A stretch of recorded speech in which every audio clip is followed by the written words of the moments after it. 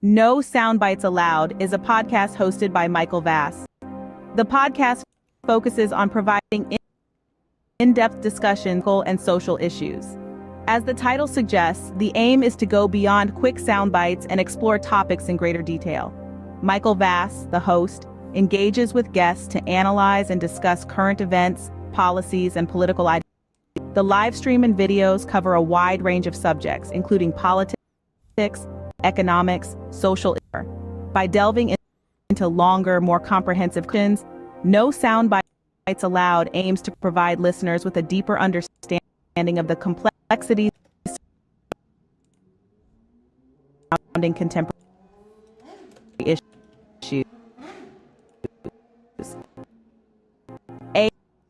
AI is listening. Shouldn't you know what AI knows? Aren't you tired of being treated like a child by major as an adult and a lot note on media platforms?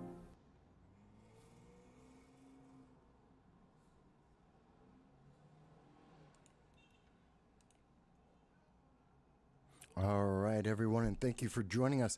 This is No Soundbites Allowed, and I am your host, Michael Voss. Dragon, I am the political dragon here in the Bronx, New York. I'm happy to be here with you today. Please bear with me 1 second. I just want to make sure that everyone can hear me all right, yes? Yeah, okay, looks like sound is fine. It's always something when it's live, you gotta always check. So, I do see some comments already coming in. And Dal is with us, and Dal says, "Good afternoon. Intro video is stuttering a bit, but the audio was good." That may be YouTube. They're a little upset with us on YouTube because, well, to be honest, we got a lot of new subscribers. We got a lot of attention on our coverage of Donald Trump in the Bronx, and even last week, last Saturday, when there were many voters in the Bronx who were moving from Democrats to the Republicans, or to Donald Trump more specifically, and they didn't like that, so our channel's performance has been suffering a little bit because of that. Grace is with us. Grace Grimm says, "Funny, YouTube wasn't giving me trouble until they started watching this channel. It's part of the suppression. They want to make it harder for you, so you will go to something else that they're trying to shove down your throat. It's called the fortification of the 2024 election. They will try to funnel you into one of their approved messages so that you will hopefully vote the way they want you to vote, rather than just let you hear different voices, different opinions, and make up your own mind." Now, the volume on the mic's a little low? Okay. I just turned it up a little bit. Could also be because I have the mic facing the wrong way. That being said, let me first start off and say to all of those who are new to the channel, welcome. We are happy to have you here with us as part of our audience. We invite you to join us today because this is where we get to speak with everyone around the world in over 100 countries that watch our Sunday live stream. This is the 34th week in a row that we've done it. This is our 7th year in doing this. We will be able to take your calls at any time during the program. You can call into 929-715-8569 to call in. It won't be perfect, but we will be able to hear you, and we will be able to hear and have a conversation with you on whatever it is you think is important. And we do all of this because we go over long-form political commentary. That means we look at the past to see how we got to what's happening in the present, so we can project and try and have an idea of what's going to happen in the future. And in having that conversation, in having that complete context understanding, we can make better laws and better decisions for not just the United States, but for everyone in the world, and we can have a better world together. That's what we truly believe. And to do that, we have to celebrate the First Amendment, which is why we hope you will like, share, and subscribe, as well as watch the program, because that's the First Amendment. To hear the different voices that are out there, to come to ask questions, to understand, and to then make better decisions. That's what this is all about. And so this is only possible.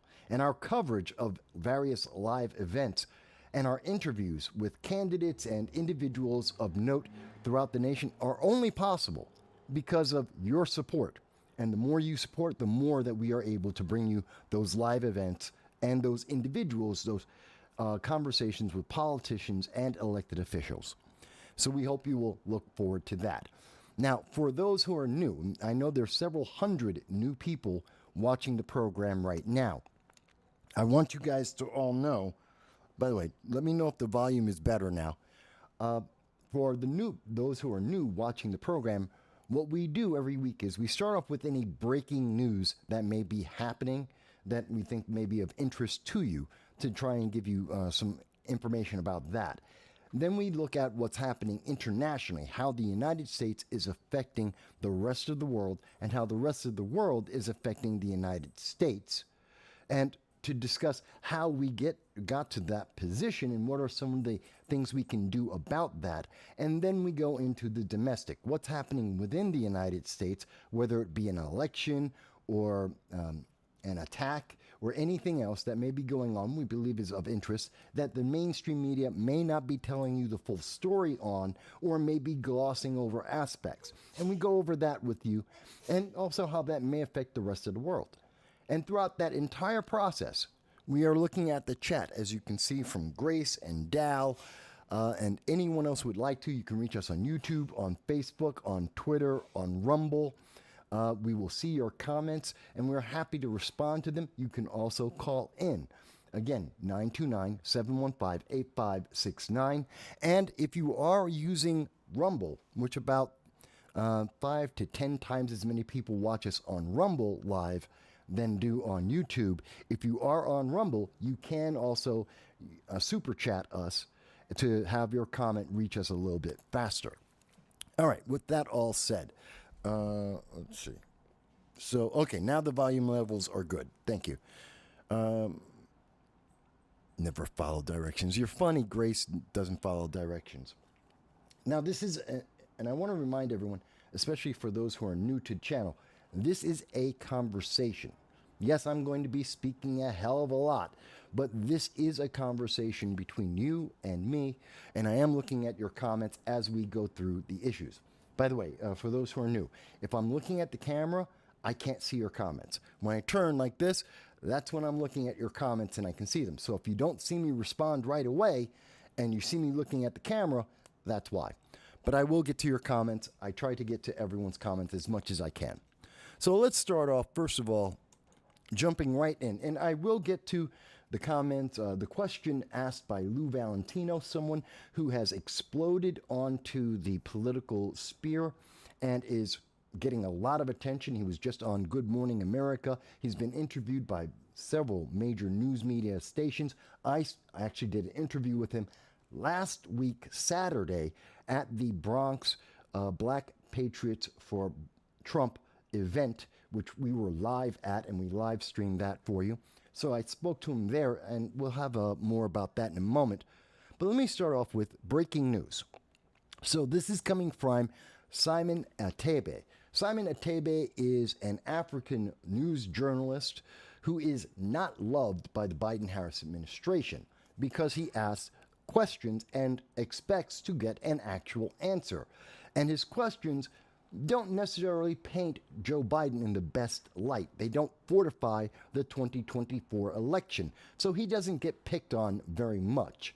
And he has brought this up with the press secretary, Karine Jean-Pierre. And he's asked her many times, is it because he's African? We don't know. But he has come out with the breaking news that you spent $7.5 billion.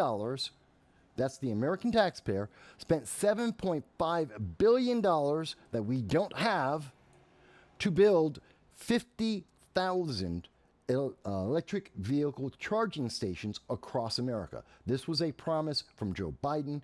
This was based on the progressive wing of the Democratic Party to go towards green energy, renewable energy.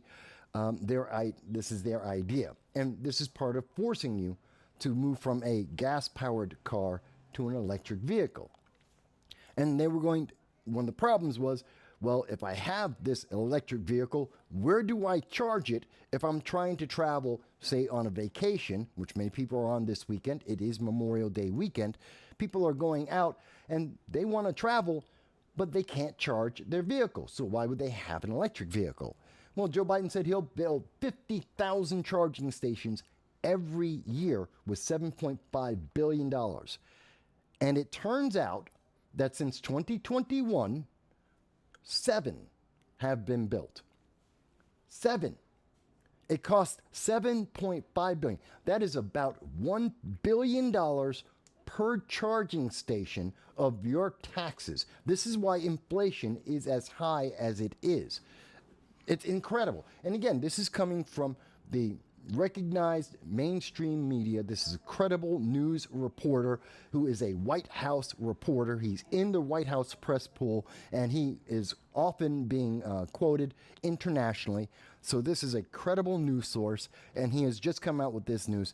7 electric vehicle charging stations costing $1 billion each. That's your money.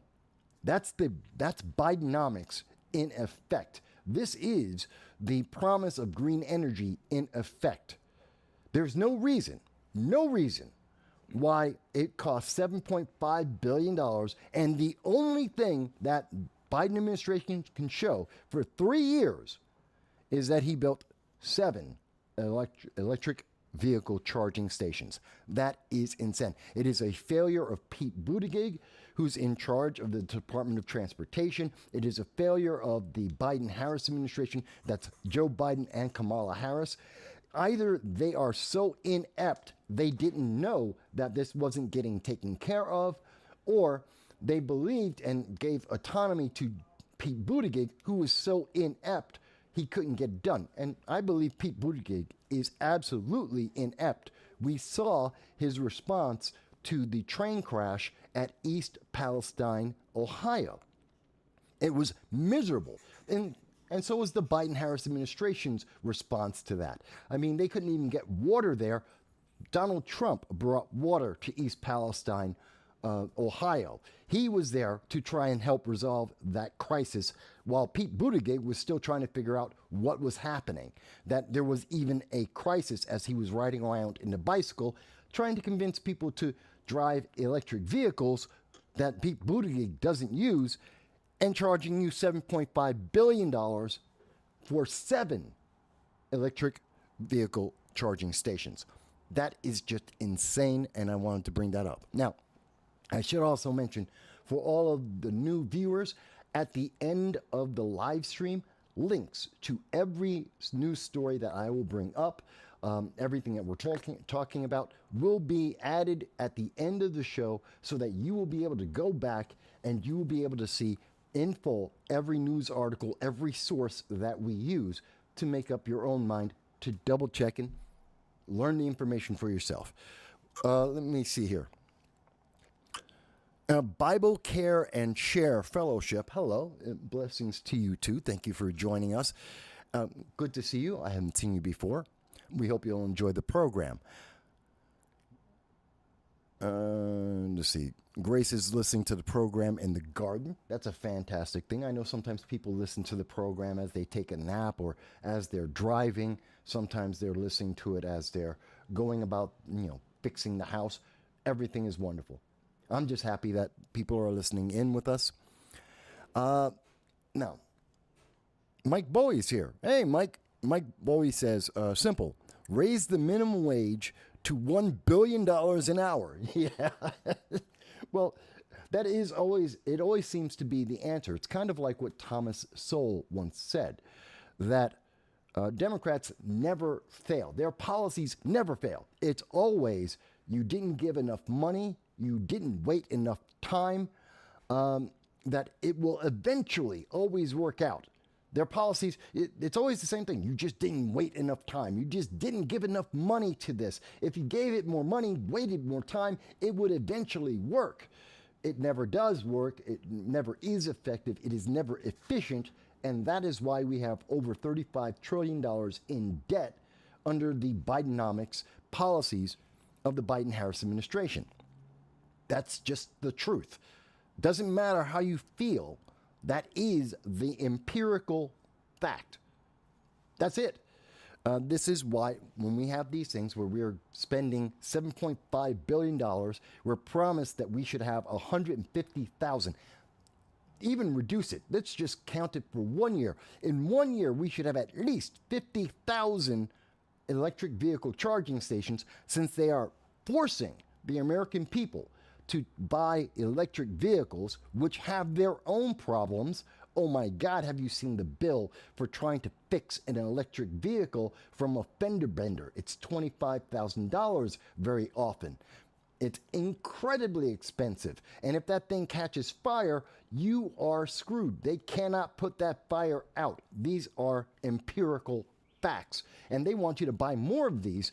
And now you can't even travel with them. And the money that you were supposed to be putting in, and I guarantee you, Joe Biden will ask for another 7.5 or 5.6 or whatever. He will ask for billions upon billions more of your taxes that you can't afford, increasing the national debt even more, which is causing inflation, which makes poor people more poor. And he's going to ask for more money to do the same thing that he already promised he was going to do, because he is inefficient and ineffective, and that is ultimately the biggest problem. And their answer of, oh, well, we'll just increase the minimum wage. Yeah, and that every time that has been brought up, and we have shown it throughout the years on this program, every time it has been presented to the Congressional Budget Office, the CBO, a nonpartisan government-run organization, every time they've been asked about what happens when you raise the minimum wage to $15 an hour or above, it increases the number of people in poverty, and it increases the number of people unemployed, and it makes things more expensive for poor people. It hurts more people than it helps. And by the way, how many people does the minimum wage help? About 3% of the working population, about 3 million people. There are 161 million people who are working in the United States. And we're talking about roughly 3 million people when they say we need to fix the minimum wage. That's who they're talking about. 3 million people out of 161 million. It's just not effective. Never has been. But that being said, let's move forward. So I wanted to cover that breaking news because I thought it was kind of important, especially since we hear so much about how we have to move towards electric vehicles, that we have to move to green energy, and yet every time, every step in this process has been inefficient, ineffective, and counterproductive. It creates more pollution, more carbon than what they're telling us they want to save. It is not a carbon neutral or even carbon positive, as in reducing the amount of carbon. No, it's increasing the amount of carbon every step of the way. That is just a fact. Again, you can feel any way you want to feel, but the fact is that it is creating more carbon pollution, and it is not as effective or efficient as nuclear or even oil and gas at this moment. Okay, with that said, let's see here. Dow mentions that increasing the minimum wage is a horrible response to economic hardship. It is, but it sounds great, Dow. It sounds like that's the solution. Just give me more money. It's free money. You're going to have more money. They just leave out, and when you get that, everything will cost more. Everything becomes more expensive. That you will become more poor because your money is worth less and less each time they do this.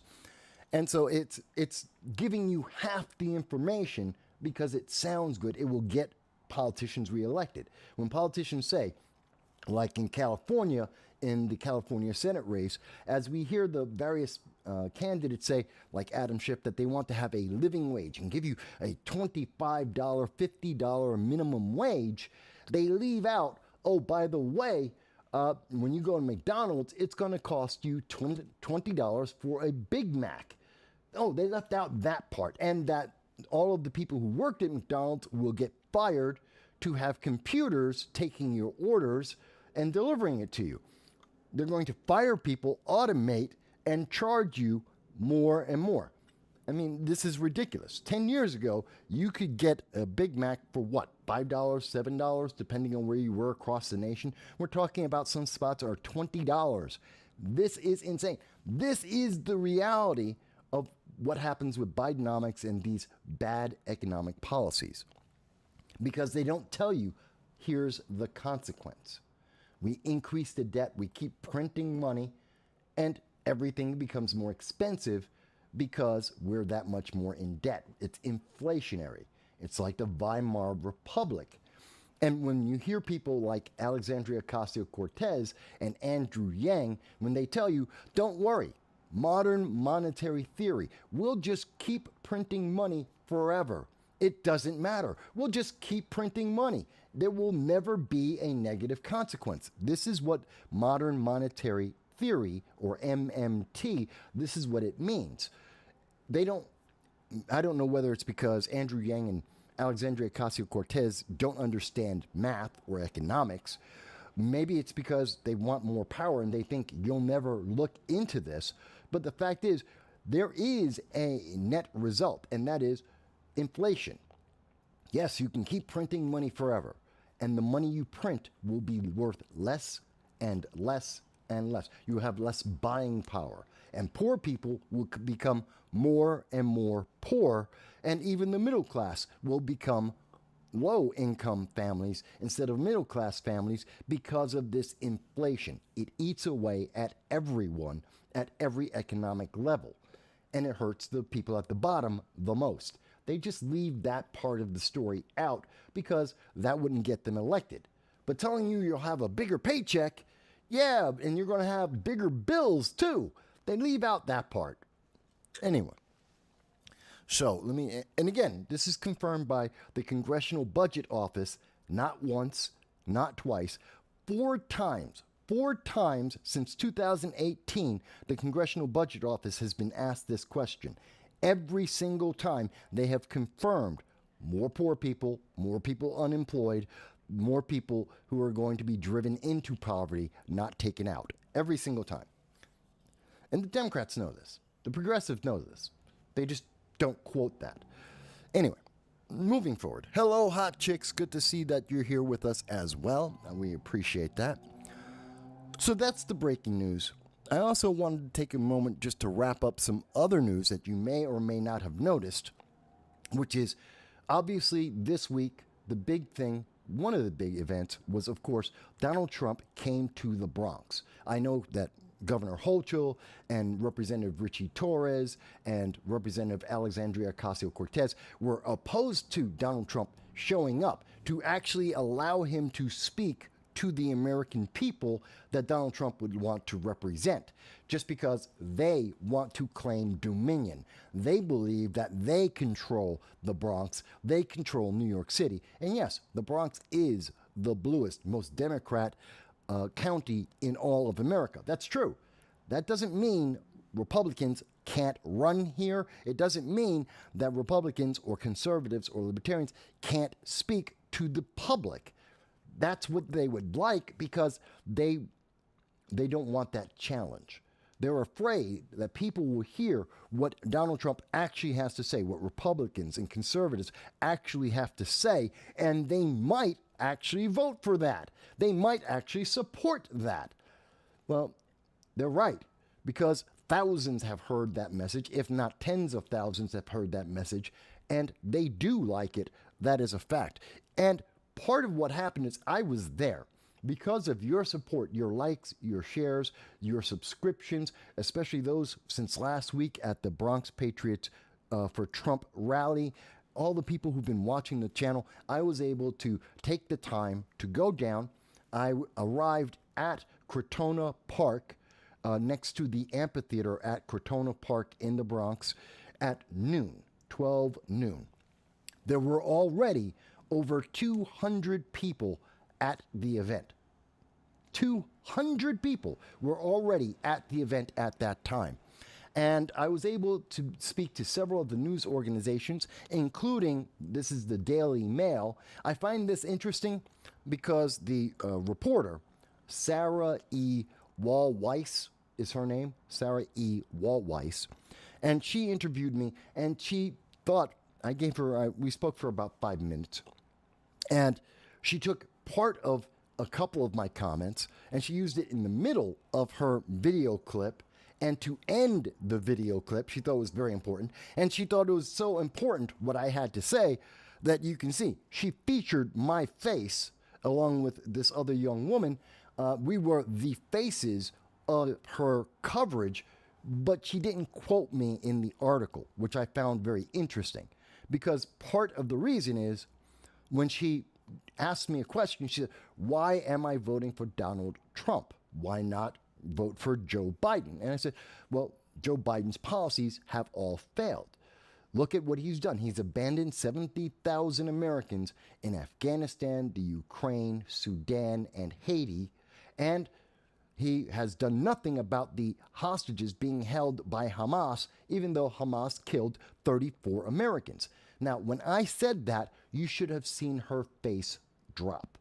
Sarah E. Wall-Weiss while she was surprised that I actually knew what was going on in politics and had the details and the numbers, that shocked her. But she was also upset that I was able to quote the failure of the Biden administration to take care of Americans from around the country. By the way, Sarah E. Wall-Weiss doesn't appear to be British, even though she's writing for a British paper. She's American, apparently. So I found that very interesting. So she did cover me, and you can look into that video. I also should mention that I was also, if you see here in the video, and you can see it right here, that's me. So the coverage that we can see from Newsmax, which was on Thursday at 5 p.m., their coverage also included video clips that Newsmax, they had me pretty much center of the image. I was at that moment, I was covering the one and only conflict that I saw in the 4.5 hours that I was waiting in line to get into the amphitheater to wait for Donald Trump to speak. So I was in this area, and there's over 200 people at this time. Again, this is at noon. This is 6 hours before Donald Trump, actually a little bit more than 6.5, 7 hours before Donald Trump would actually speak. It's 4.5 hours before they let anyone into the public, into the park. And so here I am, and they have coverage of this, and there's a little bit more, but they show you that I'm covering an event that was happening on the side, which I did, I think I have that. No. Okay. If you go and look at the shorts and some of the videos that I have on Thursday, you will see that I did cover the one incident, and it basically was just a yelling match. A Trump supporter walked up to, and I love this, some people are saying, oh, it was such a small crowd, there's like 5 people standing around. It wasn't near the line. He went away from the line towards there's a little road in the park. He went towards that. There was a Biden supporter standing in the road. He basically asked the Biden supporters, hey, why are you supporting Biden? And the Biden supporters didn't like him asking that question and the fact that he said Biden sucks. And they got into a little bit of an argument. And that was quickly quashed.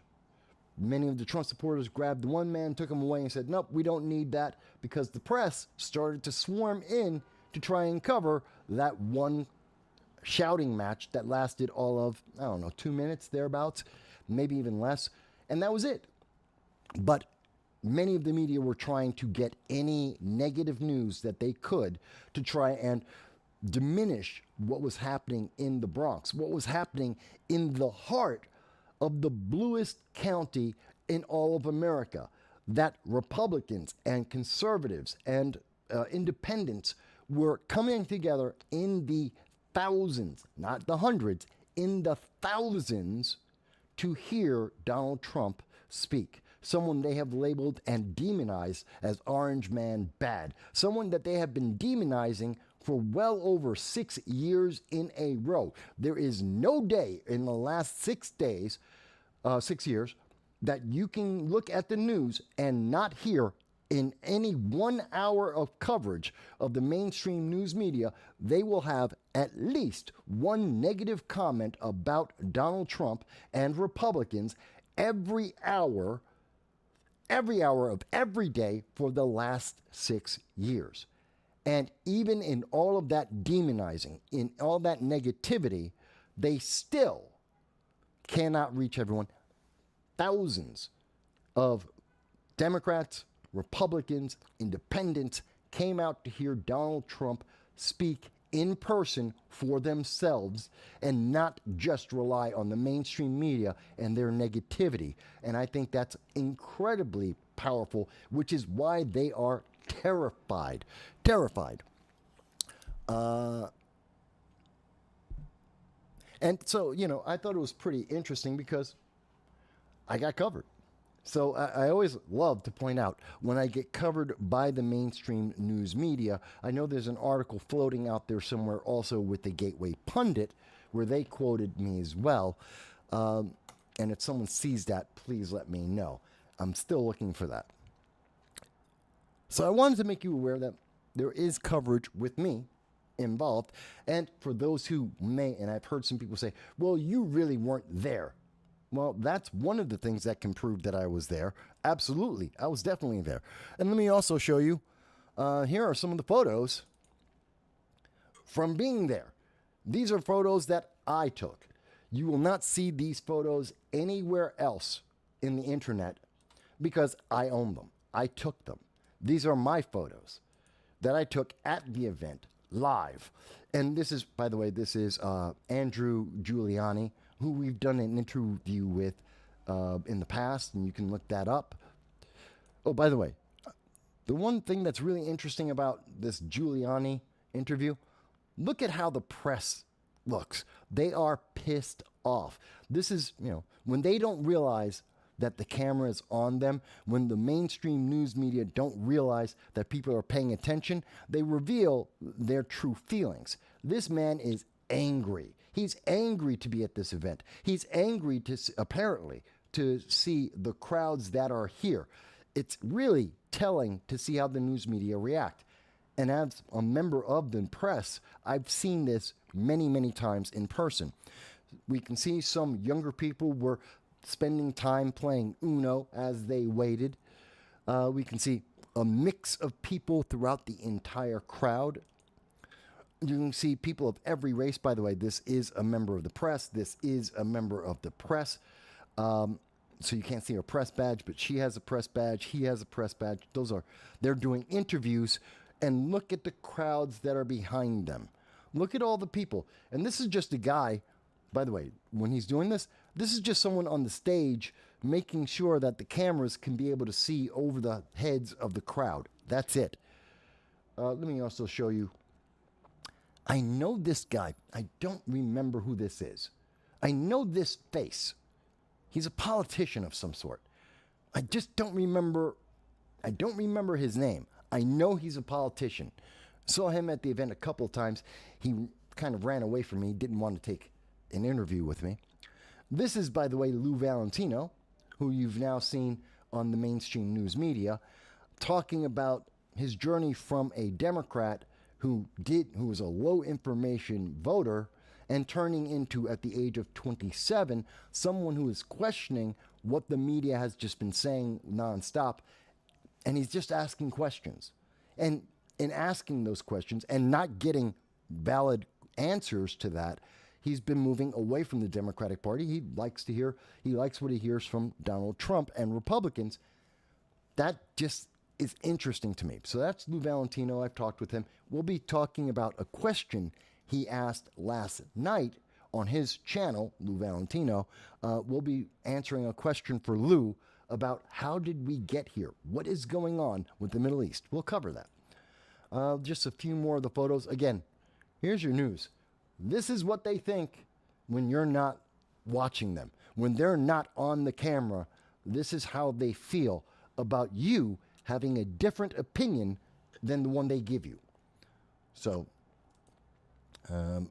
by the way, when we hear that Richie Torres, Alexandria Ocasio-Cortez, when we hear Governor Hochul, they say, oh no, the only people who go to the Trump rally, those are white supremacists. Every single one of them, they're all white supremacists. Those are the only people who go. Does she look like a white supremacist to you?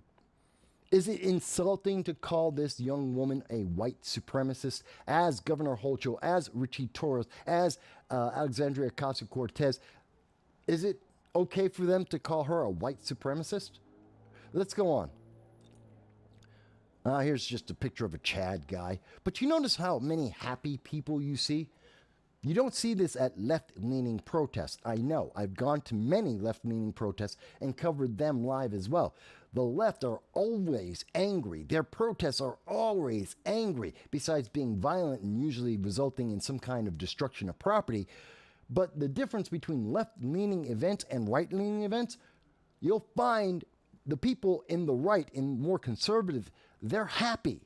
They're happy to be together, to rally, to talk about what they think. And if you go to the left leaning, they're always angry. They're always miserable every single time.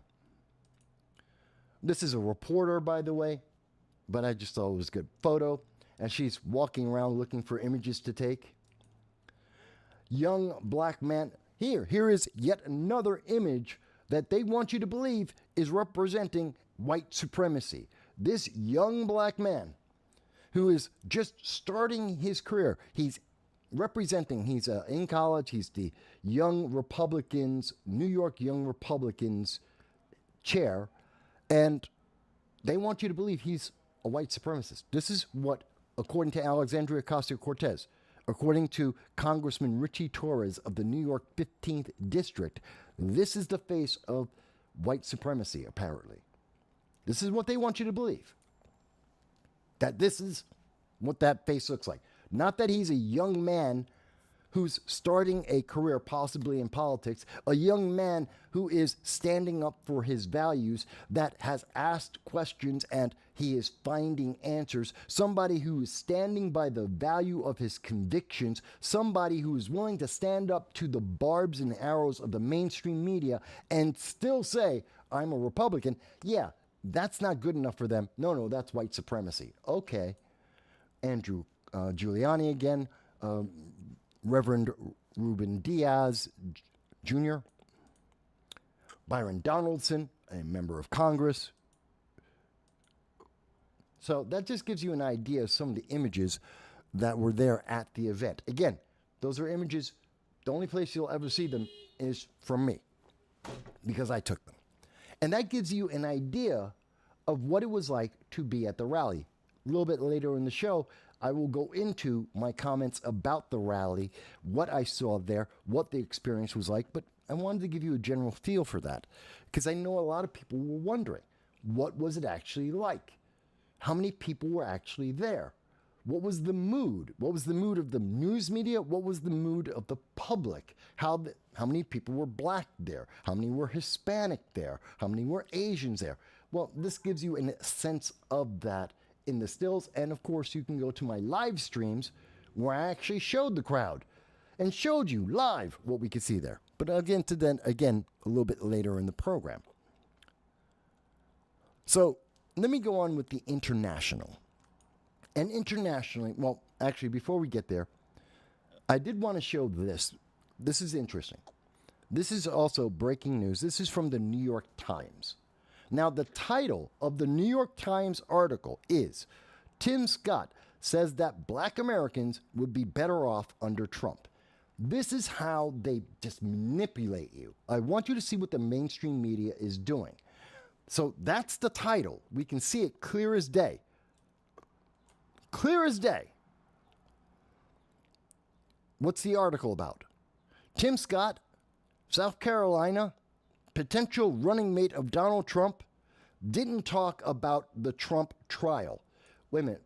I thought you said that Tim Scott said that black people are better off under Trump. That Americans are better off 4 years ago than they are today, that Bidenomics has failed. I thought that was the quote you were going to provide us. That's the article. That's the headline you told us that this article is about.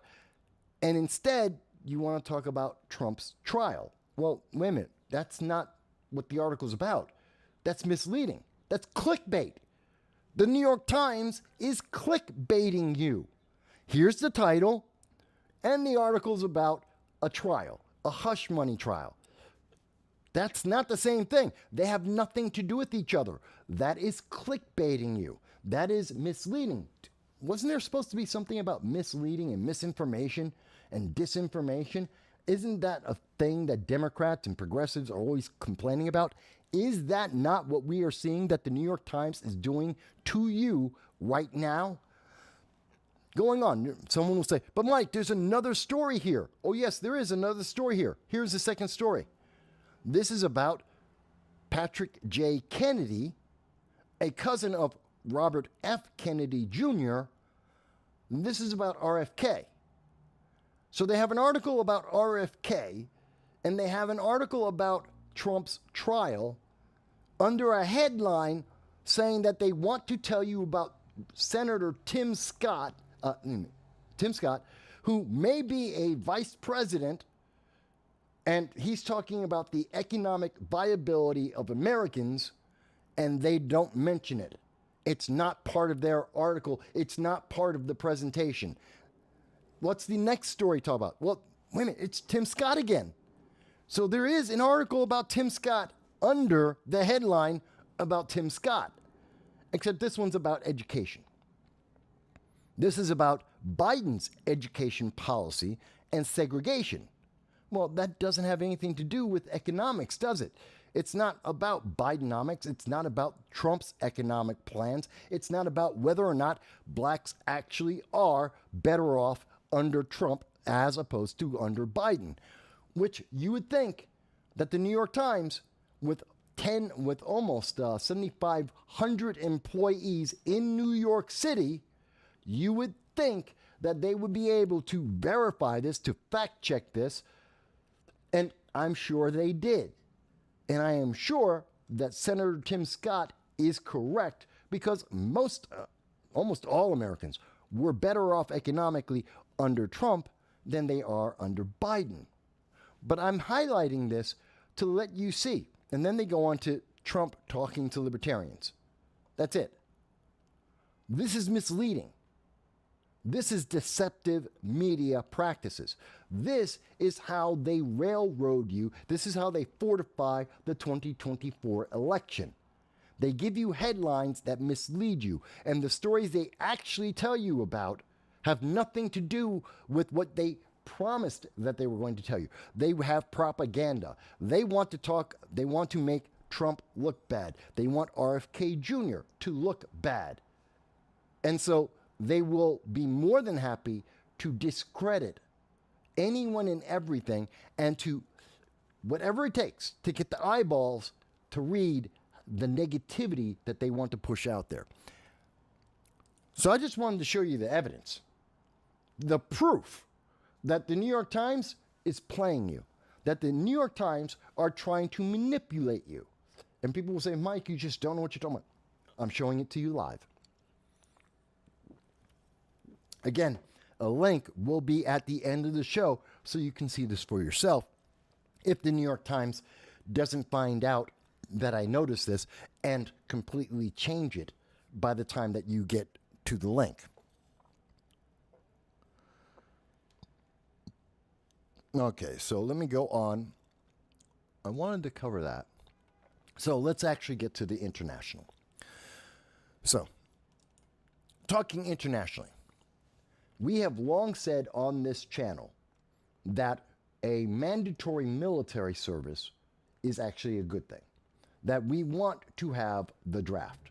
That you should be, if you're 18, you should spend 2 years in the military in the United States. I think it's actually a positive for the United States. And most of Europe has done that. Now, the United Kingdom, as reported by the BBC today, the United Kingdom is looking to do the same thing. It doesn't make sense to me, though.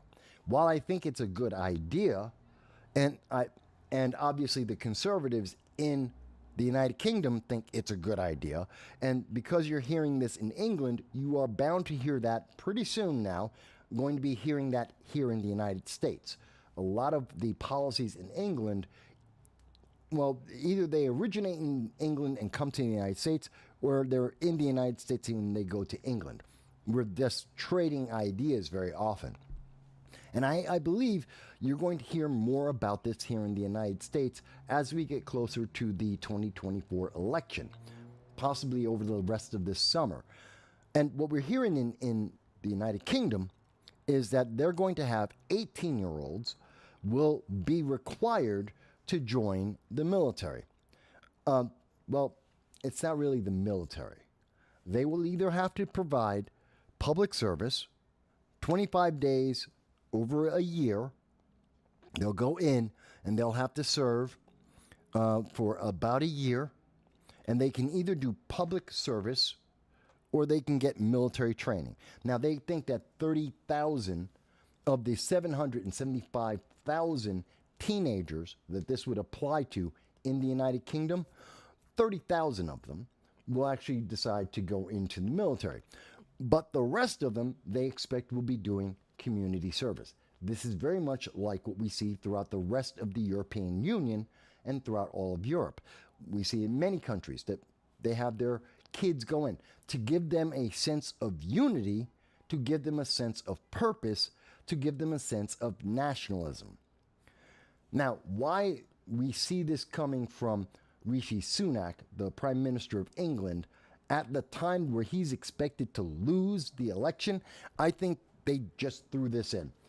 The conservatives know that they're going to lose. Rishi Sunak is a bad prime minister. He is weak. He always was weak. We've covered that when he was up for election in the first place. We've talked to you about it.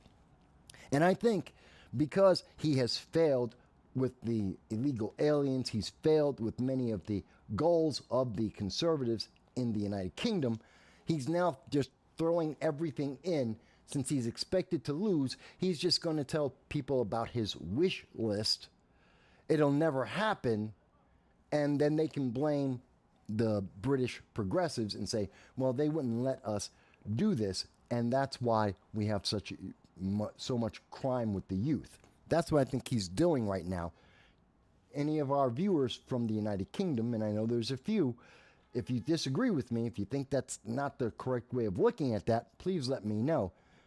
But I think we're going to hear a similar argument probably by the end, if not before the 2024 election, absolutely in 2025, we are going to start hearing about mandatory military in the United States. We're going to hear about the draft.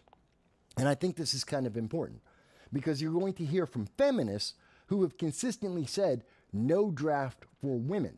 Now, mind you, they want to be able to fight on the front lines. They want to be able to join the military in frontline fighting capabilities.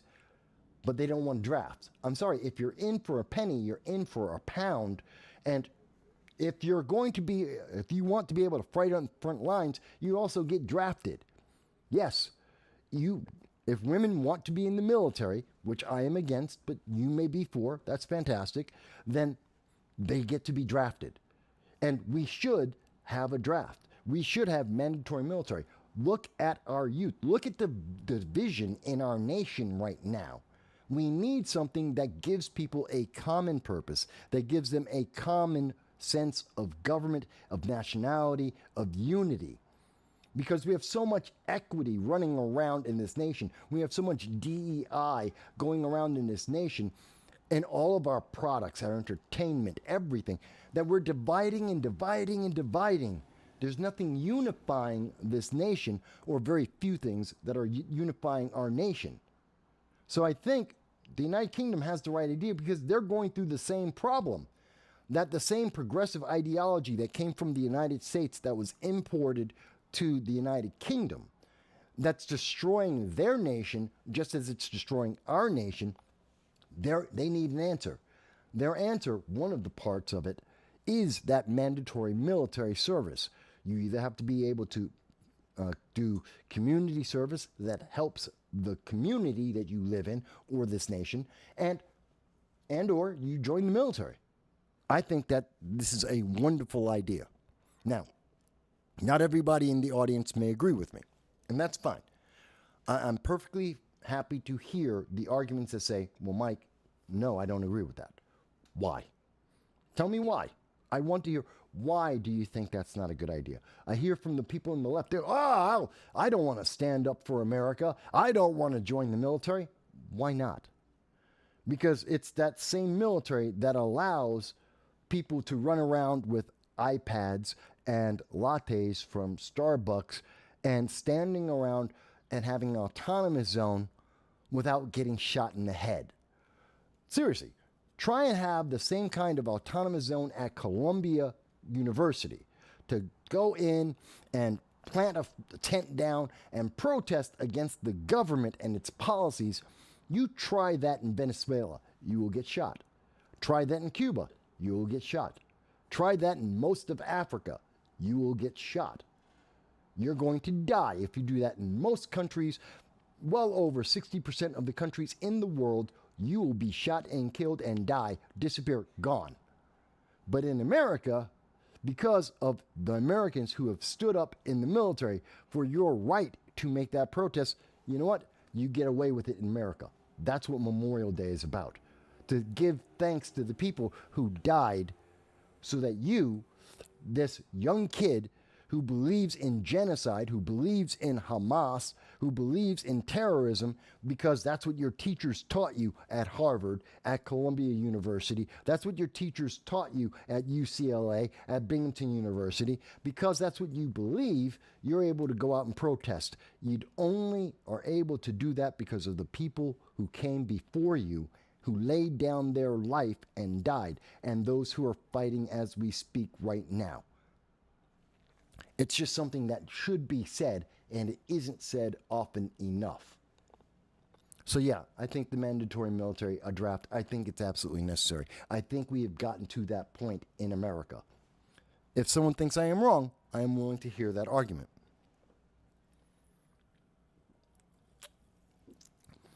Dow says, let's see here.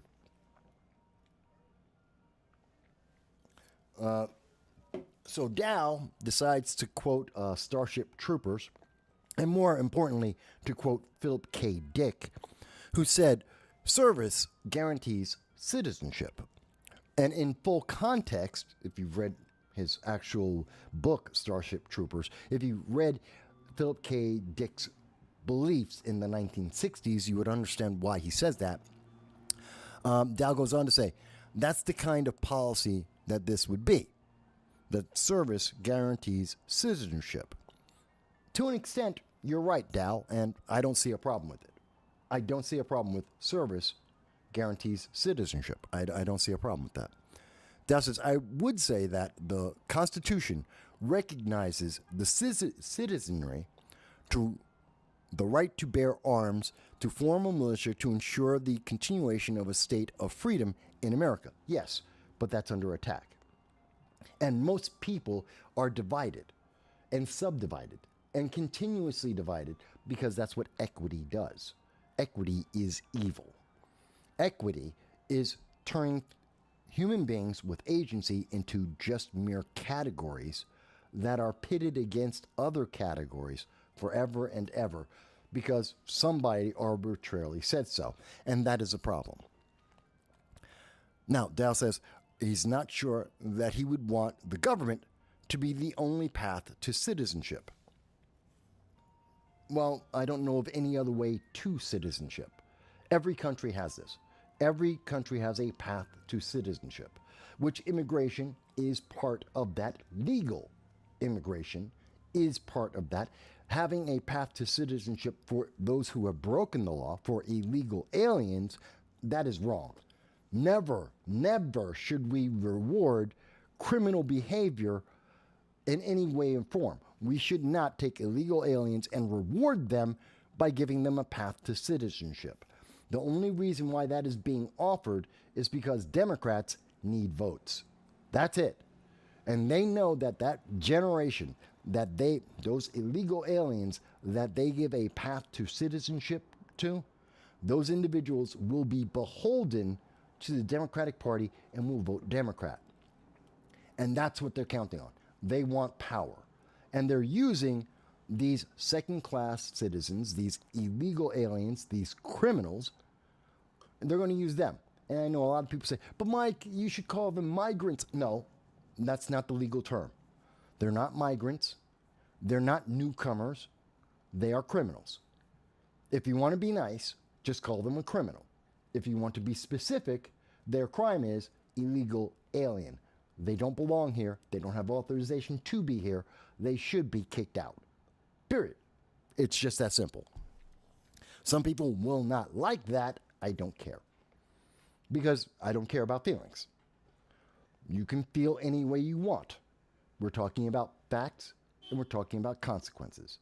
And not rewarding criminals has not ever worked out well.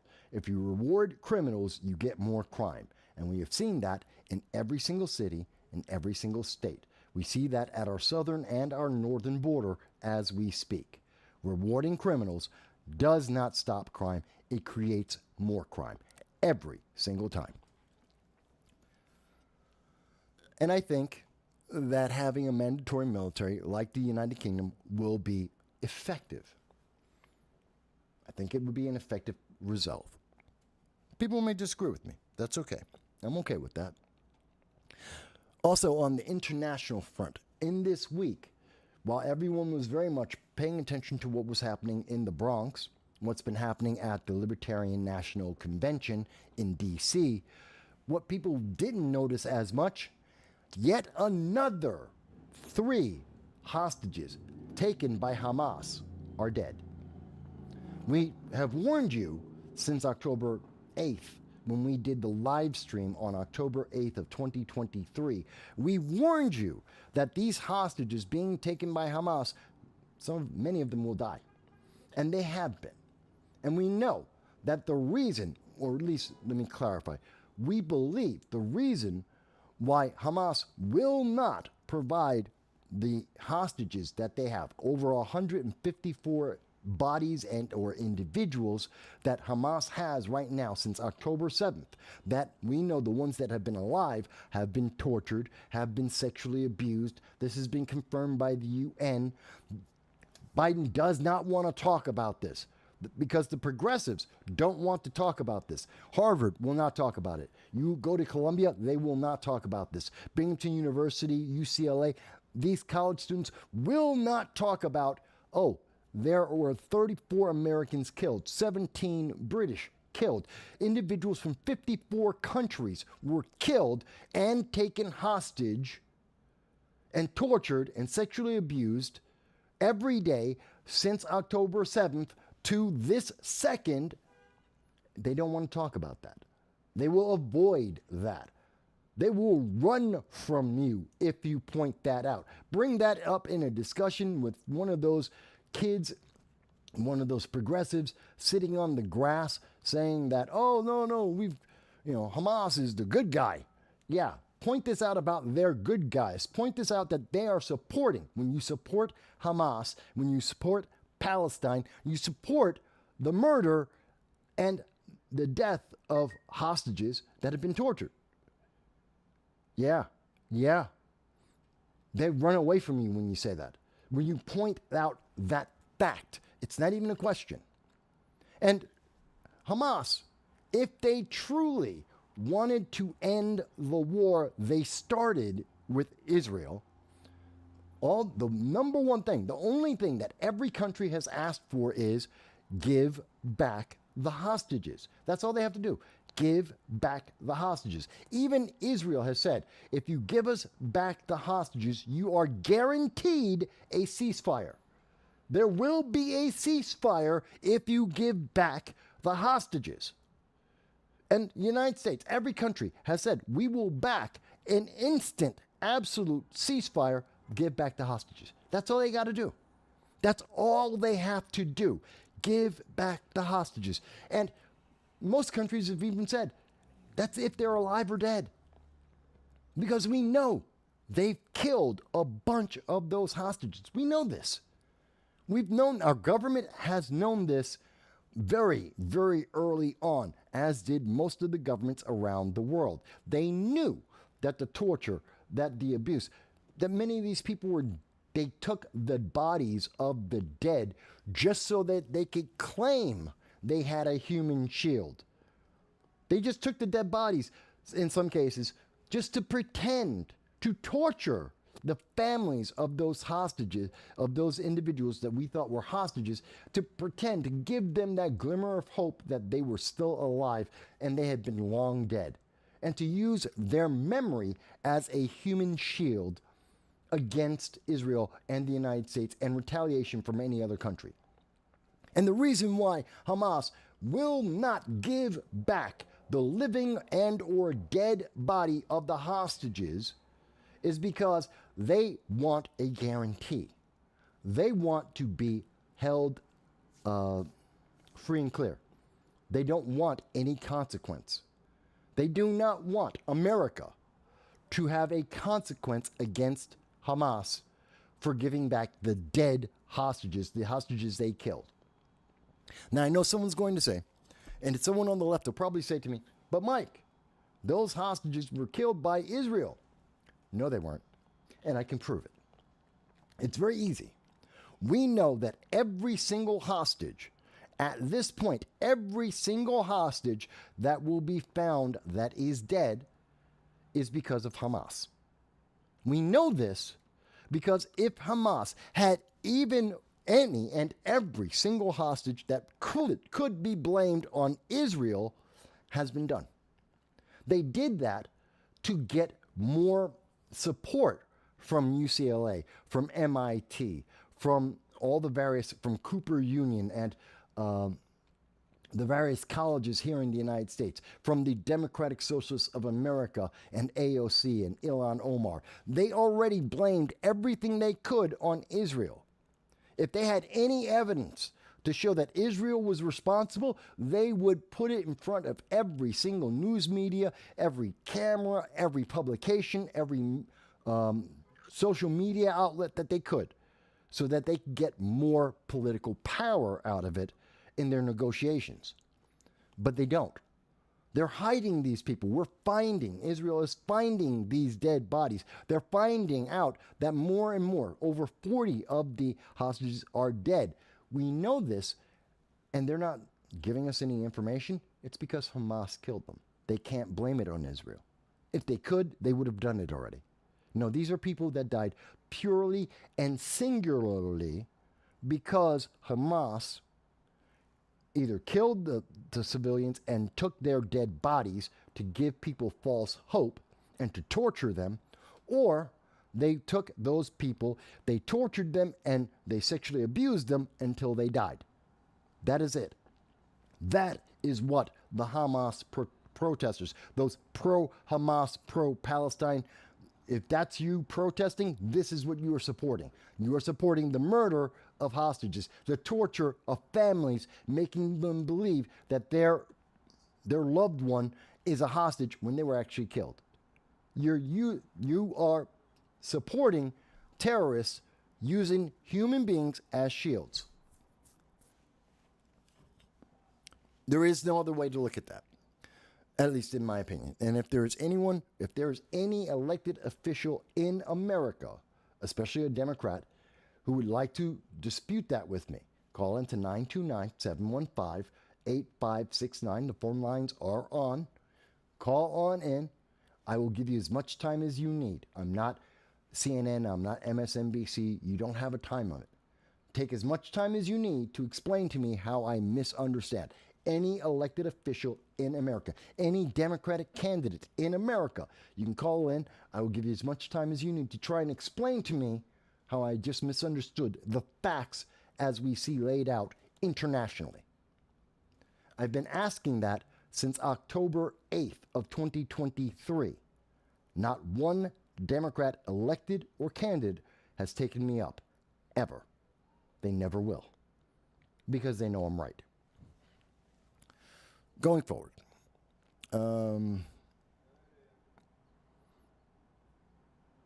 Give me a second here. See some comments. Okay, let me go on. So that's some of the international. Let me also go on that internationally. And so, well, let me explain. And how does this affect everyone? Again, for the United States, there are 34 Americans that were killed by Hamas, at least. At least 22 Americans were taken as hostage. We've gotten 3 of them back. 3. That's what Biden has done so far. Cost us over $100 million to get 3 of our hostages back. That's it. 22 were taken. Even though the mainstream media doesn't want to talk about this, because it might affect the way you vote in 2024 to know that Biden has failed to get Americans home. They remember what happened to Carter. Carter failed to get American hostages home. He lost in a landslide. Ronald Reagan ran over everything. Ronald Reagan won New York City. Bluer than blue, New York City voted for Reagan because Carter could not get the hostages home. So rather than, we have another hostage situation, so rather than letting the public know what's going on and showing that Joe Biden is doing worse than Carter did with the hostage crisis, they're not talking about it because they need to prop up Joe Biden. Now, does that make the rest of the world safer? No. It just tells every other nation in the world, especially terrorist organizations and nations with terrorism like Iran, it just tells them that under a Biden-Harris administration, possibly any progressive administration, they're weak. They're more concerned about the politics and the appearance that they have with their public. They're more concerned about maintaining power than actually protecting the American people, rather than holding institutions, organizations, terrorism, and nations, rather than holding them accountable. They're more concerned about getting elected and keeping on to their elected power. That's it.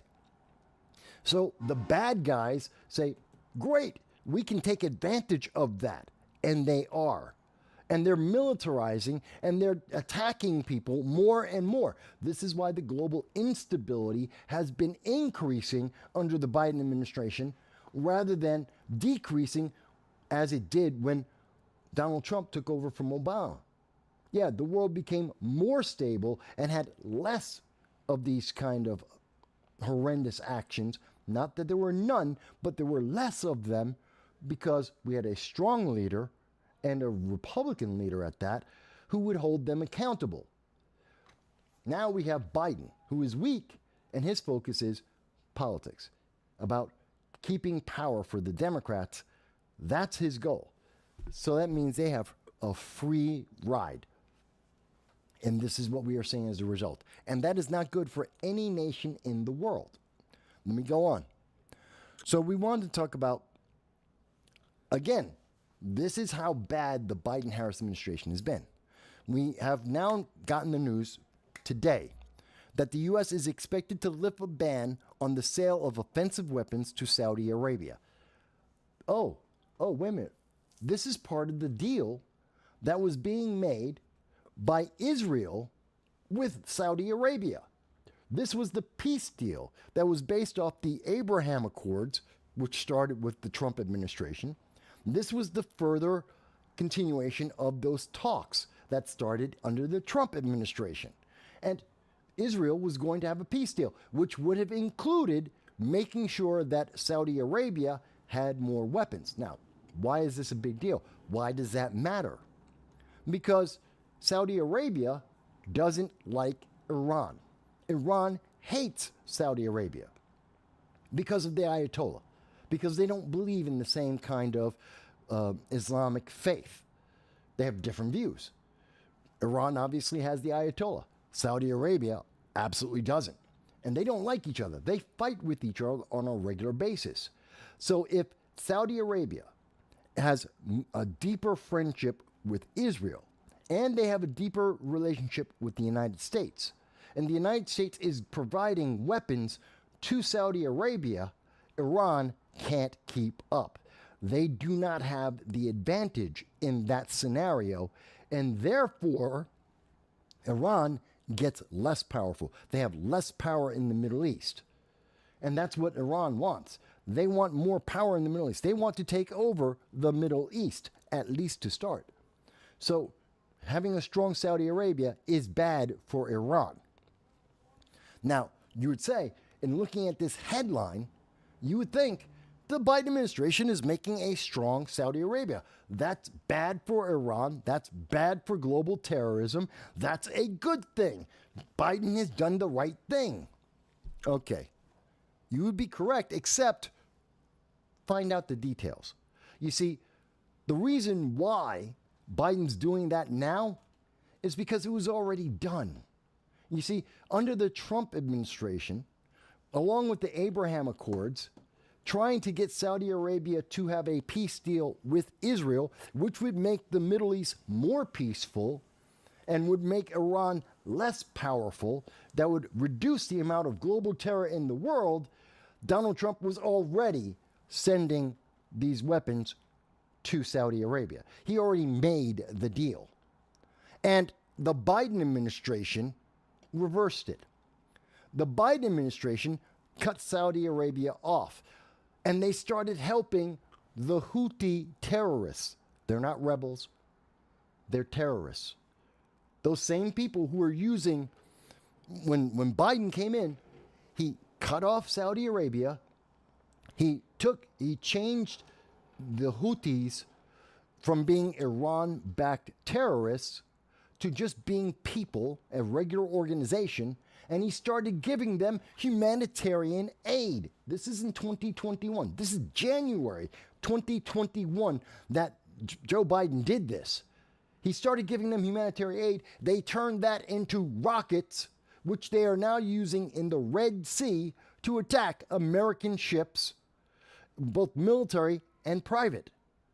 Those tankers with all of our fuel and our food like rice. Why is rice more expensive right now? Because the Houthi terrorists are using the money that they got from the Biden administration for humanitarian aid in 2021. They use that money to buy rockets, and they're attacking us. And there's less rice getting out into the world, which is why it's more expensive. This is how it affects you. One of the ways that it affects you. So all Biden is doing right now is re-implementing what was already done. He's only going back to the positive, successful plan, the effective plan that was already in place under the Trump administration. That's it. He's fixing the problem that he created. Biden created the problem. Now he's fixing the problem he created because Trump had already fixed the problem. It was already taken care of. We were already in a winning position, which is why Saudi Arabia was willing to go to have peace with Israel. And Iran, when they realized that, the week that we saw, look at the first week of October of 2023, you will see that Saudi Arabia says they're on the verge of signing a peace deal with Israel. That was the week that Iran pushed Hamas to attack because they knew that would start a war and Saudi Arabia wouldn't sign the peace deal while Israel was fighting Hamas. They knew this. And they knew that they could get the Houthi terrorists to start attacking people in the Red Sea and keep everyone distracted. Iran was very smart about this. Joe Biden, very dumb about this. So I'm trying to make sure you understand this because nobody in the mainstream news media takes the time to talk to you about this. Nobody in the mainstream news media actually has this conversation with you to go over the details because the mainstream media is busy trying to fortify the 2024 election. They want you to vote for Joe Biden. They want you to vote for Democrats. Well, this is what the Democrat policies have done to the world. And they don't want you to connect that. They don't want you to see this is the Biden policies in effect. This is what it did to the world, which was not positive. And if Biden stays in power, if progressives stay in power, if we continue to have these weak people in the presidency, it's only going to get worse.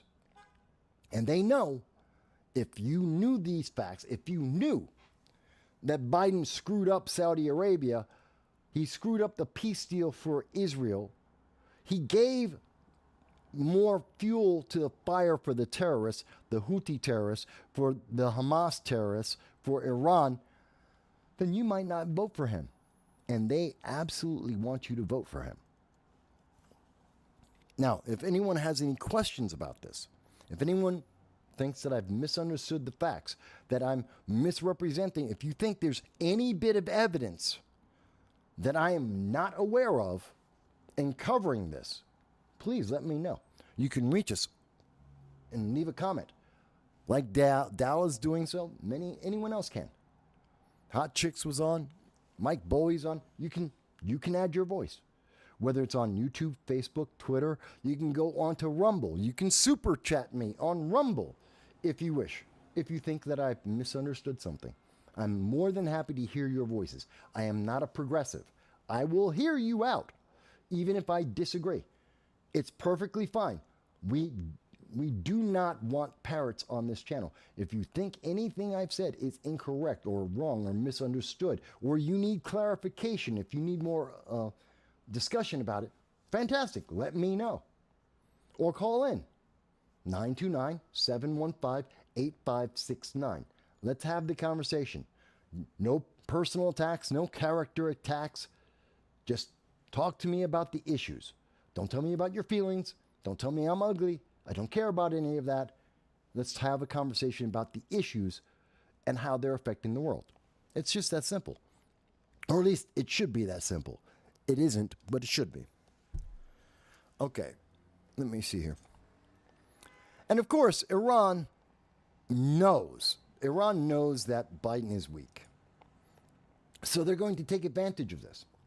They're going to take advantage of all of the support they are getting from Harvard, from Columbia, from UCLA, Binghamton University, Cornell University. They are taking advantage of the Democratic Socialists of America and the progressive wing of the Democratic Party, that they want the sympathy. And so they are using that because they know that they can get stuff from the progressives every time because they're afraid of having an argument. They're afraid that the public will see the truth and then they won't vote Democrat. So they're taking advantage of it. So that's why this week, the president of Iran, an individual called Ibrahim Raisi, we have covered him before on this channel. You can type in his name. You will see some of the videos that we have done about Ibrahim Raisi when he got into power. He's an evil, evil man. He's right along with George Floyd. Evil, evil men. Okay?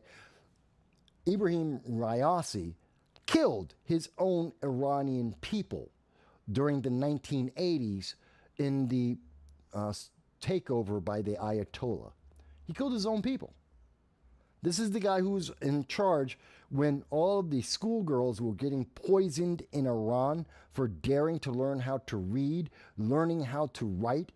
Yeah, that was Ibrahim Raisi being in charge at that time. He's an evil, evil man. And so he died. And the world is a better place because of it. Now, that doesn't mean that I wish him dead. I'm just not sad that he is dead. There's a difference. I wouldn't wish death on anyone, but I'm not sorry to see him go. And Ibrahim Raisi is probably one of the people that makes the world a better place because he's no longer in it. But Iran took the position to say, nope, it was because of America.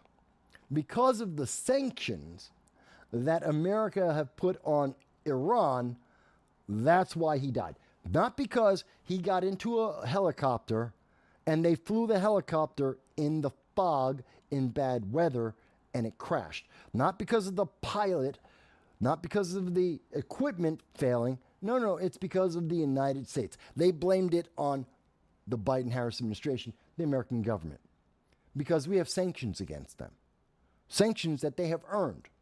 Because Iran is the global supporter of terror, the number one supporter of terror in the world. And they have sanctions because they do things like give rockets to Hamas, that are being used even as we speak right now to attack Tel Aviv, to attack Israel. They gave rockets to Hezbollah to attack Americans. That was in Jordan. They gave rockets to the Houthi terrorists. They're attacking ships right now in the Red Sea. So yeah, we have sanctions against them. And they're upset. And now you may say, but Mike, where'd those sanctions come from? Trump. Oh, what wasn't it? But wait a minute. Obama had something to do with that. Yes, Obama helped them get to fund global terrorism. See, go back to the Iran nuclear deal. Look this up if you doubt me.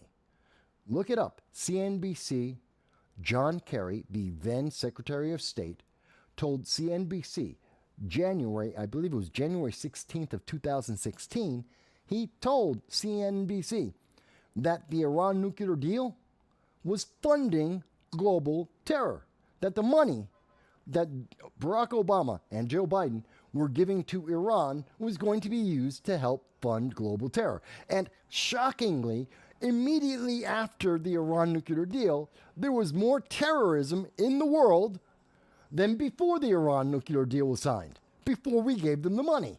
What a shocking revelation. Shouldn't be surprised. And then when Trump said, no, the Iran nuclear deal sucks because you're still building ICBMs to drop off those nuclear missiles, dirty bombs around the world, he said no. And he said, we're not going to keep funding global terror, which is what the Iran nuclear deal was doing. We're not going to do that anymore. And he got rid of it. And global terror went down.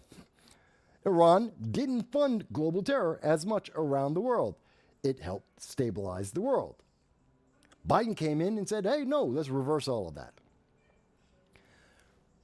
So because Trump put in the sanctions to make the world more stable, to make the world more safe, to protect Americans and American interests and our allies everywhere in the world, because Trump did that, Iran says America's the bad guys. And that's why their president died. Well, first of all, good.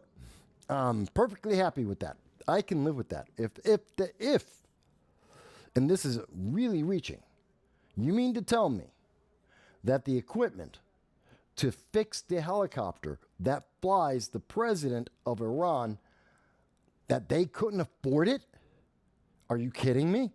They fund global terror and always do. They give $100 million a year to the Houthis, to Hezbollah, and to Hamas. That's $300 million a year. And you mean to tell me they couldn't afford an extra wrench for the helicopter for the president of Iran? Come on, that's just stupid. That's just stupid. On its face, it's just stupid. You know that and I know that. So this is a lie. But it's meant to get Biden to get scared and to get more money. Because that's exactly what they've been doing since Biden has been in office. Biden has released over a dozen different sanctions. Well more than a dozen different sanctions have been removed by the Biden-Harris administration just to get Iran to talk to the Biden administration. Not to get a deal, not to make more peace in the world, just to get Iran to say America sucks to our face. And they know they can get more money out of him. And that's all this is. But the mainstream media doesn't want to talk about that. They don't want you to realize that because you might not vote Democrat in 2024. That doesn't help them fortify the 2024 election. It doesn't help them move their progressive goals forward if you knew the full context of the truth. You're not supposed to think about it. You're supposed to accept that they gave you a soundbite that doesn't necessarily even match the story they're actually trying to tell, as I showed you with the New York Times. That they're going to give you some information that will only help you become more of a Democrat, more of a progressive. to vote more Democrat, to vote more progressive. That's all they want. Because if they do anything else, they lose power. So they're willing to lie to you, to omit certain parts of the truth, to leave out some of the facts that are actually very important. So I wanted to cover that with you. Time flies. It's only been an hour and a half. By the way, anyone who thought, and we know this is true. We know these things are coming about because I wanted to show you this. So this is from CNN. So all the people go, Mike, you only look at right. Everything's left-leaning. 90% of everything I will show you comes from the left. But CNN, according to CNN, and this is former Foreign Minister Javad Zarif of Iran on Iran's TV said, quote, one of the causes of this heartbreaking incident is the United States. One of the heartbreaking incident is the death of Ibrahim Raisi. That didn't break my heart. It made me joyous. It made my heart feel warm and fuzzy. I was very happy that day. But one of the causes of their plane crash in the fog in bad weather was the United States, which, he goes on to say, which by sanctioning the sale of aviation industry to Iran caused the martyrdom, he's now a martyr, of the Iranian president and his companions. So try and understand that. So we sanctioned them because they kept selling weapons like drones, like rockets. They're giving them to Hezbollah and Hamas and the Houthis. And because of they're using this, these are all aviation parts. So we said, no, we're not going to help you bomb other nations in terrorism. We're not going to support terrorism. So that made us the bad guys. And somehow they couldn't afford a wrench to fix the helicopter that they flew in bad weather with a pilot who may or may not have been trained. Okay. And somehow, because the president, Raisi of Iran, decided to fly in a broken helicopter with a pilot in fog in bad weather, that makes him a martyr. Somehow, you martyr yourself to decide to do a dumb thing, fly in bad weather with bad equipment. That somehow makes you a martyr, according to Javad Zarif. I thought it was incredible when I read that. I was like, wow, that makes no sense whatsoever. Now, I know low information voters, like at Harvard or at Columbia University, they'll read that and go, oh my God, America's so evil, so terrible. Because, they don't think. All they heard is, oh my God, that's just terrible. It's America. It's America's fault. No, it's not. No, that's Iran's problem. Pure and simple. And we should be happy that he's gone. But, one of the reasons, and you may say, well, who is this guy? This guy, Javad Zarif? Who is he? Why is that name familiar? Well, I've covered him in this channel before when we were talking about John Kerry. Yes, then Secretary of State John Kerry under the Obama-Biden administration. John Kerry was giving Javad Zarif information, secret information about Israel, because John Kerry was a traitor. Of course, John Kerry denies this, but Zarif threw him under a bus and gave everyone the audio tapes of the conversation and told us, yes, John Kerry gave up our ally, Israel, to help the Obama-Biden administration. It's kind of sad. But, the mainstream news media doesn't want to tell you these things. I actually pay attention to the details. I want you to know these things. I want you to understand where is the money going and what is the goal? What are they trying to do? How is this affecting us? Because the actions of the Biden-Harris administration have not been to your advantage. It is not making the world more peaceful. In fact, it is doing the exact opposite. And I'm going through this in detail because it takes more than 30 seconds to explain this.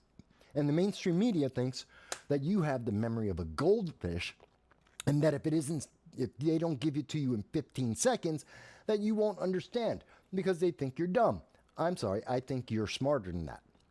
Now, that doesn't mean that you're going to agree with me 100%, but that's why I show you the evidence I have for the conclusions that I make. You may or may not agree with my conclusion, but there is no question about the evidence that I am basing that conclusion on. Let's go on. Let's move forward. So, we've talked a little bit about Iran and the good news that's happening in that nation. And by the way, this is one of the best things that we could hear. We were talking about it last week. And I told you that if Ibrahim Raisi is dead, this is great news. This is a chance for Iran to become less of a terrorist nation, to start to become less fanatical, that they may be less of a threat. It may bring the Middle East down from the constant brink of war. It might. We might be able to have someone elected who will pull back the Ayatollah, who will pull back all of Iran and cut down. I'm not even promising, I'm not even hoping for them to stop being a sponsor of global terror. I just want them to do it less. We'll take what we can get. I don't think they'll ever give up on supporting terrorism in the world. But maybe they might do it less. We've got that chance now. So this is good news. And if America had done anything, I'd have been happy if they shot the guy down in the air. But anyway. So I wanted to talk a little bit about that, but I also wanted to bring up what's going on with Gaza. So we were just going over how much money. At the very start of the show, Simon Atebe, the African News Network, told you that Joe Biden spent $7.5 billion and he built seven electric vehicle charging stations across America. 7. Not 57,000, not 700, not 7,000. 7. For $7.5 billion of your taxes. That created more inflation. Well, he also this year increased inflation with the purchase of $320 million and counting that he has spent to build a pier for Hamas, which we have talked about previously in previous videos. $320 million to buy 100,000 votes in Michigan. This is for Dearborn, Michigan. 100,000 votes in Dearborn, Michigan cost $320 million and counting. And the thing about that is the promise that we got at the State of the Union of 2024 from Joe Biden is he has to build this pier, even as Israel is at war with Hamas. Even as a war is going on, we have to provide humanitarian aid to the Hamas, a government that killed Americans, that have Americans hostage. We have to build them a pier, according to Joe Biden, that costs $320 million and completely fails to do the job. Not just a Wall Street Journal, but other publications have mentioned, I believe we have several of them here, that mentioned it didn't work. He wasn't getting, they are just barely, oops, what happened to my camera? Oh, my camera overheated. Bear with me. So, we just barely got food out to the people today. They weren't able to get food out to everyone before. They're just barely getting the food out to these people. Hang on a second. my camera overheated, which is rough. It's hot today. So one of my cameras overheated.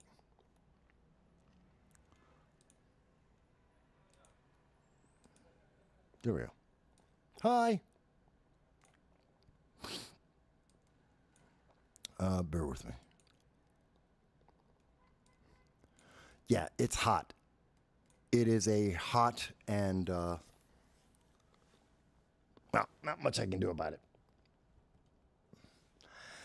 It is a very hot day today. And humid. And so my camera overheated. So we're going to let that cool down. So $320 million, excuse me, yeah, $320 million and counting. We're still spending more money. We're spending this money to get, supposedly, to get food to the people of Gaza, and it's not getting to them. The UN shut down, for several days, the UN shut down any of the distribution. This is a waste of money. And last week we were showing this to you, that country after country, Deutsche Welle, Germany, were pointing out, this failed. It doesn't work. It's not worth it. That we are just throwing good money away with bad. And the Biden administration doesn't care. And they're telling you, we need to spend more money. So we're going to spend several $100 million more to fund Hamas, a global terrorist that killed Americans. He's going to give them even more money. Mind you, we still can't even get back the dead bodies of the hostages. We can't even get them back from Hamas. But he's going to give them hundreds of millions of dollars more. He's going to build them another, he's going to maintain this pier, this port for Hamas that will help them get food and weapons into Gaza to fight Israel, our only ally. Does that make sense to anyone? Again, you don't have to like it. I'm not asking you how you feel. Does it make sense? Is it logical? Does this achieve the goal of more peace? Because I would tell you it does not. Not how you feel about it. Does it work? Lynn says that this makes her sick. Makes me sick too. It's insulting. It's horrendous. As I often say, this is ineffective and it is inefficient. It doesn't achieve the goal. It is not making the world better. Not even in a little bit.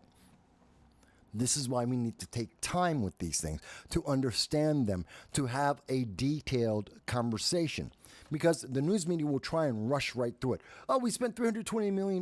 We're feeding people in Gaza, the Palestinians. They're getting fed. Yay! We are the good guys. Stop. No, that's not the full story. That's not even close to the full story. That's not even capturing part of the story.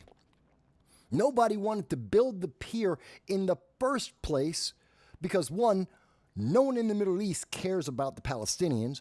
That's why Egypt and Jordan and Syria, none of them helped pay to build the pier. Only Joe Biden paid for it. He came up with the idea. They said, screw it, you build it then. We don't care about the Palestinians. Egypt could have built this pier at any point in the last 70 years if they really thought it was important. They didn't. They don't care. But Joe Biden cares. And you should ask yourself, why does Joe Biden care? Politics. That's it. It's all about politics. So, that's important. And I think that's important to understand. Lynn says, it's a big joke, but this is war. And I stand by Israel. So do I. I do stand by Israel. And I don't see this pier isn't worth it. We have soldiers, U.S. soldiers, are being injured, critically injured in doing this. There's 3 U.S. soldiers who have been injured so far. And there is nobody who is sure that there won't be more. In fact, everybody, every nation, every military has said that they expect to see more U.S. casualties directly and indirectly related to this pier. That this is going to be combat and non-combat. Because it's a Wild West show. And no one is sure how to make it safe. So at every level, this does not work. It does not make anyone safe. It does not benefit anyone. Why are we doing it? Why are we doing it? The only answer from Joe Biden is he needs votes out of Dearborn, Michigan. That's it. That's the answer.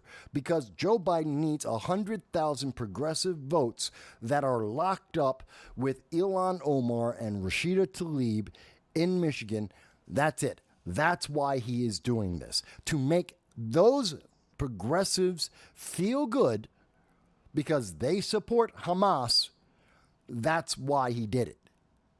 And he told you that in the State of the Union. He told you that on March 7th of 2024, that he did this for the votes. He did this to make those Michigan voters switch from uncommitted to Biden. That's it. Because he wants to be competitive. He can't even win Michigan with those extra 100,000 votes, but he'll be competitive. He'll be close. He might be able to win if the Republicans all decide to stay home, if the Libertarians all voted Democrat, if voters actually show up. That's it. He is paying for the if. $320 million that could have gone to helping the homeless, that could have gone towards feeding children, that could have gone to healthcare, could have gone to anything, could have gone to just reducing inflation. If we never spent the money, inflation might be a little bit lower. Instead, he wasted your money to maybe get 100,000 votes. There's one other thing I wanted to talk about in terms of the international scope that we need to be talking about. These are big issues. They obviously involve a lot of things. We need to understand the nuances, the details, because they are important.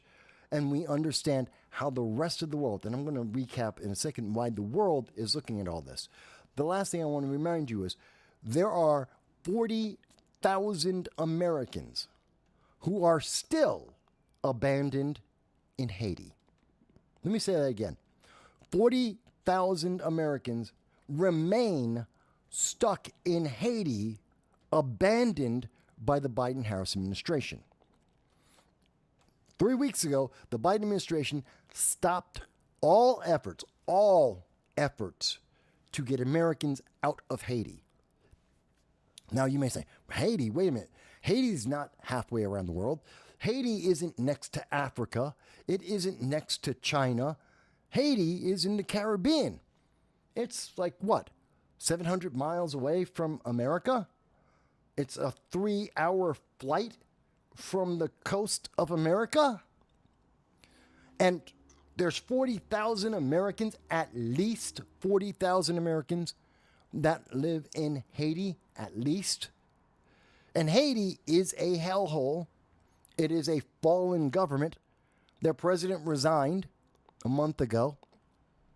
Gangs are in charge of the country, and the gangs are fighting against each other, not to run the country, but just to be bigger gangs, to have more power as a gang. No one is running Haiti.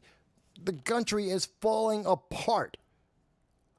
And there's 40,000 Americans that Biden said, I don't remember them.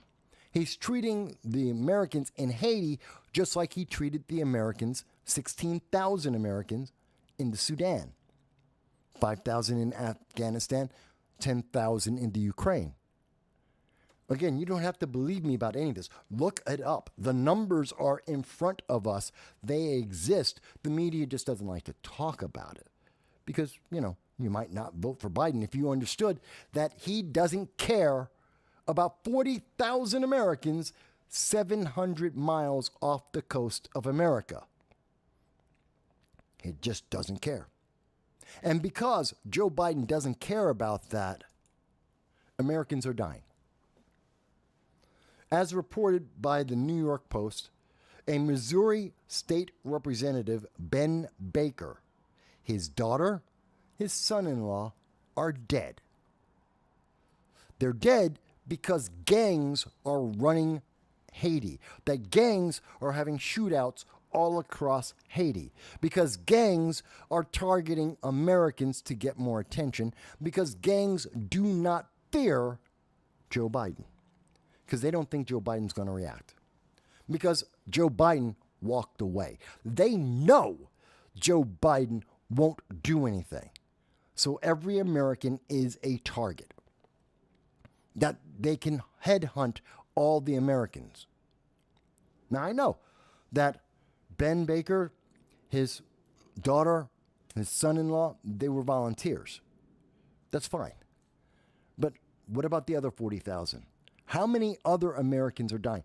And I love when I hear people tell me about, but Mike, we should be worried about Hamas and the children. What about the American children in Haiti? Do those kids not count? Are those kids not important? What about the Haitian children that are starving 700 miles off the coast of America because gangs are in the middle of a war?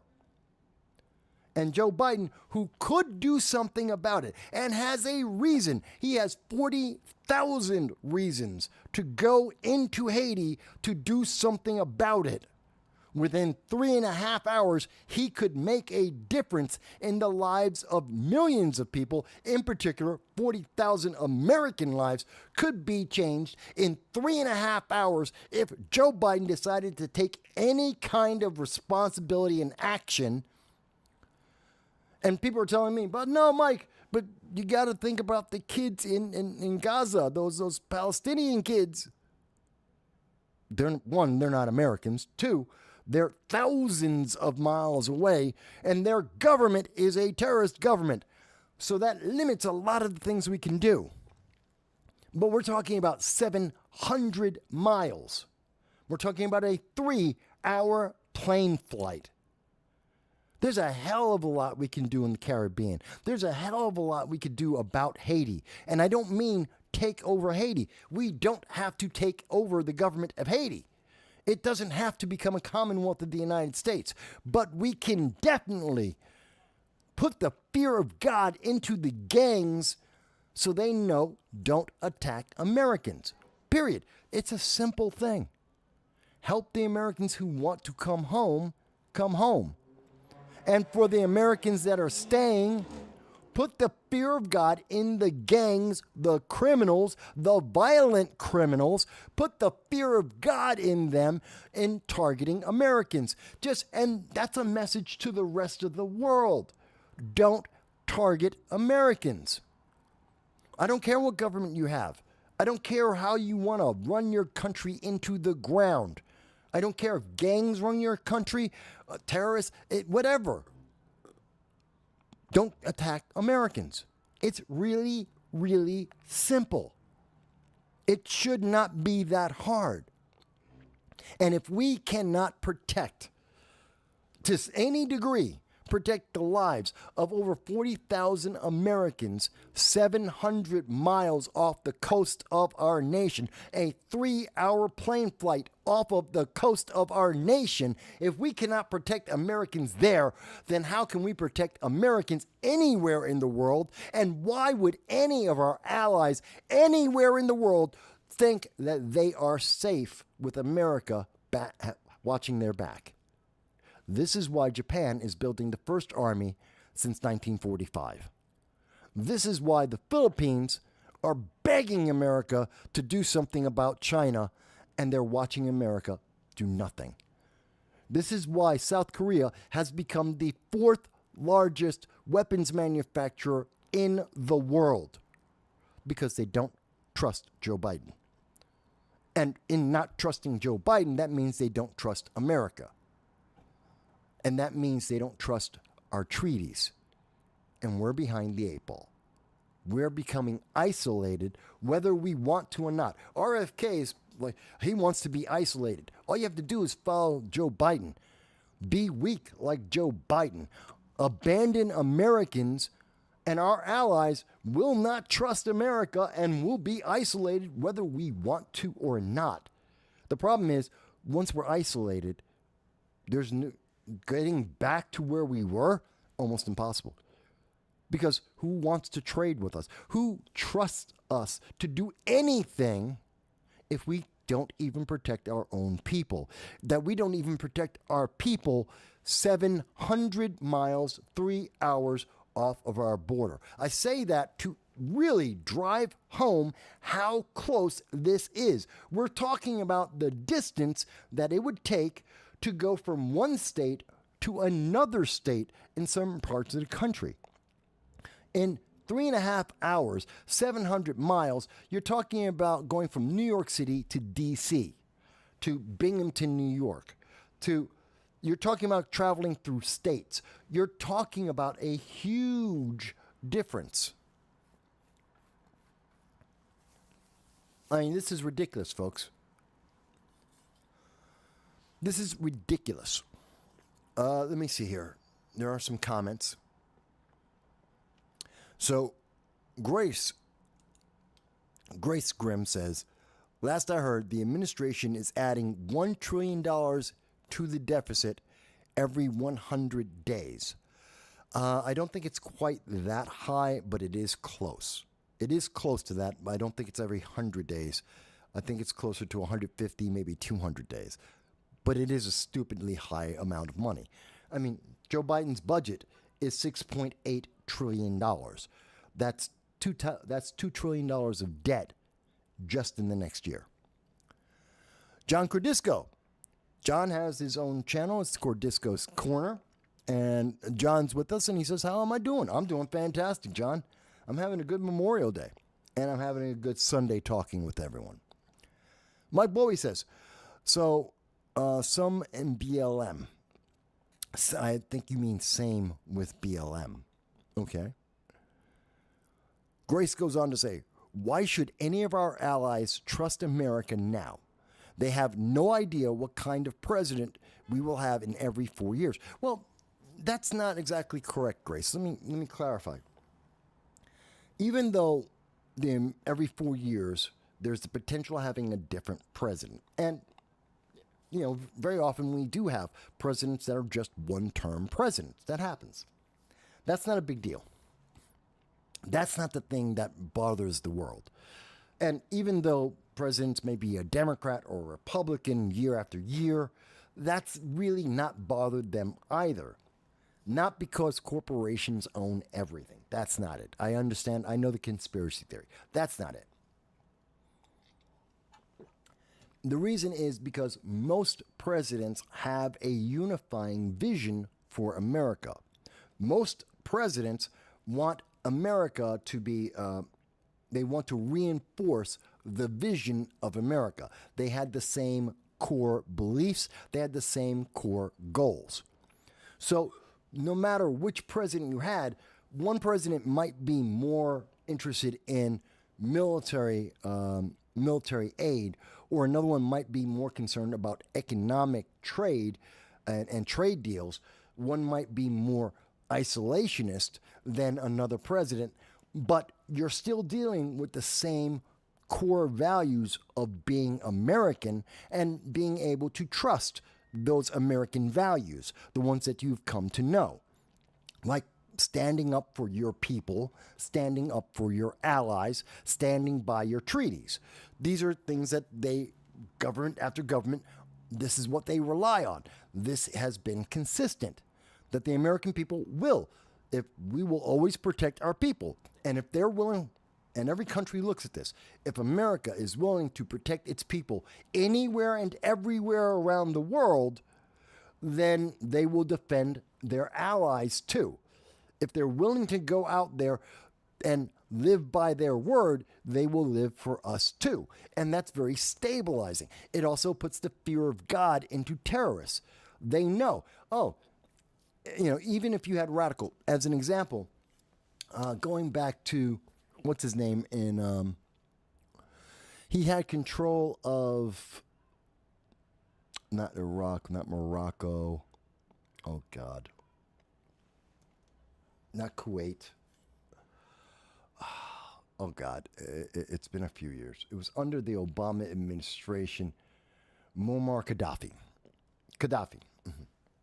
So, Gaddafi, when he was playing his games of terrorism with the United States, we dropped a bomb on his front door.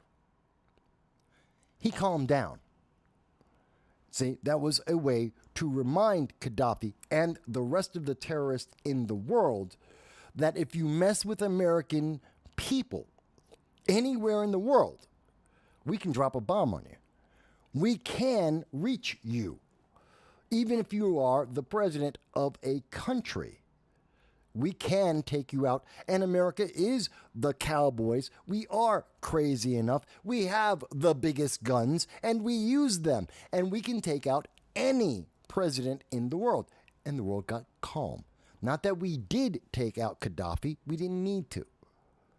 We just need to show him that we could do it. And the world got more calm. Global terror slowed down. It's just one of those things. It isn't that hard. But if every nation in the world has watched that Joe Biden walked away from 5,000 Americans in Afghanistan as ISIS and Al-Qaeda were released from the prisons and started to commit civil wars throughout all of Africa, maybe Joe Biden's kind of weak. When Russia saw that and said, hey, then we'll just go into Ukraine, and the only answer they got from Joe Biden was, don't. What kind of answer is that? They went in, and now we have the Ukraine war. And Joe Biden was timid about supporting Ukraine at the beginning, even with that. So that's been a problem. And that told Iran, hey, wait a minute. What if we up the amount of terrorism throughout the entire Middle East? What is Joe Biden going to do about that? He offered, what did he do?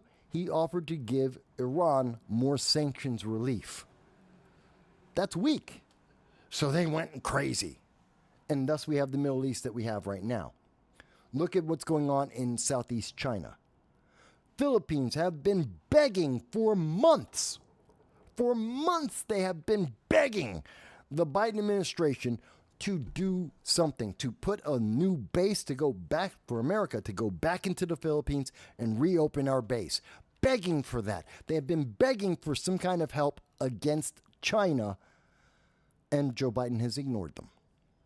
South Korea has been begging for support from Joe Biden to protect them against North Korea, which is also China. He sent Kamala Harris and pissed off and insulted all of South Korea. That was a really brilliant idea. Send Kamala Harris. Yeah, she insults the entire country. Oh, what a wonderful idea. She insulted all Koreans. Oh, yeah, that was brilliant. Taiwan. We'll protect Taiwan. Well, no, we really won't. No, we won't. That's the Biden administration. Japan sees all of that and says, screw you guys. I got a Marine Corps base in Japan. And they said, even with the Marine Corps base in Japan, they still don't trust Joe Biden and said, we're going to build the military because we don't think you guys are serious, because you won't protect your own people. And that's what we get when we look at Haiti. Why is Haiti important? It's not just that these two young individuals died. It's not just that they're politicians. They're the children of a politician. It's because they are yet another example of Americans in a land abandoned by Joe Biden that didn't have to happen. That he could have done something different. He could have helped Americans in these foreign lands, and he doesn't. Because he's more worried about how that might affect the votes he needs in 2024. That it might affect the votes that other Democrats need in the 2024 election. Let me see the comments here.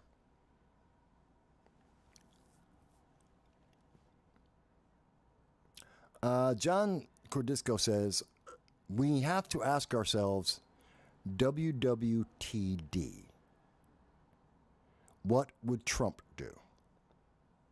We wouldn't be in the situation with Trump. What would a strong American leader do? We've seen several strong American leaders. It's not just Trump. Any strong American leader doesn't abandon Americans in hell zones. They don't abandon tens of thousands of Americans like in Haiti, like in the Sudan, like in the Ukraine. They don't leave thousands upon thousands of Americans in hell zones to be targets of warfare. That's what they would do. They would get the Americans out, or at the least put the fear of God into the terrorists. As in the case of Haiti, all you have to do, drop a bomb on the home of one of the gangs, the leader of one of the gangs. I don't care which one. We don't have to pick sides. If there's two sides, pick two of the gang leaders, two of the biggest or smallest, doesn't matter. Two of the gang leaders. Pick two of their houses, drop a bomb, have an F-16 low fly over, and drop bombs on top of their homes. Doesn't matter if anyone's home or not. It's not about trying to kill the leaders and shape the way the government's going to go. No, we know that the gangs are the ones in charge and that they are having the warfare. And all you have to do, let them see the American F-16, F-18, F-35 flying low and slow so they get to know, this is America. They're paying attention. Then drop a bomb on the leader's house. So they know we can get to you. We are paying attention. And have the statement be that you don't mess with Americans. It's really, really simple. In 3.5 hours, 3 hours to fly there, a half hour to let them see us and to drop the bomb. And I guarantee the gangs in Haiti will have a incredibly different, a 180-degree different way of reacting to Americans in Haiti. 100% guarantee it. Take 3.5 hours. Need two planes. One to fly low and by, one to drop bombs. That's it. 2 planes, 3.5 hours, and the entire outlook of Haiti changes overnight.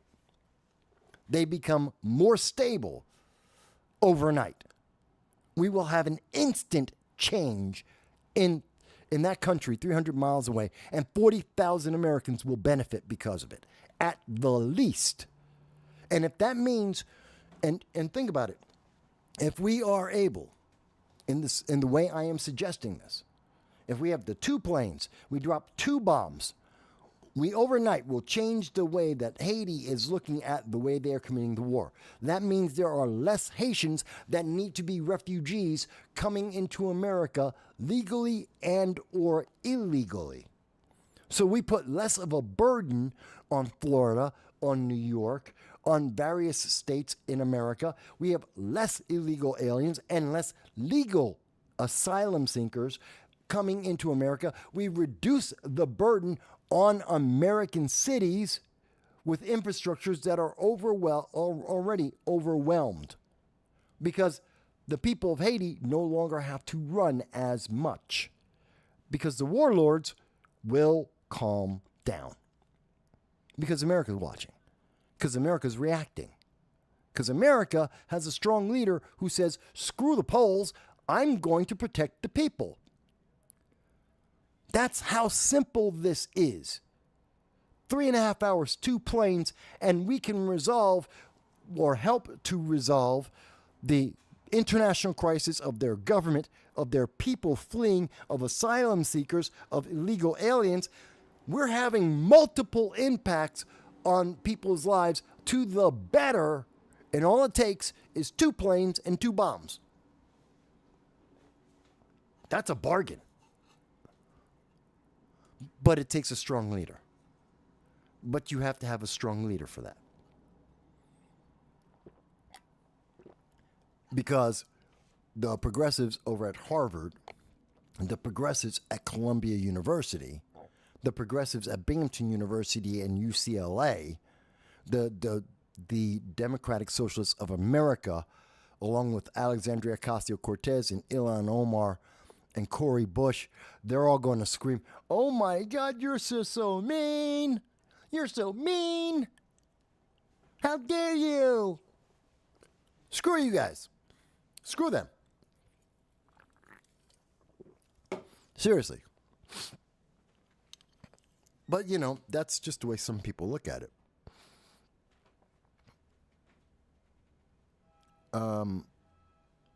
Now, if anyone disagrees with me on that, I'm perfectly happy to hear it. If you have a better plan than what I've just offered, 3.5 hours, 2 bombs, 2 planes, we fix Haiti. And by the way, if we are willing to do that, I guarantee you the reaction that we would see in Burkina Faso, the reaction that we would be seeing in Niger, in Chad, in Central Africa, the reaction that we would see in the Middle East would change overnight. We would see more stability around the world because all of a sudden, every country in the world would have to say, wait a minute, what about Americans here? If they're willing to do that for Americans there, will they do it for Americans here?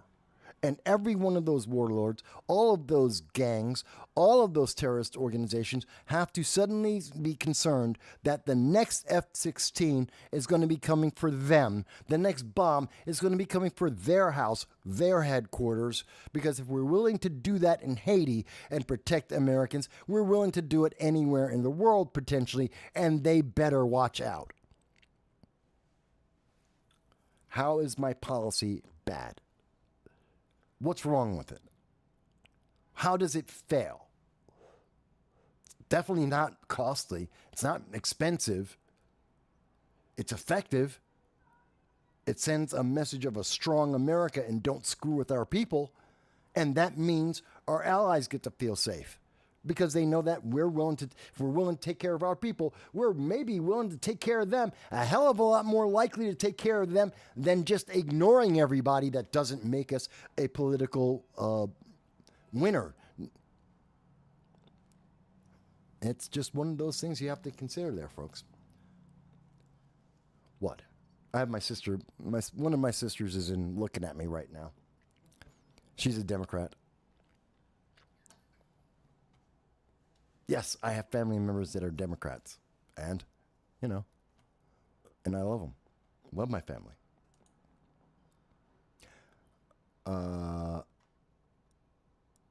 Okay, so we've been on for... Hang on. So we've been talking about the international and some breaking news for about 2 hours. That's not too bad. That's about what we normally do. For the hundreds of people, thousands of people, who have been able to find our channel because of the coverage of Donald Trump. And we're going to be talking more about the rally. We're going to be talking more about the consequences of that. We'll be talking about the Libertarians and Donald Trump going to D.C. to talk to them in a little bit. But the first 2 hours is breaking news. And of course, it's about the international aspects, things that you don't hear very often. And I hope to my friend, you know what, and let me stop for a second because my friend Lou Valentino, where is it? Where is it? There. And to my friend Lou Valentino. Now, Lou is a nice guy. As I said, I met Lou Valentino last Saturday at the Black Patriots for Trump event in the Bronx. That was at Bill Rainey Park in the Bronx a week ago. And I got to meet him. 27, young man, very interesting. Tall, too. He's about like 6'2". Decent-looking young man. And he asked a question, which, by the way, this was his video yesterday. He was live as Donald Trump was addressing the Libertarian Convention And after the president had finished speaking,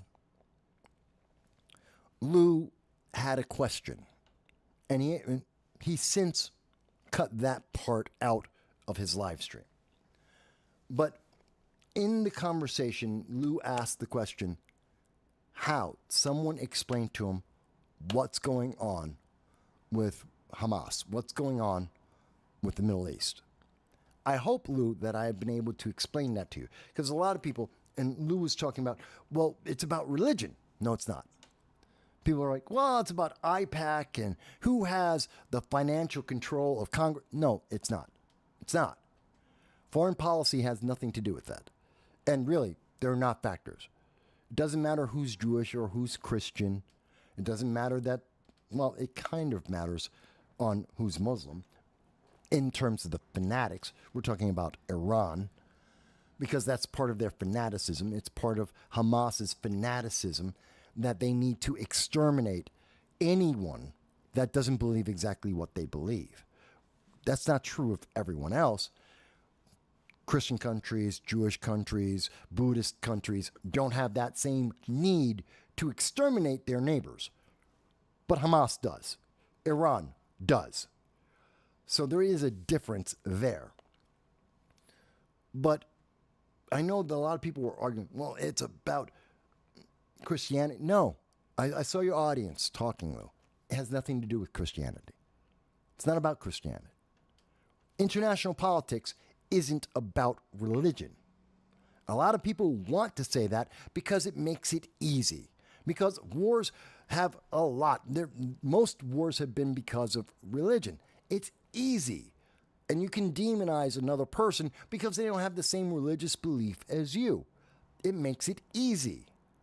It's easy to draw a line and say, well, you're doing this because you believe in the Bible, or you believe in the Talmud, or you believe in the Quran. It's easy, but it's not honest, because that's not what this is about. It's not a war against Christianity. It's against fanaticism. It's against terrorism. It's about people who want to have absolute control, to micromanage your life at all times. And support, people who want to support Hamas, they're not understanding it. And I know people say, and to Lou, a lot of your audience, they were saying to you, oh, but it's about the children. You have to support Hamas because you have to support the children. That's a lie. And I know you're upset, Lou, about the children. And he represents a large swath of younger people. A lot of people who are low information voters are very much concerned. Oh, it's all about the children. It's the children. It's a war. And it's really not that bad. Now, I know you'll say, but any child is hurt. Any child that dies in war is absolutely heartbreaking and terrible. Yeah, what about those kids in Haiti? I don't hear the same outpouring. I don't hear about the same concern for kids who are dying because of the warlords in Haiti, which is 3 hours away from America, 700 miles. Oh, so it's not about the children. Because we're not having this conversation about the kids in the Sudan that are being genocided as we speak, and 16,000 Americans, including some of them being children, were abandoned a year ago by the Biden-Harris administration. No one's talking about those children. So it's not about children. We're not talking about the children in the Philippines, and we're not talking about the children in Africa. We're not talking about children in South America. It's not about children. But that's a great way to pull people's heartstrings. It's a great way to obfuscate the scenario of the situation. It's a way to get people emotionally wrapped up and really angry and, oh my God, you can't say no, the children. No, the children are being used as a weapon and a tool. It's not about the religion. It's not about the children. International politics uses both of those things as a weapon, as a tool. It's not about that. It's about power. It's about weapons. It's about money. It's about politics. It's about the way people are seeing you. But it's really not about the children. And you want to say to me, oh, but Mike, but children are dying. Yes, that does happen in wars. I'm a realist. You can't tell me that there's a war and no children have ever died. That's a lie. You can't point to a single war anywhere in the history of mankind where children didn't die. It happens. And the one nice thing we can say about this particular war is they're dying less often than in any other war, any other conflict we can point to. If we must have to deal with it, at least this is the most humane way of dealing with that. It's a reality. It's an unpleasant reality. It's a reality that I don't like. I don't want that to happen. But if it is a reality, and it is happening, and it does, my God, it's the lowest levels that we have seen anywhere in the world right now. I wish that there were so few kids being killed as in Haiti. Because the number of kids getting killed in Haiti because of that war is higher than what we're seeing over in Gaza. Oh, no one thought about that, did they? The number of kids who are dying in Burkina Faso, the number of kids who are dying in Niger and Chad, the number of kids who are dying in, Malaysia. Oh, wish they had numbers as low as what's happening in Gaza. The Sudan. Yeah, you wish the numbers were as low as what's happening in Gaza. So, no, it's not about religion. And it's not about the political investments. They've been funding every politician. They have control of all of Congress. And so does Act Blue. Oh, people don't know what that is. Act Blue is the same thing as IPAC. It's the same thing as half a dozen different organizations whose only job is to make donations to politicians to get favor with them. And that exists on the left, on the right, special interests. There are hundreds. That's what K Street in D.C. is all about. It is filled to the brim with lobbyists. And they have, each and every one of those lobbyists have a PAC, and they are spending tens, hundreds, millions of dollars per candidate. No, it's not that IPAC owns all the politicians. They don't. It sounds great. It's a great gimmick. It's a great way, again, to get people emotionally wild and really angry about it. But that's not the reality. That's not what's moving these things.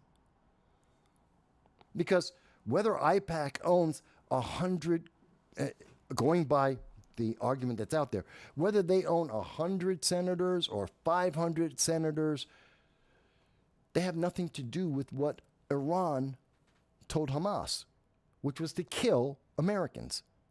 They told them to kill children. Doesn't matter who they owned. The cause of the conflict, the thing that started this war, was that Hamas, under orders from Iran, decided to go and kill civilians, including children, and to take hostages. Doesn't matter who is or is not getting paid by Act Blue in the United States. That has nothing to do with it. So, because you asked this question, Lou, I wanted to try and give you that answer. Because I thought you got, and maybe that's why you deleted that portion of the live stream, but I thought it deserved to be told. And to your audience and to other audiences, that this isn't about religion. This isn't about who's influencing politicians. It's not. This is about the fanaticism and taking advantage of weak presidents whose focus is on political gain, not the protection of the people. I strongly believe that. Now, with that being said, we've been on for about 2 hours and 15 minutes. I think I've made that clear. I do see some of the comments. Was it Lynn says Palestinians are raised with deep hatred towards Israelis, not all but many. Sad but true. Only Joe Biden will open doors. Okay, didn't finish typing there, Lynn. Opening doors for them. I don't know. Yes, there are some Palestinians who are raised with hate. That's true. It goes in the Middle East. There's lots of people who hate lots of people. And we see that very commonly in the Middle East. That's true. But Joe Biden, I think, is the reason why we're seeing more of that hate, more openly and more actively destructive. I truly believe that. But what I'm going to do is, we've been on for about 2.5 hours. It is 82 degrees. I'm indoors under a light. It is hot and humid, and I need some air. So, and I probably need to walk my dog, who's 13 years old and probably boiling as well. So what we need to do, it's been 2 hours and 15 minutes. I'm going to take a little break. We're going to be back in about an hour. Let's call it 5 o'clock, roughly. About 5 o'clock, I'll be right back. Keep an eye out. It could be a couple of minutes before, a couple of minutes. I think no, we should be okay. So 5, it's going to be 6 o'clock. Get my time right. In 1 hour, we'll be back. And then we'll pick up with domestic. We'll talk more about Trump. We'll talk more about what's happening in the United States, about people being set on fire and politicians telling you crime is down. Crime is down. There is no problem with crime except that guy's on fire. Yeah, that actually happened in the United States. That is happening right now. Guy's on fire. Politician tells you, don't worry, they're okay. Crime is down. Don't mind the guy burning. We may have an answer about how many people actually showed up to the Trump rally. We may have an answer on whether or not the Libertarians picked a presidential candidate, who that might be, who might be their vice president potentially. We'll have some comments about the reaction to the both the Bronx rally as well as the Libertarian rally in D.C. last night. We'll talk a little bit about Richie Torres, New York 15th District, and how he needs to apologize to some people. He should. He won't, but he should. And we'll talk about deadly force. Breonna Taylor. How Breonna Taylor is very much like Donald Trump. And you may be surprised in that. But we're going to go through all of that in about 1 hour when we come back, because I need a little bit of a break. And then we'll have more conversation. I'm looking forward to it, folks. Especially all the new people. Don't be shy. You can call in. You can leave your comments. I'm happy to hear from everyone, even people who don't agree. We'll be back shortly. So, hello, everyone. This is Michael Voss, Dragon of the Southern Tier on No Soundbites Allowed. Today, we have a wonderful opportunity that we don't often get. Many people may recall that back on July 21st of 2021, I had done an article talking about DC and some of the policies that were being implemented there. Well, today we have the opportunity to speak with the gentleman, Mr. Addison Sartor, who actually created that policy and is continuing to work on that initiative. We want to give him the opportunity to speak with us and, in his own words, convince us in 15 minutes of the value of his position. And we want to give him that opportunity. And so we wanted to give him the opportunity to do just that. So without further ado, I do want to introduce Mr. Addison Sartor out of DC. And before we do anything else, Addison, if we can you first tell our audience a little bit about yourself? Sure. So DC born and raised. Currently, I'm working as a tenants' rights organizer for an organization called Empower DC. Also currently a student at Morehouse College out of Atlanta. And that's just rundown of me, 28 years old. Yeah, you're a young man, but you've done quite a few things. In fact, as I recall, in 2019 and into 2020, you were running for the District of Columbia, the city council. Although you did, I don't know if you were disqualified or you were withdrawn. It's unclear, so I don't know. But you didn't go into the final race, although you had initially started on that. Was that did you withdraw from the race?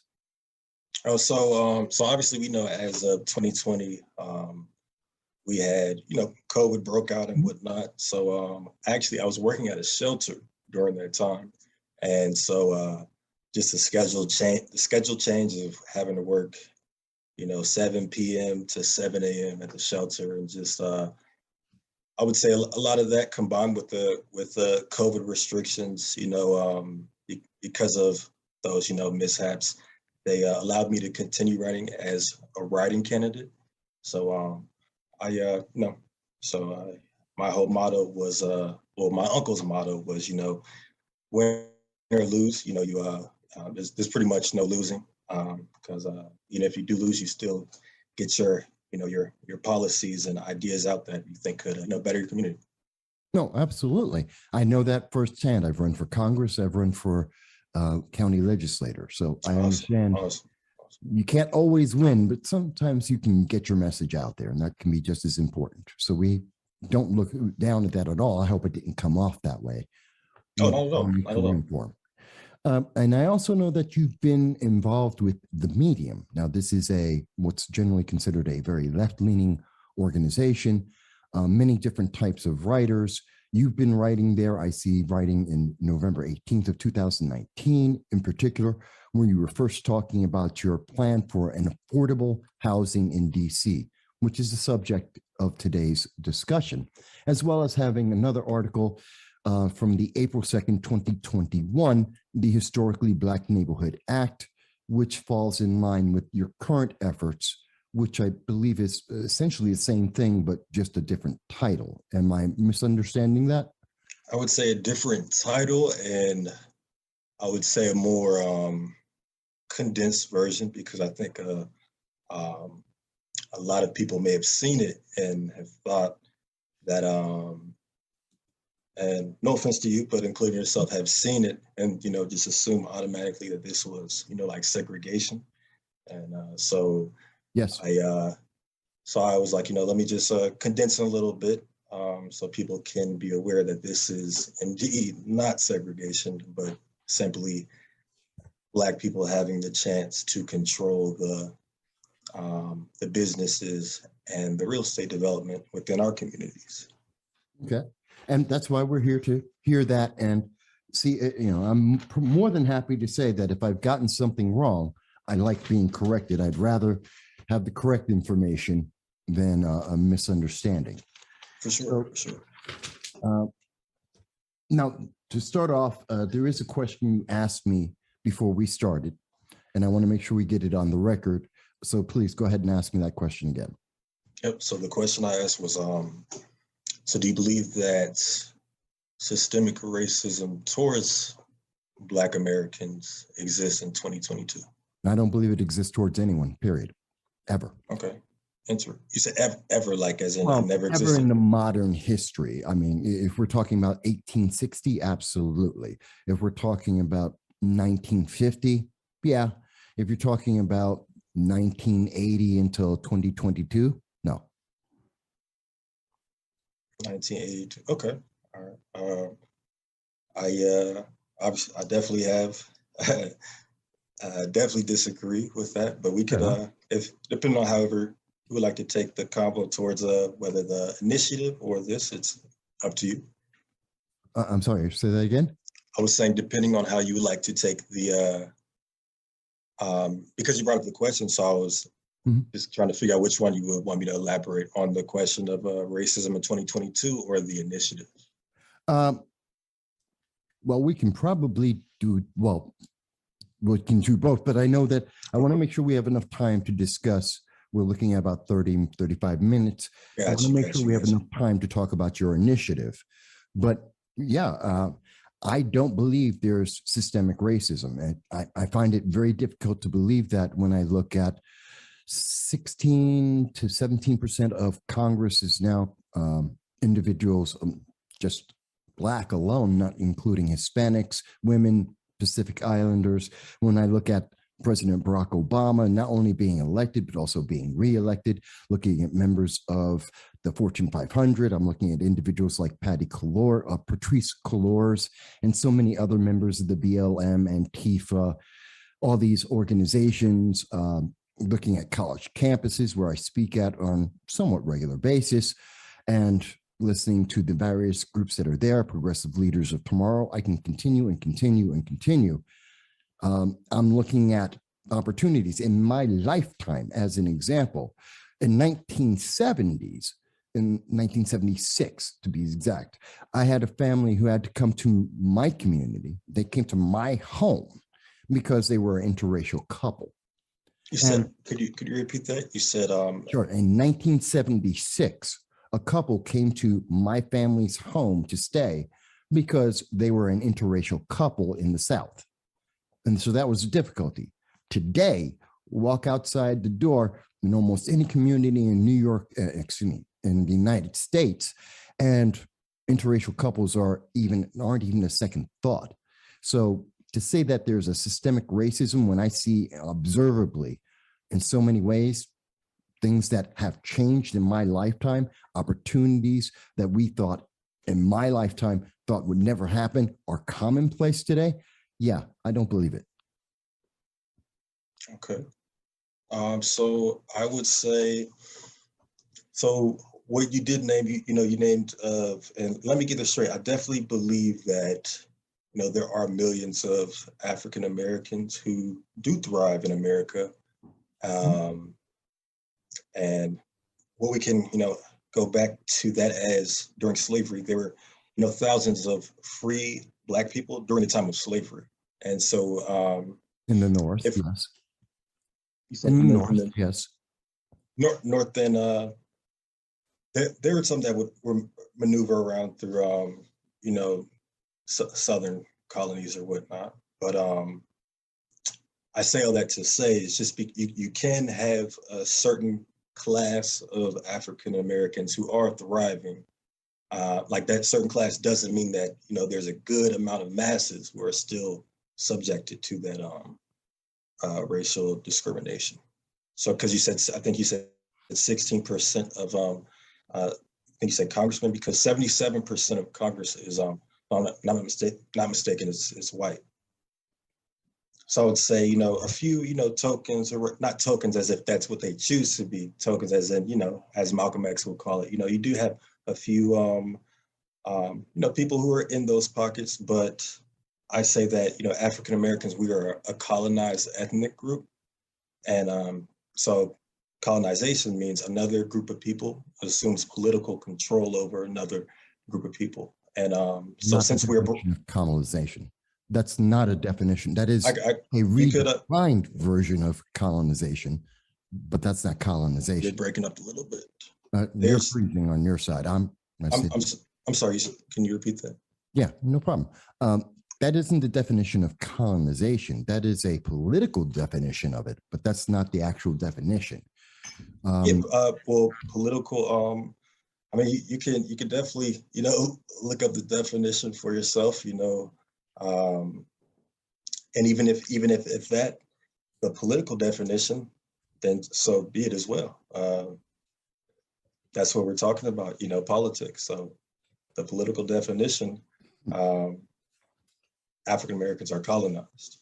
Even Dr. King mentioned this as well. I mean, Dr. King, isn't he that, you would say you respect Dr. King, you love, you admire what he did, and he was that go-to guy as far as, the political mouthpiece for African Americans. And he even, calls African American communities, colonies. Doesn't mean I have to agree with everything that he said. Because he stated that when pardon? It doesn't mean I have to agree with everything that he says. No, that's fair. I mean, he's someone who was actually there doing doing the work, the front line. So I would say he's why you pretty much have the rights today that you have. He's So one of the reasons, absolutely. So is Malcolm X, Medgar Evans, and many, many others. Medgar Evers, yeah, definitely. So to say he's the only one, no. In fact, as Malcolm X had mentioned, part of the reason why they worked so well together, Dr. King and himself, and they were planning to do more work together, is that because Malcolm X was such a loud, squeaky fence, well, it made it much more palatable and much more easy for Dr. King to move forward because he had a much more moderate stance as compared to Dr. King. So I definitely agree. JFK even said on his the audio tapes that he passed the civil rights bill because of the riots in Birmingham, and that they were fearful of quote unquote Negroes following after the Black Muslim movement. So I definitely agree on that right. aspect. But I mean, in the sense of Dr. King, he even stated that the civil rights movement was more so a middle class oriented thing, and that it didn't really do anything to remove the economic and racial barriers up north in our cities. So, okay, well, that I do. I'm not really. When he called it a colony, he was referring to the fact that he said, "You do what?" Oh, I apologize, by the way. You're freezing on the screen, so it sounds like to me that you've paused. Got you. And that's why I'm speaking. Excuse me. And that's why I'm speaking. I do not mean to speak over you, so I apologize for that. Oh, no problem. So I'm going to try and make sure I give you an extra couple of seconds when I see you stop. No problem. To make sure. But I apologize, but I know that's the past. And we both agree on the essential elements of the past. The individuals who were critical there, some of the things that they were saying, they have a lot of information they have said. We can go after one quote after another quote and try and look into it, but we generally agree on that. And we agree in the 1960s, when the civil rights movement took place, that there was a great deal of change. There was a sea change in America. Prior to that, there were many issues. Even after that, there are issues, but we have improved. And I think we have improved significantly, exponentially. But looking at today, I do not see how we can say that today, Black people in America are colonized or that they are systemically held back. I've seen it in terms of data on the middle class, in terms of data on education, and looking at the opportunities that are available to us and the ones that people take on a regular basis, and every aspect of our lives in the way we get to interact with individuals throughout this entire nation. I do not see the claim that you're making. Okay. And if you don't mind me going back to Dr. King, what he said back then was the education system in Black neighborhoods, because of the lack of funding, pretty much has set a systemic, underclass.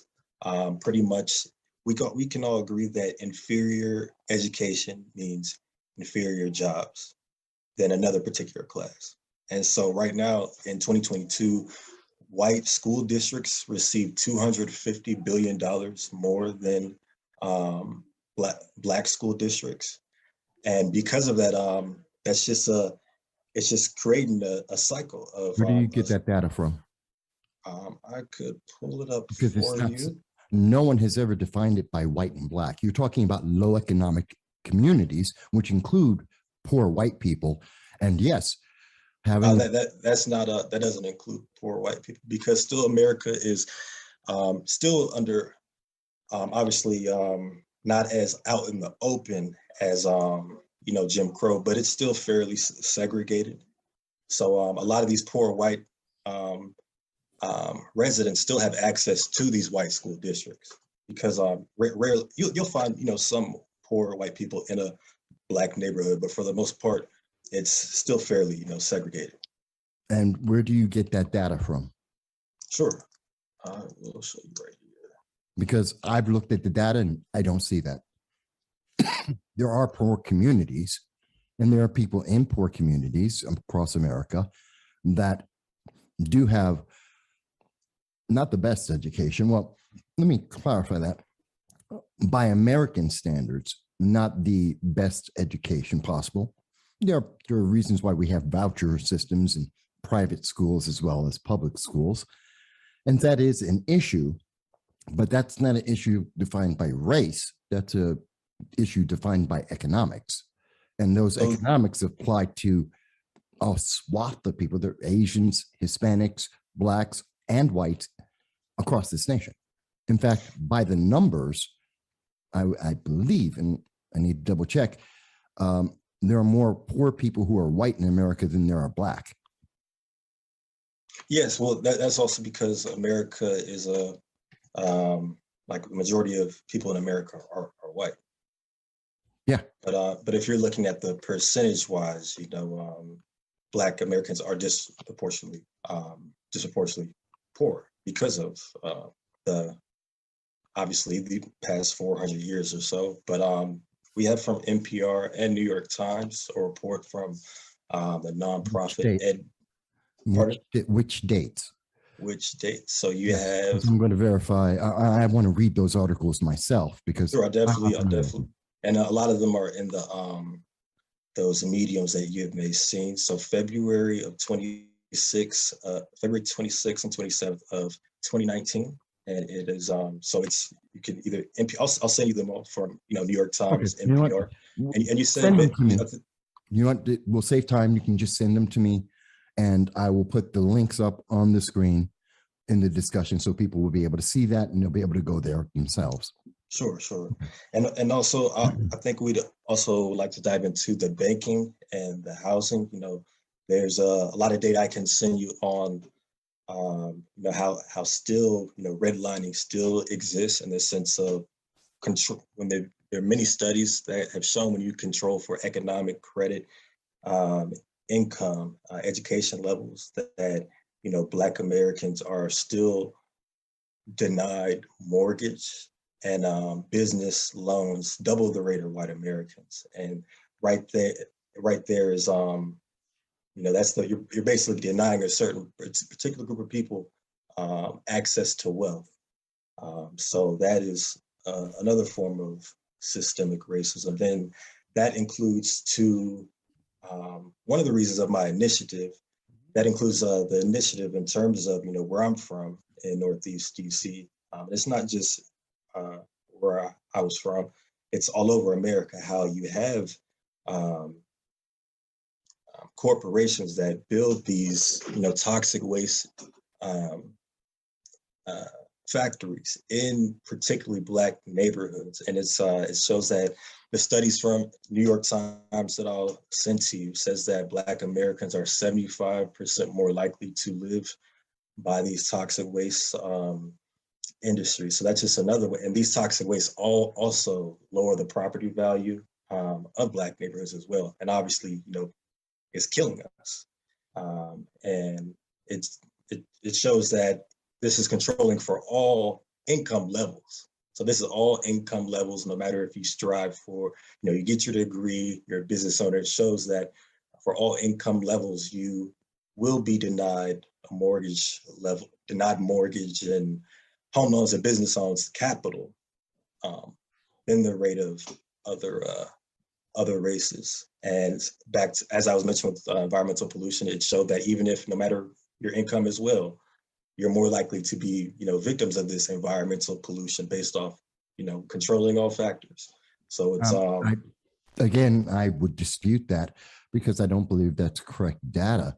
And this is a personal anecdote, but I got my mortgage, and what we see very often for people who don't get mortgages, white, Black, Hispanic, otherwise, doesn't matter, is you're looking at what is their financial history. And I'm also a former stockbroker, did for a decade.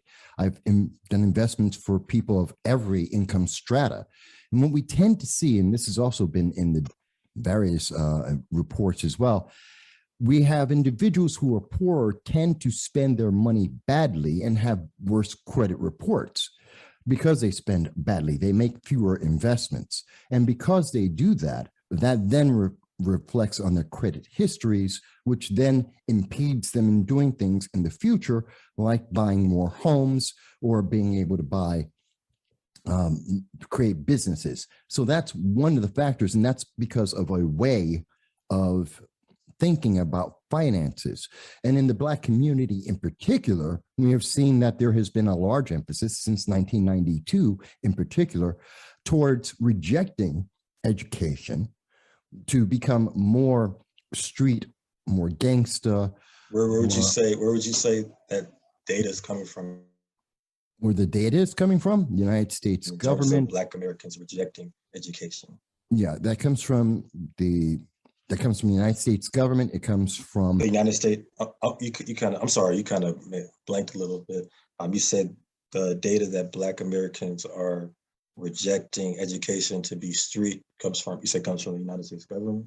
That's one of the sources. There's been studies on this throughout the years. And I don't think you'll find a study that will show that says that Black Americans make a conscious effort to turn away from education and to go the street route. That's just, you won't find a study of. You don't believe that's true? It will not be a reputable study saying that. Okay, so so I would say that's a stereotype, I would say. Okay, so you don't believe that there has been a movement towards, or that we've seen in entertainers looking at the entire rap industry, that we're looking at a promotion of violence and gangsterism, that we have in our communities kids that look forward to and are striving to become entertainers like LeBron James, or to be like P. Diddy or a Jay-Z, as opposed to a Dr. Ben Carson or a Herman Cain, which is a businessman, one of the bigger 500 CEOs of a 500 S&P 500 company. Are you telling me that if we went out to the street today, walked down any city in New York, in the United States, and stopped 10 kids between the ages of 14 and 18 and asked them, would they prefer to be a scientist, a doctor, or a rapper? Which one do you think they're going to pick? It would be, if you at between 14 Black kids, is this any 14 to 18? 14 to 18? Is this are you going by a certain neighborhood, certain economic anywhere class? In America. Anywhere in America. Anywhere. I would say I would just, you mean, because it's obviously scientists. I would say, because that's like obviously a vague term. I would say career-wise, 14 and 18. I would disagree with their career-wise, meaning that the majority would want to be, I would say, rappers or entertainers. I would disagree with that, but I would also like to. That's a good point in terms of how you bring up the music industry, because all these record labels are controlled by, are basically owned by Europeans, white people. And rap used to be positive for the most part. But we, Black Americans don't control it. So, if these, the Black community has been, marching for years to put an end to this gangster rap. You can look at, I know. The honorable, C. Dolores Tucker. I know. Who's obviously, so, the African American community has been trying to fight against these stereotypes. You look at Michael Jackson, who used the K word on the radio for the derogatory name for, Jewish people. Yeah. And it was pulled off with quickness. So, but these white corporations allow a small percentage of Black Americans who are impoverished, who want to do whatever they can to get out, to rap about stuff that they've witnessed. So it's like it's an exploitation of the sense that you're exploiting a community of all the negative stereotypes, negative things that have happened against. We talk about the drugs and the guns in the Black community, but we got to mention the war on drugs. The administrative aide of Nixon, who declared the war on drugs, he said, "Did we know we were lying about the drugs? Of course we did, but we could use the war on drugs to go after their leaders, arrest their leaders, and disrupt their community." That's what they said the war on drugs is about, from the horse's mouth. So when you look at all of that, that's been 1971, Dr. King hadn't even been dead for for 5 years before they declare a war on a whole community that just got their civil rights. And so you have people, so you can't mention rap without mentioning Nixon declaring a war on the African American. Actually, yes, you can, because that's not where rap came from.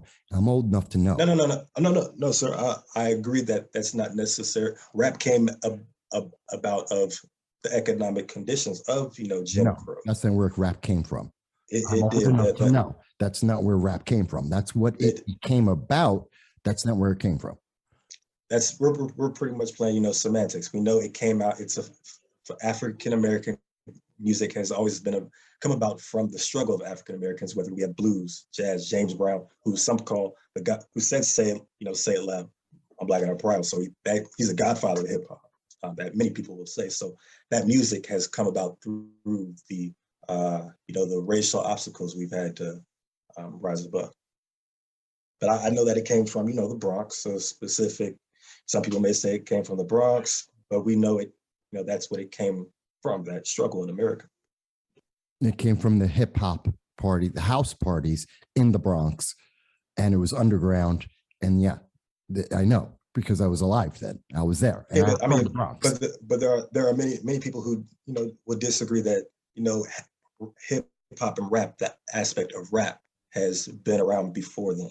But yes, the Bronx, they put with their equipment and the DJ, the turntables, yes, that was an added thing. But rapping about the struggles of being Black and American, that's been around for a while. But what I mean in terms of today with the street culture, a lot of that is coming about from the drugs.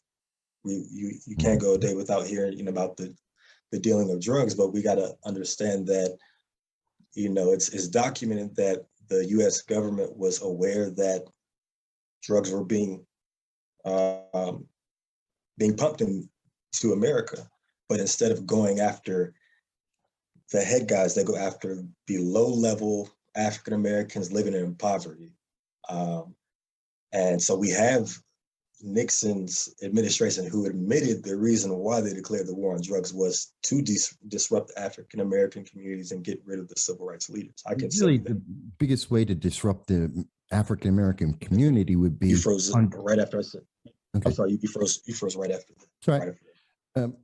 One of the biggest things that would have really disrupted the Black community and has disrupted the Black community were the efforts of the war on poverty under Johnson, which was, some say, and I believe it was documented, that he was looking to make sure that the Black community would be disrupted by destroying the Black family, which has happened, and increasing the number of unwed mothers, which has happened, because it was the war on poverty, not the war on drugs. The war on drugs is a side effect of the initial factor, which is destroying the core of the Black family and taking fathers out of the homes, which then leads to everything else. Because when you don't have that discipline, when you don't have that leadership in the home, then everything else starts to fail, because it becomes far more difficult to do the things you need, to have two parents, to have a two-parent income, to have that guidance and leadership, that example to follow. And so that becomes more and more of a problem. And that's where drugs come in, but drugs is not only is it a side effect of that, but it's also part of the 1960s flower power culture, which with Vietnam and the influence of drugs there, which again isn't a Black issue, it's an American issue. But so I definitely agree with you on the aspect of the war on poverty. Actually, Dr. King was very critical of the war on poverty. Many civil rights leaders were critical of the war on poverty. Dr. King mentioned how he disliked how it broke up Black families, and you talk about these black men who had to make these choices of if I stay in this house, my family won't get the government assistance, and you have. So like I definitely agree with that aspect, because I'm not a Democrat or Republican. I'm independent. Even Dr. King's family said Lyndon B. Johnson played a specific role in his assassination. nation. So I'm not a LBJ fan at all, because Dr. King actually was trying to push him to spend, I think, about $60 billion to $90 billion a decade on, the slums, the Black neighborhoods of America. And so I opposed to the war in Vietnam and how he warned us of the military industrial complex. So I definitely agree that there was a effort of certain policies that destroy the Black family. That also wasn't the case when white people were experiencing poverty at higher rate. That whole fatherlessness thing started changing once Black Americans started receiving those benefits. And just a quick baseline, we got to look at Native American reservations. You look at them; they have similar statistics in terms of the violent crime rate. Violent crime rate there is twice the national average. One moment. That's a entirely different group with an entirely different discussion, because that's an entirely different history. And I'll definitely show you how when you remove so they had the highest poverty rates in America, violent crime rate twice the national average. So it's like that shows that no matter what color you are, when you remove a group of people from their language, their land, heritage, keep them in poverty for centuries of years, commit genocide against them, like there is still going to be, chaos and dysfunction in those communities. So I mean, you would agree with that? You would agree with that, correct? In part and partially, but that's a misrepresentation, because we can say the same thing about the Gauls. We can say that about the Bronx. We can say that about the. You said partially, and then you said we could say that about the Bronx. Partially, and because we can speak about the Gauls, we can talk about the Normans. We can talk about. Yeah, I'm talking about here. I'm talking about here in America on this American continent. This is a worldwide event. The United States is not unique in this. This is something that we've seen throughout the world, where there are individuals who have been oppressed or suppressed for hundreds of years at times, and continuing forward, they move forward and improve themselves. And when given the opportunity, when they become part of that culture and that civilization, which we have seen happen in America as well. And again, there are many people we can point to that. Let me do something, because we're having an interesting conversation, and partially this is about perceptions based on knowledge of different aspects of history, partially because of our lifestyles of being alive. And I know I just heard part of being. Right. So again, I was saying we're having a conversation that involves both perception as well as knowledge, as well as various sources of data. And some of that data conflicts. So let me take a step back for a second. And I do want to spend maybe the next half hour. I know you've given us extra time, and I do appreciate that. I thank you for it. I want to try and start, before we get to the DC initiative, let's define a couple of terms so we're on the same page. Because I think some of the terms that are used have different understandings, different meanings for people. One of the things that you have spoken about is a people. What defines a people? A people? What defines a people? You mean like an ethnic group? Well, as in one of the things that I've seen you cite before is the UN, some of the UN initiatives. And in that, and you've said, I believe it was it was both in April 2nd of 2021 and also on November 18th of 2019, that you mentioned that people should be able to self-govern themselves. Correct. Great question. So that United Nations source that was created during the decolonization movement obviously we had these colonized ethnic groups who were rising up, gaining independence. So it was particularly created for groups of people who were, colonized, who were under political control of another nation or another group of people. So in that understanding of what a people is, what's the difference with what is a nation? The difference. Yeah, in the same context. So using that same context, what is a nation? A nation, I would say a nation would be pretty much that people, because what a nation is and nationalism, has two different meanings. Right. That's why I'm trying to define this, and I'm asking what's your definition.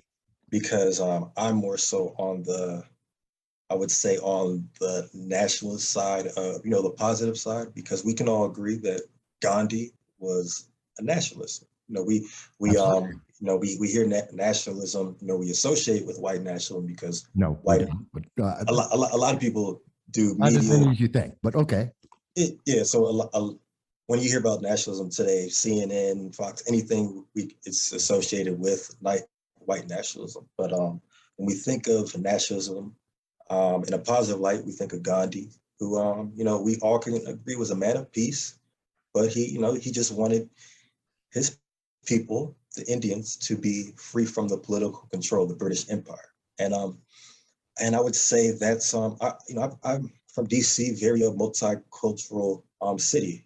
Some of my obviously close friends over the years have been white, people from all over the world. But in terms of achieving what's best for our people, we've seen that every colonized group of people has tried to gain their independence, including the quote unquote founding fathers of America. They wanted to gain their independence from the empire that they felt was, colonizing them and exploiting them or keeping them down. So I view it as a group of people who are experiencing exploitation and a certain persecution coming together to form their own, government, which aligns with the Declaration of Independence and whatnot. Okay, so if I'm understanding, and I want to make sure I am understanding correctly.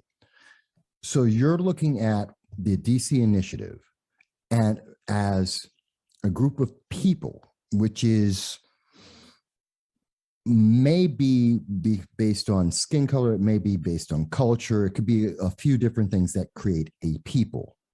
But more importantly, a nation would be defined by individuals like our founding fathers, who, when they had no redress from their government at the time, the United Kingdom, that they then sought their own government to be able to get that redress from government.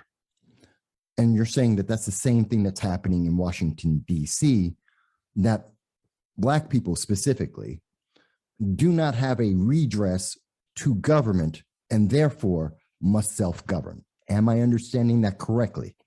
I would say not just in DC, but all over America, because Congress, who passes the laws, makes the laws and things, they're 77% white. We're under political control of Europeans. And these aren't just my ideas. Obviously, the thing you have to realize is that the Black communities,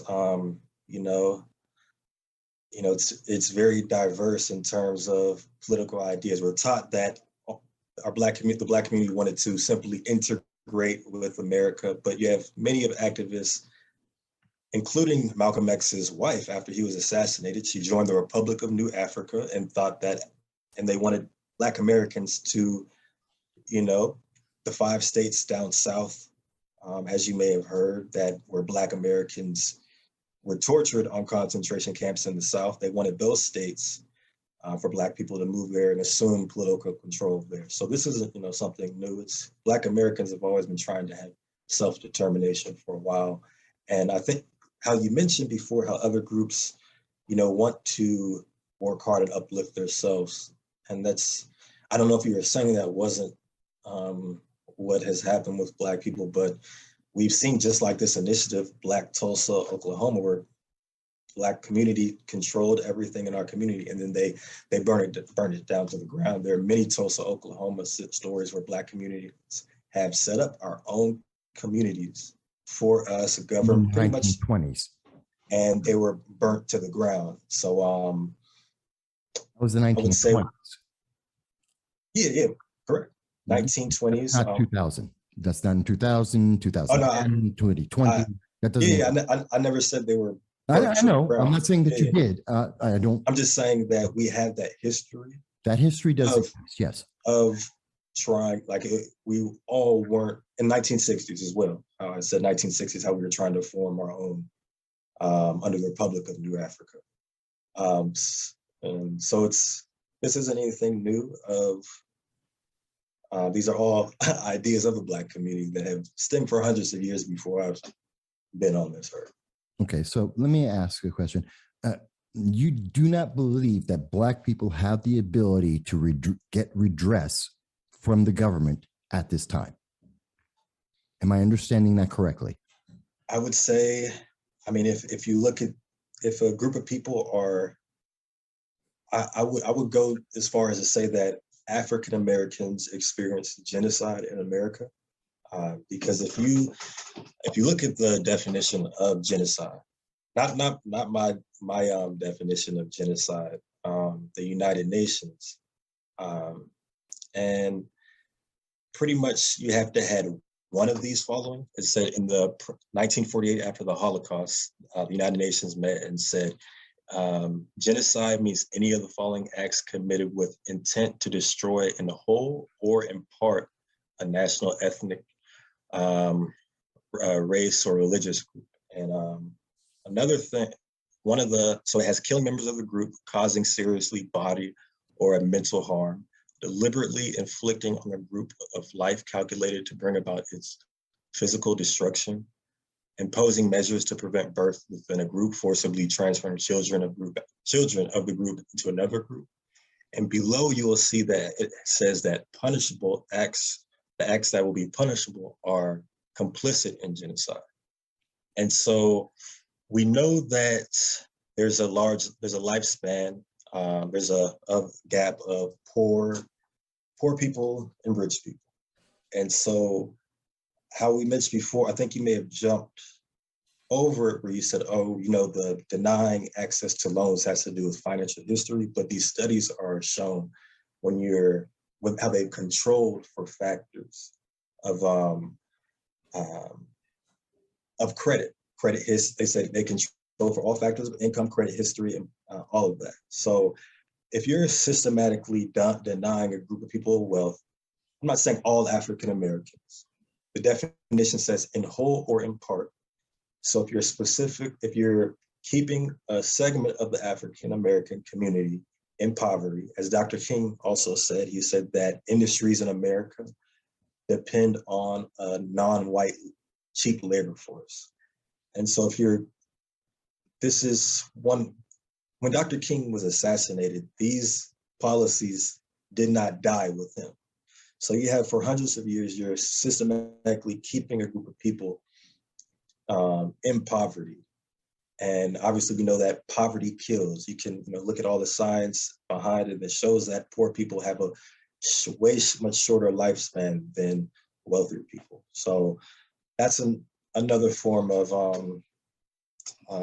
something that we do not have redress in, which I would say genocide. So I dispute the genocide because Black Americans aren't Black people in the world. Massive differences. I know that Black Americans are not Black people in the world. That's not the same thing. They're two different things. There are Black people. I agree that not Black Americans. They're not the same at all. Massive differences. I do agree that African Americans are a unique people group in the sense of that, we were the only ones who didn't voluntarily come here. So and we're stripped of our knowledge, language, heritage, and land. So I agree. To be called African American and Black, there are two definitions. But I'm referring to obviously African American people. But I just want to make sure this is not always necessarily just you and me. We're also talking to an audience. For sure. So we can't use genocide because all Black people aren't being killed around the world to be eliminated by the policies you're speaking about in America. So genocide's wrong on that level. Let me further mention that while I do believe there have been groups who have tried to eliminate Black people in America, in particular, Margaret Sanger, Planned Parenthood, which looks to use abortions to be able to commit the eugenics and eliminate the Black population and suppress our ability to grow in America, which is documented. That is actual. And the FBI. The FBI has done a lot of things against a lot of people, but specifically, Margaret Sanger, Planned Parenthood were created for the purpose of eugenics, and they have been very effective at it. They have massively suppressed the growth of the Black community. That is a fact. We know the numbers of how many abortions happen. So if you're saying in that, okay, fine. But I don't believe that's redressing. That's one aspect, and it's not a genocide, but it is a suppression by a small group of individuals with great political power, not the people. And especially not in 2022. Going further, let me also mention that I don't believe to say that Black people, especially in cities like Chicago, New York, LA, DC, anywhere in America, but especially there, they do have the ability to redress. In fact, since 1967, we have had Black mayors in DC consistently. So we're talking about 55 years of Black leadership, Democratic Black leadership in Washington, D.C., causing the problems that you're telling me that needs to be addressed. So Sure. They had the leadership, they were voted in, they have been responding theoretically through a party that tells us that they are our ally, that they have our interests first and foremost. And in the 55 years that they have been in charge, things have only gotten worse. We have the ability to redress our communities. We can vote, and we do. And when we do vote, we can elect many people, including people like Barack Obama. But to say that, well, we need to be self-governing because we don't have access to the government or a redress of the government, that's factually not correct.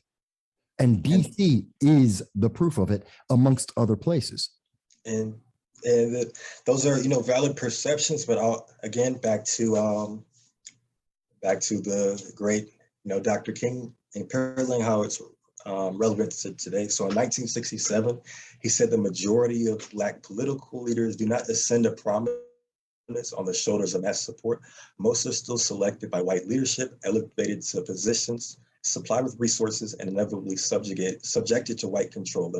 And so what he means by that is, even till today, it was a Washington Post article, WAMU article that showed that when they looked at the campaign donations of political campaigns, they showed that the real estate developers who were getting all of this, land for literally a few dollars, that those are the ones who donated tons of money to these political leaders. So this is, and it goes back to colonization because you're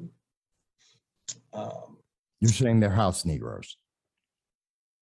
You're saying that I'm just showing. Well, I'm saying it for clarification. This is a common world clarification. I'm saying it's indirect rule. So colonization, the aspect of colonization, they show that that there is indirect rule. How the colonizer and in Africa and whatnot, they would set up how I'm sure you heard of Patrice Lumumba, how they would finance America's famous for doing this, the CIA financing a certain, coup to pretty much be in charge and still, rule over.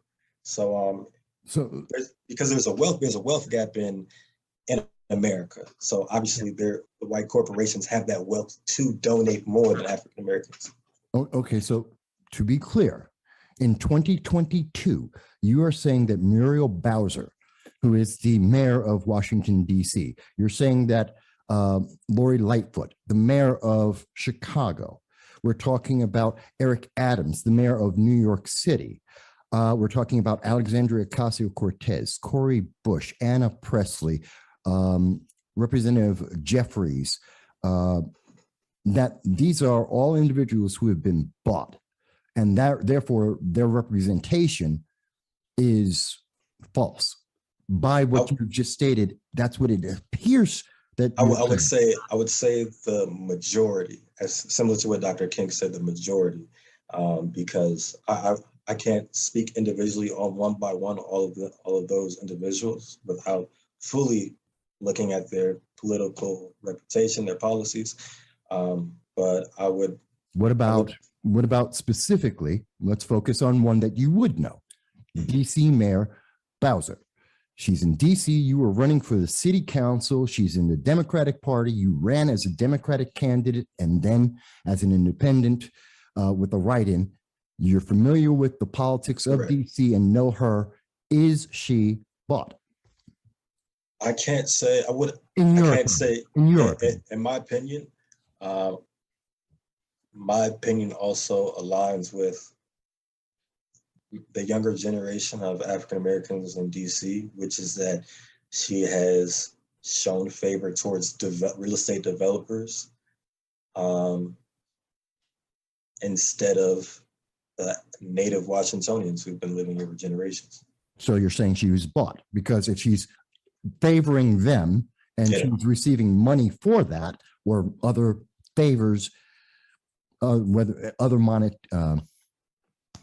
other remuneration, money and other things, if she's doing that as opposed to serving her people, then that would be a bought politician. Am I understanding that's what you said? I would say there are some things that she's done in a positive light. So I can't say, completely she's 100% under the total control of the establishment. But when it comes to things like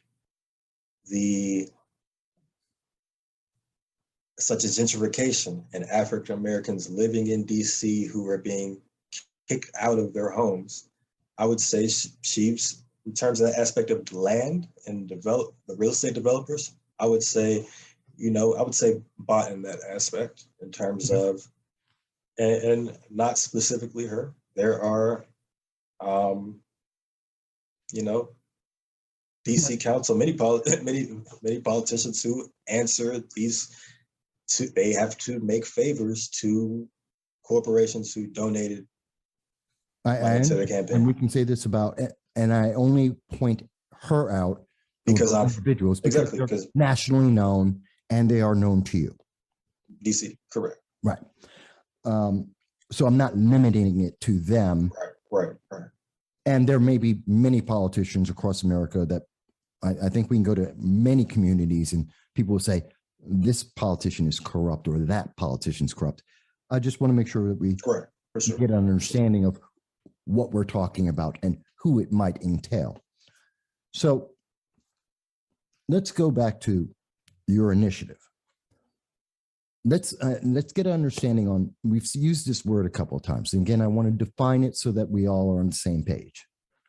Segregation, which some people call voluntary segregation. Many people find segregation to be racist. And in that understanding, they see the proposal you have made is racist. Individuals that might have that kind of opinion and have written about that, Martin Ostermule, who writes for the NPR out of Washington, D.C., a reporter and editor, is one of the more public critics. Can you tell us, what's the difference between segregation, whether voluntary or involuntary, and separation or self-governance as proposed by your bill?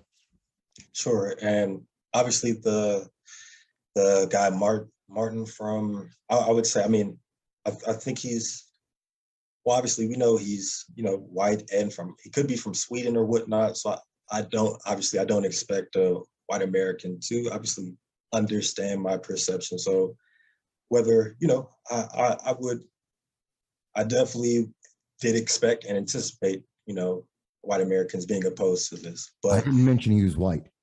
you said Martin, I thought, because you went to his post and you could see right on there that I know what I see. I never said it. like that he's he paused right out. No, I can see it. Yeah. I just never said he's white.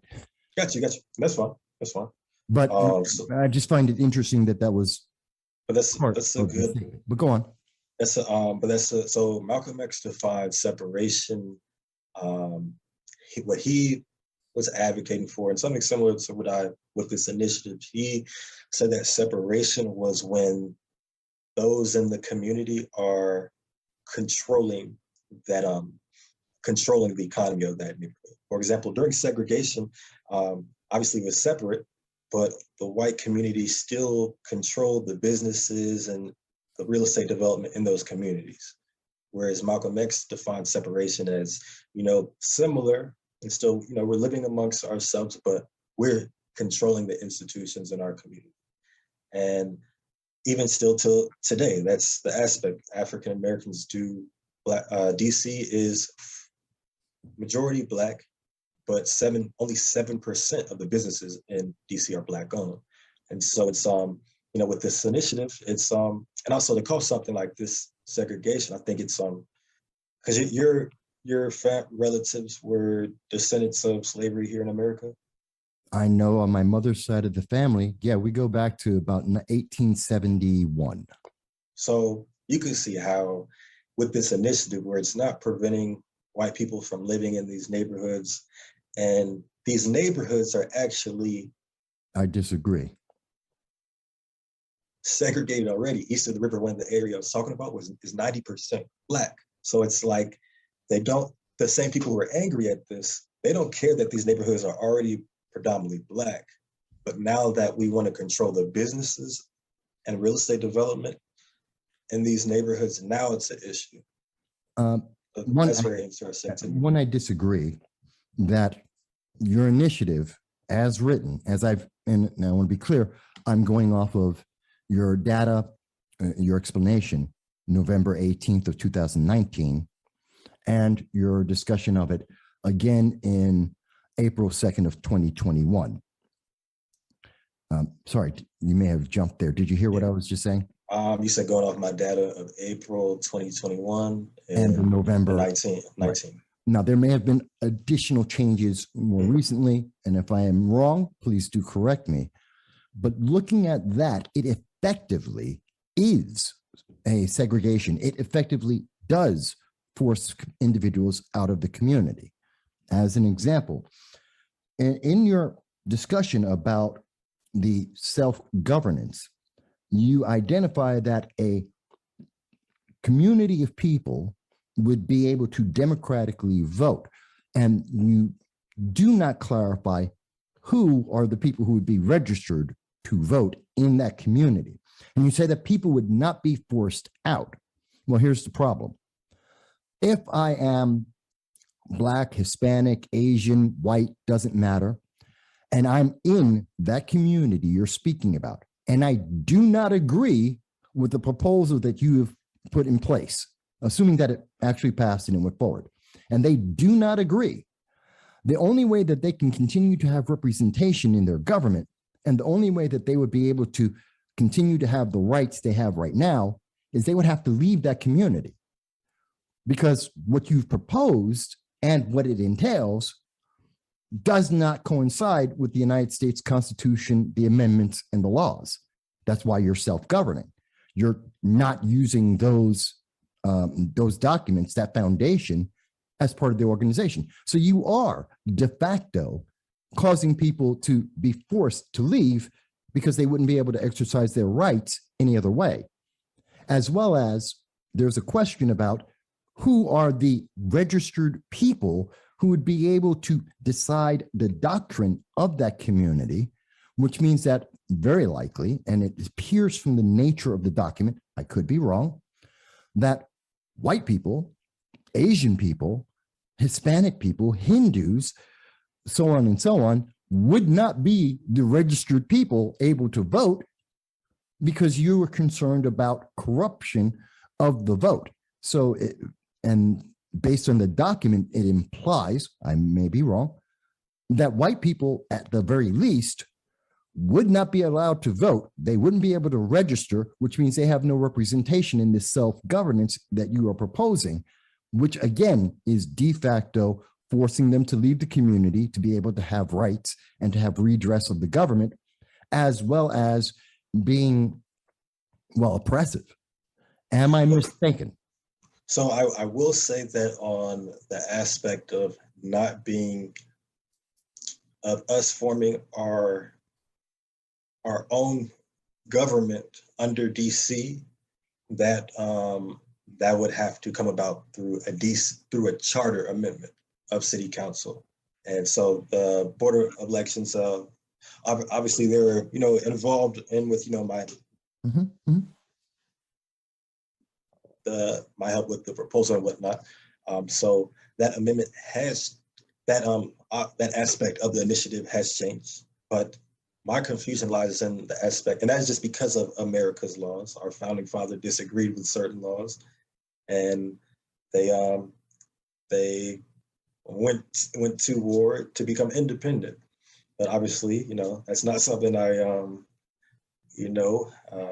or African Americans are not ready to take on the government for war. But I would say that in terms of how is that different with segregation and whatnot and not being allowed to vote, the Amish live, as my friend brought up, the Amish, live separately. Native Americans, I as an African American can't go to a Native American reservation and vote and control the businesses and whatnot and all of that. So if Native Americans are allowed to have their own reservations, I don't think there's anything wrong with African Americans, in theory, having our own reservations. Okay, because we were removed from our land. Okay, let me address that. Native Americans had many wars. They lost, and it was part of their treaty, which is why they have in their own separate lands that were initially created when we took over, that we gave them those lands and they were autonomous. Correct. Now, they're American citizens by alignment, not by inclusion. And when I say that, I mean, they have an autonomous land, autonomous government and laws. And as an example, if you broke a law and ran onto Indian lands, you cannot be prosecuted. You would have to be extradited as if you were in a foreign nation. So they've always been sovereign and they maintain sovereignty. That's one group. You mentioned the Amish. Now, the Amish are not the same as the American Indians. Oh, I agree. And that's because the Amish, they have a religious community that lives close together. They're American citizens. They live under the laws of America, and they do not violate that. They have practices, their religious practices, their lifestyle practices that they choose to enact as a choice as part of the Constitution, the amendments, and the laws. But they cannot elect No their own Soundbites president. Allowed is a podcast hosted by Michael Vass. The podcast focuses on providing in-depth discussions on various political and social issues. As the title suggests, the aim is to go beyond quick sound bites and explore topics in greater detail. Michael Vass, the host, engages with guests to analyze and discuss current events, policies, and political ideologies. The live stream and videos cover a wide range of subjects, including politics, economics, social issues, and more. By delving into longer, more comprehensive conversations, No Soundbites Allowed aims to provide listeners with a deeper understanding of the complexities surrounding contemporary issues. AI is listening. Shouldn't you know what AI knows? Aren't you tired of being treated like a child by major media parrots and want to be respected as an adult? There is nothing to lose and a lot to potentially gain, so check out No Soundbites Allowed on all major social media platforms. All right, everyone. Thank you for joining us. This is No Soundbites Allowed. And we are back. Oh, there we go. I believe that we have the main camera is back. It overheated before because it is way too hot and, more importantly, it's way too humid. So we weren't able to use the main camera at first. But let's see if we can keep it going. Now, before we left, I do want to take a step back. When I was talking about Lou Valentino, I don't want anyone to think that I was attacking him. We were speaking about a question that his audience, and I've seen other audiences, and in person I've had people say that what's happening with Hamas, what's happening in the Middle East, it's about religion, and that the various religious factions are buying off or influencing Americans' Congress and our influence. That's not correct. And I want to make sure I'm not targeting Lou on this. I'm addressing a question that was posed to his audience. That was something that he was trying to answer, and he wasn't sure. No, it's not about religion or who controls the United States Congress. It's very much about international politics. It's about what are the consequences of actions by the Biden-Harris administration that continue to affect us. It's about running away from Afghanistan. It's about abandoning Americans in the Ukraine and in the Sudan and in in Haiti. It's about the emboldening of terrorism by having Biden give humanitarian aid to the Houthi terrorists, to Iran, to Hamas, building them up here. That's what this is about. And it's anyone who says it's about the religious aspects, well, they're missing the boat, because that isn't what's moving international politics. It's literally about a weak president who is more focused on an election than his own people or the consequences that are affecting his own people. So I want to make sure that I wasn't coming off as attacking Lou Valentino, because I wasn't. That's not the case. Hang on. There we go. We switched that back. So I'm not attacking Lou Valentino. I don't want anyone to think that I was. And I'm more than happy to have Lou Valentino come on to the program, or I'll go on to his program and clarify my position if he needs to, or to explain myself. It's not an attack at all. But I want to make sure people knew that. Now, I also, during the break, I was following the news because that's what I do. And there was some additional breaking news. We saw that as of about half an hour ago, the second round of voting has taken place for the Libertarian Party in D.C. We know the first round, RFK Jr. and Donald Trump were both kicked off the ballot. Donald Trump was off because he didn't file the paperwork properly, apparently, and RFK was kicked off because many of the Libertarians thought that he was just trying to use their party as more marketing, as he was just using them. Not that he supported libertarianism or their values, but they were just a gimmick to get more attention in the public and to boost himself versus the other candidates, which I can't say is entirely wrong. I think it's true. And part of the reason why President Trump was there wasn't to get nominated by the Libertarian Party, quite honestly. No, he wasn't. He was there to be able to get some of those votes. Now, I think it's very important. What's the big deal about libertarians? Why does anyone care about this? Well, I think there's a pretty good reason about that. Let me explain that the reasoning isn't because of what most people tend to think of. It's not because Libertarian Party is that strong. By the way, part of the reason why I'm so interested in 2024, I will admit, one of the people running is a friend of mine. That's Larry Sharp, who I've known for 10 years. And Larry is a libertarian. I am a Republican. So I do support my friend Larry Sharp. I want to see him do as well as he possibly can. Again, my friend Larry Sharp also knows that I don't expect, and he doesn't expect, I think, libertarians to win in 2024. That's not going to happen. But I do support my friend. I want him to do as well as possible. And he's running for the vice presidential seat under Lars Mapstead. So therefore, I want to see Lars Mapstead do as well as I can. Why? Because my friend Larry Sharp, who is a libertarian, is running. There you go. You know, you support your friends. I have no problem with that. Now, And I also believe that people get to choose whatever they want to vote for. But the reason why libertarians are so important, if you look at the general election, this is from Real Clear Politics. Now, what they do is they take every single poll of a major credible organization and they average them out. That's all they do. They look at all the polls and they average all of them out. And you can see over time how well we can go back. This is April 4th of 2023, over a year. And you can see Trump has been trending up and with some strength. And you can see the election has been as narrow as 1.5 points.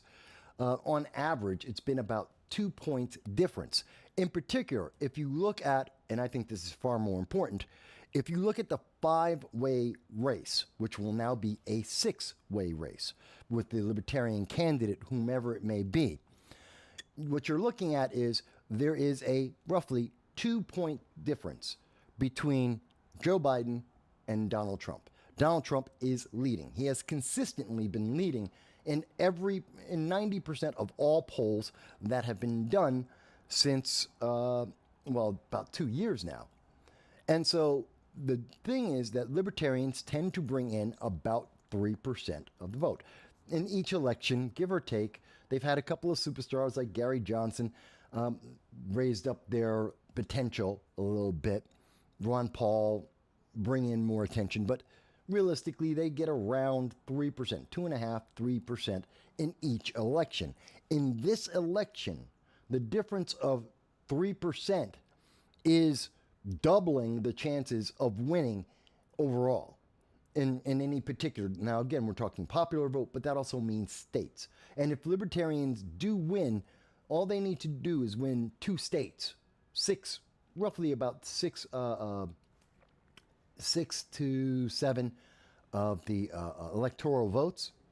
They could force this into Congress and it would be outside the public's hands. So it is important to follow this if we're following politics, to understand what's happening in our nation and to understand who is a big factor. Libertarians could, depending on how they play their cards, could be a major factor.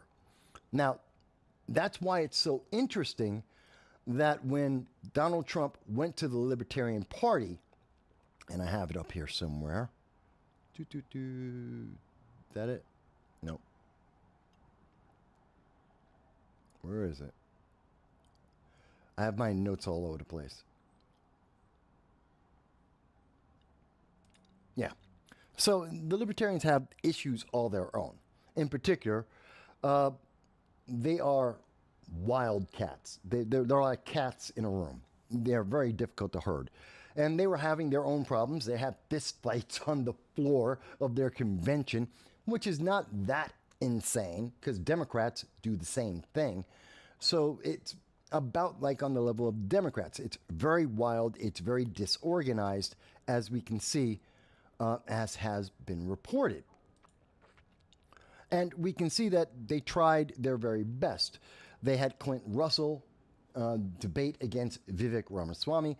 Vivek destroyed. Why is this not? Oh, so the bald guy is Clint Russell, and he got destroyed by Vivek Ramaswamy. Dave Smith, the guy in the center, was actually the one who was actually debating against Vivek. It was supposed to be Clint Russell, who was also a vice presidential nominee for the Libertarians, but he got shut down.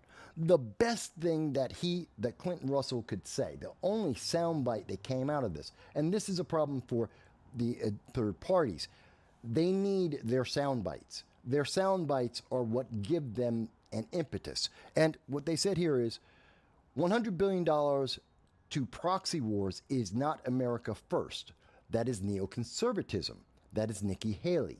That is the person whose career you ended, speaking to Vivek. Now, I had a very easy answer to that. That's a cute soundbite, but it's very simplistic and ignores reality. Clint Russell missed the boat. Russia is not Hamas, is not China. Allies are watching all of our actions and evaluating how secure our treaties remain. Proxy wars are in fact bad, no question. But all foreign policy is not about a proxy war. And that's very important to make sure that that's very, very clear. So I think when we see that the Libertarians are being offered so much, they're being offered a seat at the table, literally. And matter of fact, here it is. Trump offers cabinet seat to Libertarians. Let me make sure you can see this. So if you type in Trump offers cabinet seat to Libertarians, I find this very interesting, by the way, because that's what he did last night. If you saw the debate last night, that's what Trump did. He walked up and said, if you vote for me, if I get the Libertarian support, not for your candidate, but you support Donald Trump, he will give them a Libertarian with a cabinet seat in a Trump presidency, as well as or positions, senior positions in the White House. This is incredible. We have never seen this happen before. We have not heard a public statement from any of the major parties saying they will bring the third party into their administration. Why does this matter to the average person? Why is it that when you look to see more details about this offer from President Trump to the Libertarian Party made publicly, what you get from Google, what you get from searches is Trump has gotten booze, Trump gets booze, Trump get booze. But look at all this. You see over and over again, Trump's long shot, loudly heckled, booed, and then you have to go to semaphore. Trump promises Libertarians a cabinet slot. Then it's Trump tells Libertarians to nominate him, not the big news. Trump RFK face hostile reception. Do you notice there's a trend here that the mainstream news media doesn't want you, the public, to understand what is at stake here, that what is important here? It isn't that people booed Trump. Big deal. Who cares? That wasn't the substance of what he said. They also cheered President Trump multiple times throughout his discussion as well. And he knew walking in that he was walking into a hostile environment, that he would be talking with individuals. I mean, literally, he walked into the Libertarian National Convention where they're picking their candidate for the presidency and saying, throw out all of your guys, all of your friends, your favorites, and pick me. Or vote for me in the election. Throw your party, your people under a bus. Vote for me. That is a big ask of anyone, of any party, anywhere. That's like a libertarian showing up at the Republican convention and saying, hey, you should forget about your guy and vote for me. It's something you're going to see people boo. Of course. That wasn't the point. The point was that Donald Trump only needs, even if half the Libertarians, 1.5% of the Libertarians vote for Donald Trump, he literally can double his lead on Joe Biden, guaranteeing or giving himself more leeway in the election, in the 2024 election. It gives him more strength. It is more votes that he wouldn't necessarily get in any other case. And so it's people he wouldn't necessarily be appealing to, maybe. So it's very smart for Donald Trump. But the news media, the mainstream, ABC News, the New York Times, Axios, they have to make this look as bad as possible. It's exactly like what we saw at the rally. And that's what we heard from Kathy Hochul and from Richie Torres and Alexandria Ocasio-Cortez. They had to make it look bad. They had to find some negative way of framing this so that their voters, the Democrats, the progressives, the rank and file, would think that they still have a chance to try and motivate their people to still be involved, even as we see more and more people are lining up against them. And so, that's the big thing. Now, they're not getting that. And what's important about this is not only is it Trump saying that he's going to bring a third party into the election, which I think is very important, he's recognizing the existence of some of the 45% of America that isn't Republican or Democrat.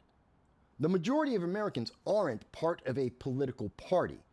The majority of Americans are somewhere in the middle. They like certain things to be they have socially liberal policies or socially conservative policies. They're somewhere in the middle. And you've got the two parties outside of the middle. That's the reality.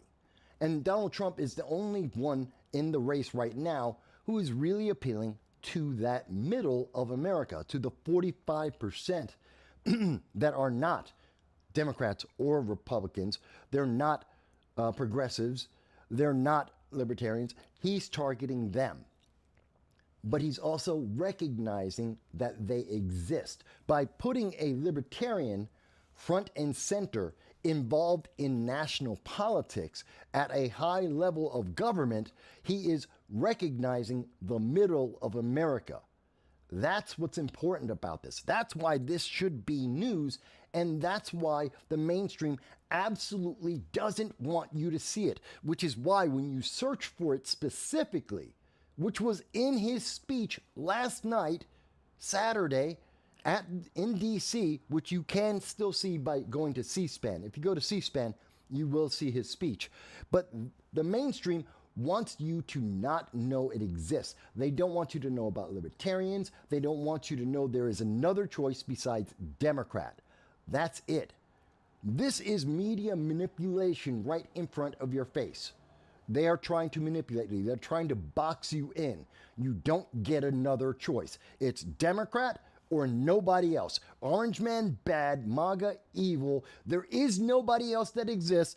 Just Democrats vote Democrat. They don't want you to know you have choices. You have freedom.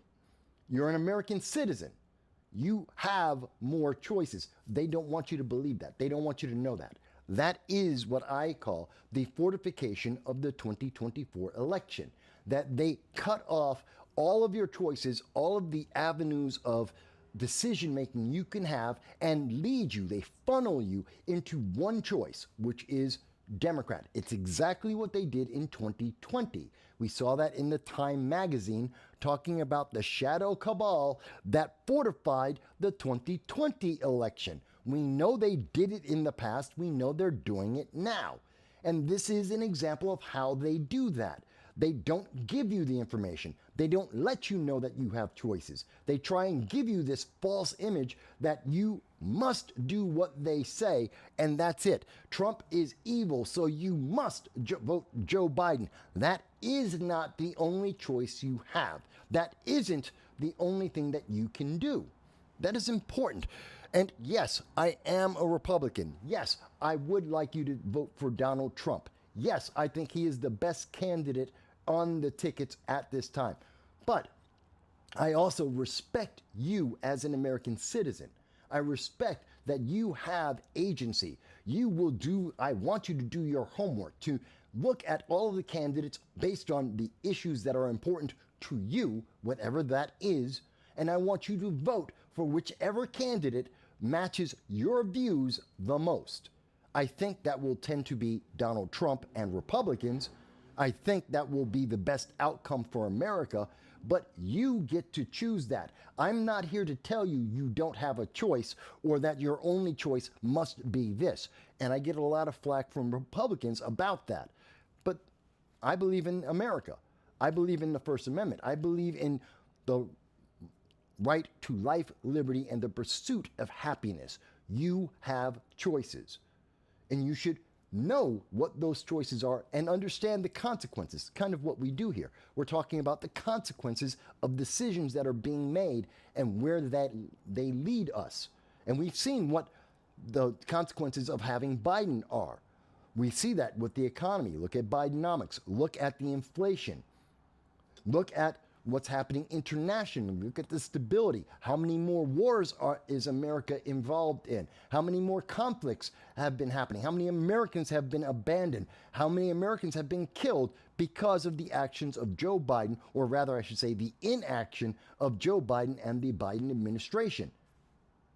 That's how we get to where we need to be. We have to look at these things carefully.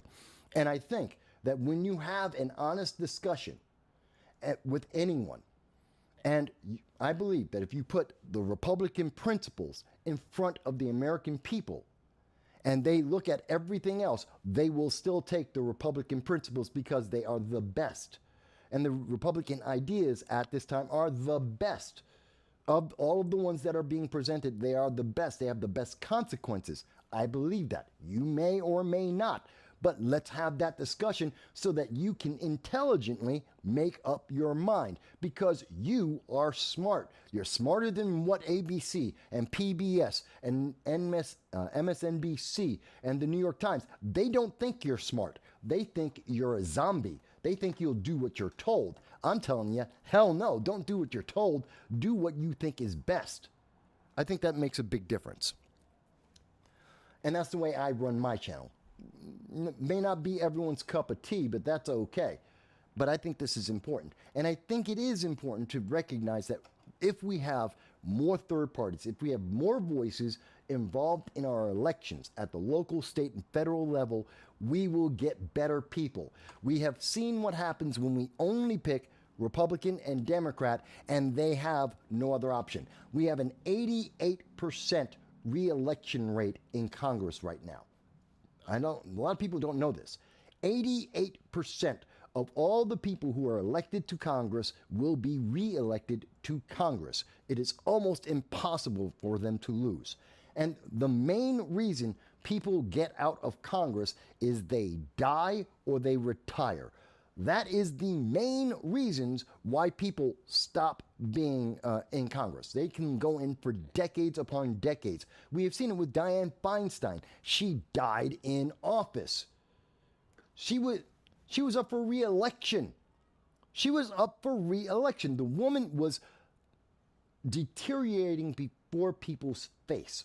It was embarrassing that Democrats were wheeling her around meeting to meeting, telling Senator Dianne Feinstein what to say, how to vote, how to change her vote, what she's supposed to be speaking about. They literally are telling her. We have video of her in the last days of her life in Washington, D.C., being wheeled around into committee vote after committee vote with one of her aides telling her, not whispering, but actually telling her in full view of the camera, in full view of the microphone, this is what you're going to vote. This is what you say at this point. Say this, don't say that.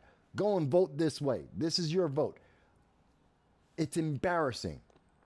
And yet, she would have been re-elected. She had an 88% chance of being re-elected, even though she's being wheeled around and was on her deathbed. Think about that.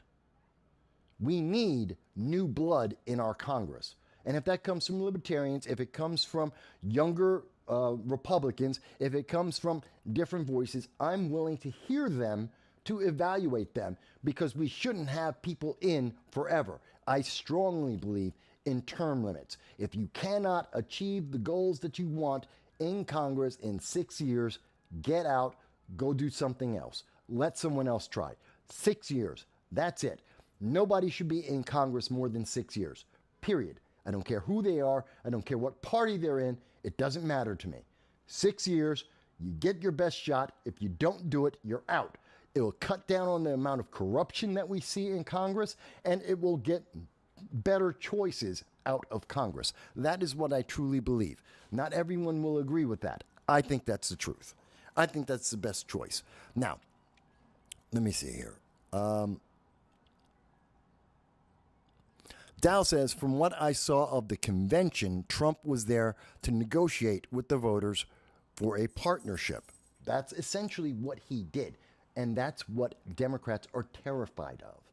Because if there is a third-party partnership with Republicans for Trump, they will lose. Democrats know that. They cannot make up the difference. They're losing too much. So that's why you're not seeing this. That's why it's being hidden by Google, by the mainstream. They want you to see nothing but boo. They don't want to hear you know that there were some things that the Libertarians cheered for. They don't want you to know that Trump is offering to recognize them and their issues and their ideology. He doesn't want you to think about that. Going on, Dow says, Libertarians also command a large volume of independent voters in their social circle. Even if he couldn't reach the delegates, he was in front of a larger following of independent voters that he otherwise wouldn't be exposed to. Exactly.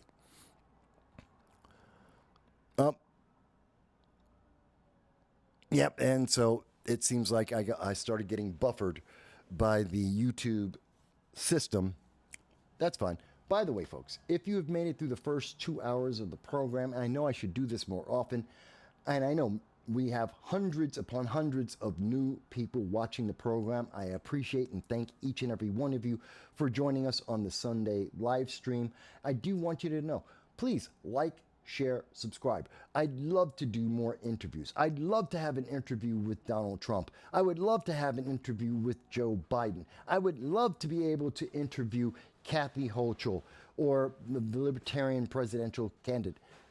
That's only possible when you are adding your voice, when you like and share, and most of all, when you subscribe, and the politicians see that we have enough people watching this program to change an election, especially local elections, they will come and speak. They want your vote. They want you to know, or they will listen at least, they will talk to us because they need to get your vote. And that's what they're desperate for.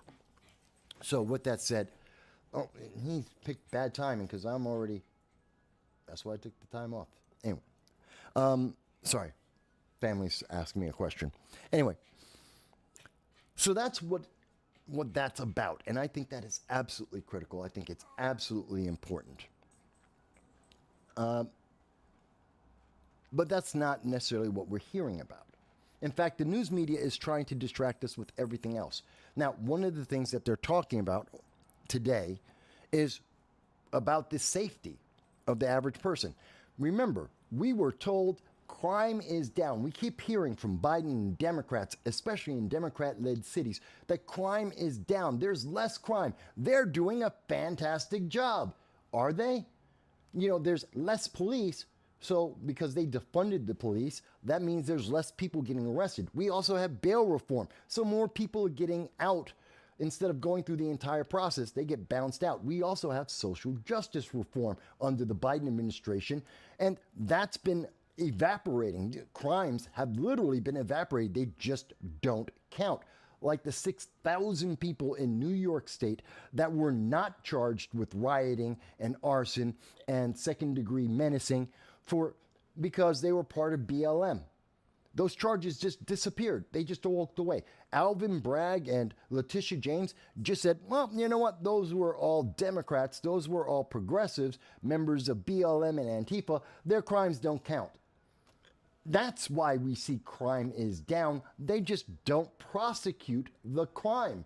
They don't count it as a crime anymore. That doesn't mean you're any safer. And we're seeing that because in New York yesterday, a man was on the subway, which now has National Guard as part of the security.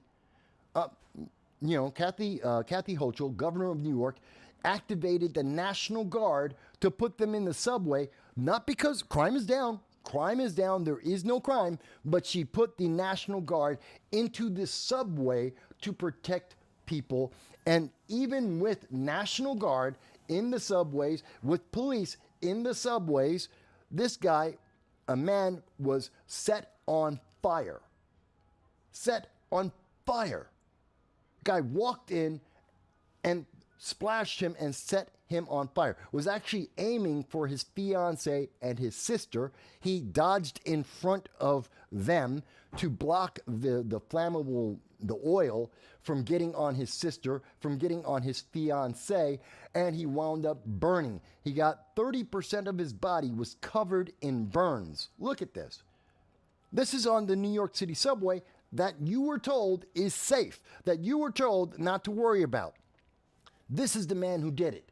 And he didn't just do it yesterday. He was doing this back in February. We have photo. Niall Taylor, who has been accused of doing this, we have video that apparently shows him in February with 2 flaming objects trying to throw that onto people. This is one of the reasons why they decided to put National Guard in the subway system. But don't worry, because you're safe. Remember, this is what we were told. You are safe because they put the National Guard in, because Kathy Hochul said so, because Democrats said the subway is safe. Don't worry about it. Remember?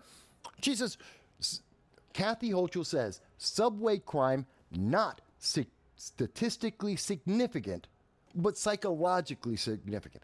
It's not that there's still crime there. It's not that people are still being stabbed. They're still being shot. They're being put on fire, literally lit on fire. No, that's not significant. It just makes you feel like it's significant. I think it's pretty damn significant if you are set on fire. Yes, it is also significant if you get stabbed or if you get shot, which is still happening in our subway, even though they put the National Guard in place. Hochul announced 1,000 more individuals, 750 National Guard troops, along with the MTA police. And she wanted them to be doing bag checks, which would have destroyed the Fourth Amendment, your right to privacy. She didn't care about that either, nor did Progressive Mayor Eric Adams. He didn't care about that either. But they were all smiles and saying, oh, no. But notice, amid rising crime. But today, the message is crime is down. The message is crime is down. Why is that the message today? Because Donald Trump was in the Bronx. Because Donald Trump went and talked to the Libertarians. Notice, Joe Biden, he could have gone to the Libertarian Party in D.C. He could have spoken to them. Joe Biden could have come out and had a rally in New York City. He didn't. Joe Biden went to New York City to get $25 million in donations from high-end elite donors. He didn't go and actually see people. He didn't actually speak with the public. He didn't go out. Mind you, I doubt if he could have got a crowd even if he wanted to. We haven't seen Joe Biden draw a crowd of hundreds, let alone thousands. And that's true since, 2016? He just hasn't been able to draw anyone. No one cares about Joe Biden or Kamala Harris. But that being said, you know what he did get? A bunch of donors. He got $25 million. And he's only spending $14 million to convince black people that they should vote Democrat because otherwise they're not black people. That's it. He's just going to spend $14 million to remind people what he said on Charlemagne's program, Charlemagne the God. He's going to be putting out video of that conversation where he told Charlemagne, if you don't vote Democrat, you're not black. He might also put out, with that $14 million, another couple of his big hits, like when he was on CNN in 2022 at the town hall, when he told blacks and Hispanics that they don't know how to use the internet. This is something that obviously Kathy Hochul also believes because, last week she told all of America, all of the world, she said that black kids don't know what a computer is. Wouldn't that mean that Democrats, that the Department of Education, that New York State that is controlled by Democrats, that they failed black kids in the Bronx? Wouldn't that be a problem of Democrats since they're the ones in charge? Maybe that's their fault, and saying that I don't know, but somehow it's Orange Man bad. It's always Orange Man bad fault. Let me see. What do we have in the comments? Thou says, the big takeaway by media and social media influencers for the left is that the attempt to try and accept the libertarians into the fold, hoping that if they say, hey, just like you, we hate Trump too, they can keep their independence from supporting Trump. But that's not the answer. You know what? The progressives hate Trump. Who cares? He's not in this for your likes. See, only progressives think liking something makes a difference. Somehow, progressives have this belief that what they like, their feelings, are more important than the truth. This is what Alexandria Ocasio-Cortez told the world on 60 Minutes. She said, it doesn't matter what is empirically, semantically, what is factually correct. That doesn't matter. Her feelings are what matter. That's what progressives believe. Their feelings matter, and they feel like Orange Man bad. This is why they never talk about the history that we have. There is a track record for Donald Trump. If we are looking at the 2024 election honestly, then we have to put a track record. We have to look at what did Donald Trump do versus what Biden is doing and compare them. And in comparison, every single thing that Joe Biden has promised that he would do has failed. That is just an absolute fact. There is not one issue on any topic that matters to Americans that Joe Biden has done well in. None. If there was, he would be advertising it right now. That's why you hear Democrats talking about abortion. That's why you keep hearing them talk about MAGA being evil. Making America great is evil, according to the left. That's why they won't show you actual speeches, why they will try and hide the truth of what is happening, because they have no argument. They have nothing to offer. If there is anyone in the audience that disagrees with me, any argument whatsoever, then please call into 929-715-8569. Call in and tell me, Mike, you missed this. Here's this wonderful bill on how they improve the economy. It doesn't exist. I'd love to hear it, but please tell me if you think there is one. The Inflation Reduction Act didn't work. In fact, it created inflation. That is a fact. I don't care how you feel about it. You may want them to spend money on, on education, rather than spending money on actually dealing with inflation. Maybe you want that, but that's not a positive, and it didn't work. Point blank, it didn't work. 3.9% unemployment. Inflation is at 19%. It has been as high as 24%. It looks to be going higher. Jobs are, they're just disappearing as businesses are closing down. They're not moving away. They are shutting their doors forever. And we are seeing this more and more and more. And we have more and more division. And we see more government intrusion, DEI. Equity is required in everything. And equity doesn't mean meritocracy. It doesn't mean the best person. It just means you fit the right checkbox. You are the right checkboxes for this politically advantageous position. That's it. And that is insulting. That is insulting to Americans of any and all colors, as well as for the world. I truly believe that. But I wanted to point that out. That crime is up, especially gun crime. It's up. It's not down. They keep saying it's down from the peak. They leave these key words out. 3 words, from the peak. Yes, is crime down from 2020 when the left were running around creating autonomous zones in all of the major cities, when the left was running around burning down cities like what they did to Minneapolis, when the left was running around rioting like they did in Rochester and in Brooklyn and in Austin, Portland, Seattle, LA. This is, yes, everything is down from that peak where we saw the left losing their minds, but it's still up versus where we were in 2019, 2018, 2017, 2016. In fact, crime from 2013 to 2019 is lower than where we are today in America in 2024 under Joe Biden. So Biden's crime is up from the norm and down from the peak when we saw the left losing their minds. And I think it's kind of important to mention, when did they lose? 2020. This is the 4-year anniversary of George Floyd being dead.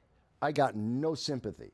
I know that there are Cori Bush and Jamal Bowman and AOC are out there and they're weeping, crying because George Floyd, a violent, repeat, drug-addicted felon, died. He's not a saint. He wasn't a good guy. He wasn't a good person. He wasn't a nice guy. He was a violent, repeat, drug-addicted felon. He was unrepentant in his criminality, and he died as a consequence of his criminality. Now, should he have died exactly that way? No. No, that wasn't the best way to die. It really wasn't. But look at his lifestyle, and his likely death of violence was pretty common. Individuals like him, repeat offenders like George Floyd, tend to die violently. That is just a reality. That is a reality check for some of these leftists that don't like to look at the world. Look at the Bronx. Look around you. The violent, repeat, drug-addicted felons that are unrepentant tend to die in violent ways, and they tend to have short lives. That's just a fact. Whether you like that fact or not, that is a fact. So when George Floyd died as a consequence of his repeat criminal, unrepentant lifestyle, I'm not sad. He's dead. Oh well. He's not a saint. He doesn't deserve a statue. He doesn't deserve anything. He is dead. Goodbye. Good riddance. Done. No, I do not like George Floyd. I do not like anything about George Floyd. George Floyd was a very, very bad man. And the world is better off that he's dead. Is that kind? No. Is it honest? Yes. Is it true? Yes. Someone's feelings are upset because of the truth? Oh well, you'll get past it. Your life doesn't end because you don't like what I have to say. The truth didn't change because your feelings are upset. Let's stop with this feelings thing. This thing about, oh, well, we have to respect feelings. No, we don't. No, I don't have to respect your feelings. You don't have to respect my feelings. That's not a requirement of anyone. You can't obligate people to have a feeling or not have a feeling. The left is so insane when they do that to people, that they infer that we must have this feeling or reject that feeling. That is micromanaging your life. That is insane. They do not have, no government, no political organization has access to your feelings and should be able to influence them. No, that's just wrong. Maybe that's me. Anyway. So I wanted to highlight that we are seeing the failure of the leftist policies in real time, in every single direction you look at. Everything that matters to the American people in terms of jobs, the economy, in terms of personal safety, in terms of international safety, national security, in terms of immigration. There isn't a single subject that you can point to that the left and their policies have been beneficial to America about. Not one. I'm on the internet. I've been, 34 weeks now Every single Sunday I do this show. I say I have been going over this. I have been tracking these things for 18 years, 34 months in the most recent season without a break. And not once am I hearing the left come up with anything that proves me wrong. Because there isn't anything wrong in what I'm saying. They don't like it, but who cares? I don't care if you like it or not. It's still the truth. And we need to get away from making people feel good and making people understand the truth. So let me go on. Life is tough. So, how you feel, that's up to you. But truth is more important than feelings. Now, in speaking about the 2024 election, and as we had shown, and let me show it again. So, in talking about the 2024 election, we know that this is going to be close. And we know Joe Biden is in trouble. He is losing several of the swing states. If you notice, according to Real Clear Politics, Arizona, Nevada, Wisconsin, Michigan, Pennsylvania, North Carolina, and Georgia are battleground. Those are swing states that will be up in this election. You notice what they're missing that's been a swing state in many elections recently? Ohio. Ohio is not on this list because Ohio is going Trump. They're going red. That is what the trend has shown. That is what polling has been consistently showing for the last roughly 9 months in a row. Consistently, they're looking to vote for Trump. Now, that might be because of Pete Buttigieg in East Palestine, and they saw how the Biden administration didn't care about the American people, and they covered that up because it looked bad for Democrats. And that's all they care about, is making themselves look good. So maybe that's the reaction, because East Palestine is in Ohio, and Ohio is going Trump, because Trump showed up with water. Trump cared about the people. Joe Biden didn't care about the people. Pete Buttigieg didn't care about the people, didn't try to help the people. They tried to sweep that under a rug and stop it from getting media attention. And they expected you forgot about it. I don't think the people in Ohio did. And because of that, we are seeing that Joe Biden is losing Ohio. The Democrats gave up on Ohio. They gave up on all, not just cities, not like East Palestine. They gave up on all of Ohio.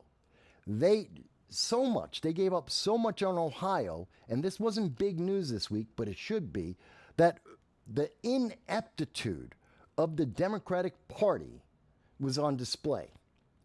Joe Biden will not be on the ballot. The Democrats will not have Joe Biden on all 50 states. He will be on 49, possibly 48, because he has the same problem in Alabama as we see here in Ohio.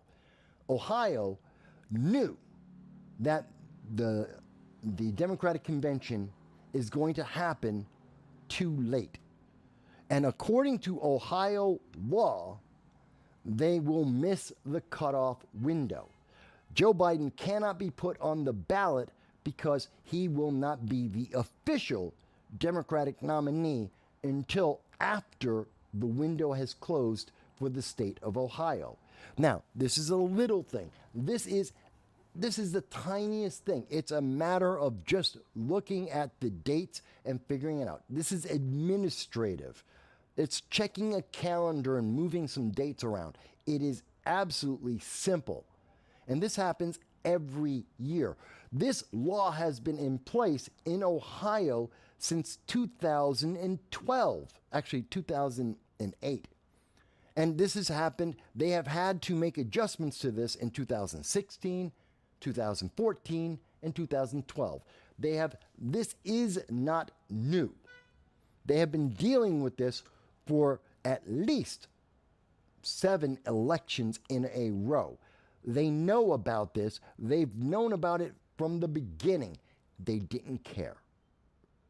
And do you see that this is something that we have been seeing consistently in talking about the policies of the Democrats, comparing that to Trump, comparing that to the Libertarians, comparing that to anyone and everyone else. We are seeing a consistent trend of they don't care. They just don't care. Oh, they knew that Biden wouldn't be on the ballot unless they did something, unless they took action, unless they paid attention to the details. And they didn't. And so Ohio, the state legislature, ended its session, and they can't add Biden to the ticket unless they break the law. And that's what they're trying to do now. They're trying to break the law to find a way to squeeze Biden on, to get some exception to the rule to be able to put him on, to have a two-tiered justice, one for Joe Biden that helps his politics, and one for everyone else that doesn't have anything to do with politics. It's not to your advantage. They're just going to do that to you. You have to live by their rules, but they will change the rules for themselves. That is evil. That is bad. Let me see here. Of course, Dal is laughing his ass off. It is funny. It is funny. But it's funny in a sad kind of way that they failed in such an epic manner. And same thing's happening in Alabama, but Alabama's state government is probably going to follow the law and change their dates. They're going to change the window so that they will be able to officially and correctly, legally, have Joe Biden on the ballot. But Ohio, they have to break the law because Democrats didn't care. They weren't going to win Ohio, Donald Trump was. So they gave up. Now, any political party that gives up on a section of people just because the polling says that they're not going to do well, they don't. Why do we elect these people? Why would we want them in office? They throw people under the bus on a regular basis. You don't think so? Ask the people of East Palestine, Ohio. Did the Biden administration throw them under a bus? Did they throw these people away? Ask the Americans who are dead in Haiti if the American government, the Biden administration, threw them away. Ask the 16,000 Americans that are stuck in Africa, in Sudan. Ask the 5,000 Americans in Afghanistan. Ask the 10,000 Americans in the Ukraine if the Biden administration did or didn't throw them under a bus. I bet you every one of them will tell you, yes, they did, because that's what they have done. That is the fact. Democrats may not like that. Progressives may not like that. They may feel like that's unfair, but it's the truth. It is factual. It is empirical. Hold these politicians accountable, folks. We have to hold these politicians accountable.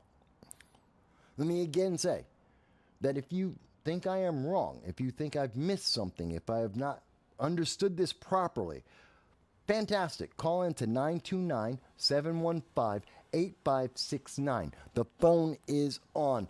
Been on the entire show because I want to hear your voices. I actually love to hear your voices. If you don't want to call in, no problem. You can do what you are seeing Dal and Hot Chicks and Mike Bowie and Grace and Lynn. They leave comments. You can do that on YouTube, on Facebook, on Twitter. You can go over to Rumble. You can leave a comment at Rumble. You could even do a super chat at Rumble because Rumble doesn't mind. Rumble isn't trying to block you like YouTube is. So you can do a super chat at Rumble, but you can't do one on YouTube, not yet. We need more subscribers. Got to get to 5,000. Got to get to 5,000.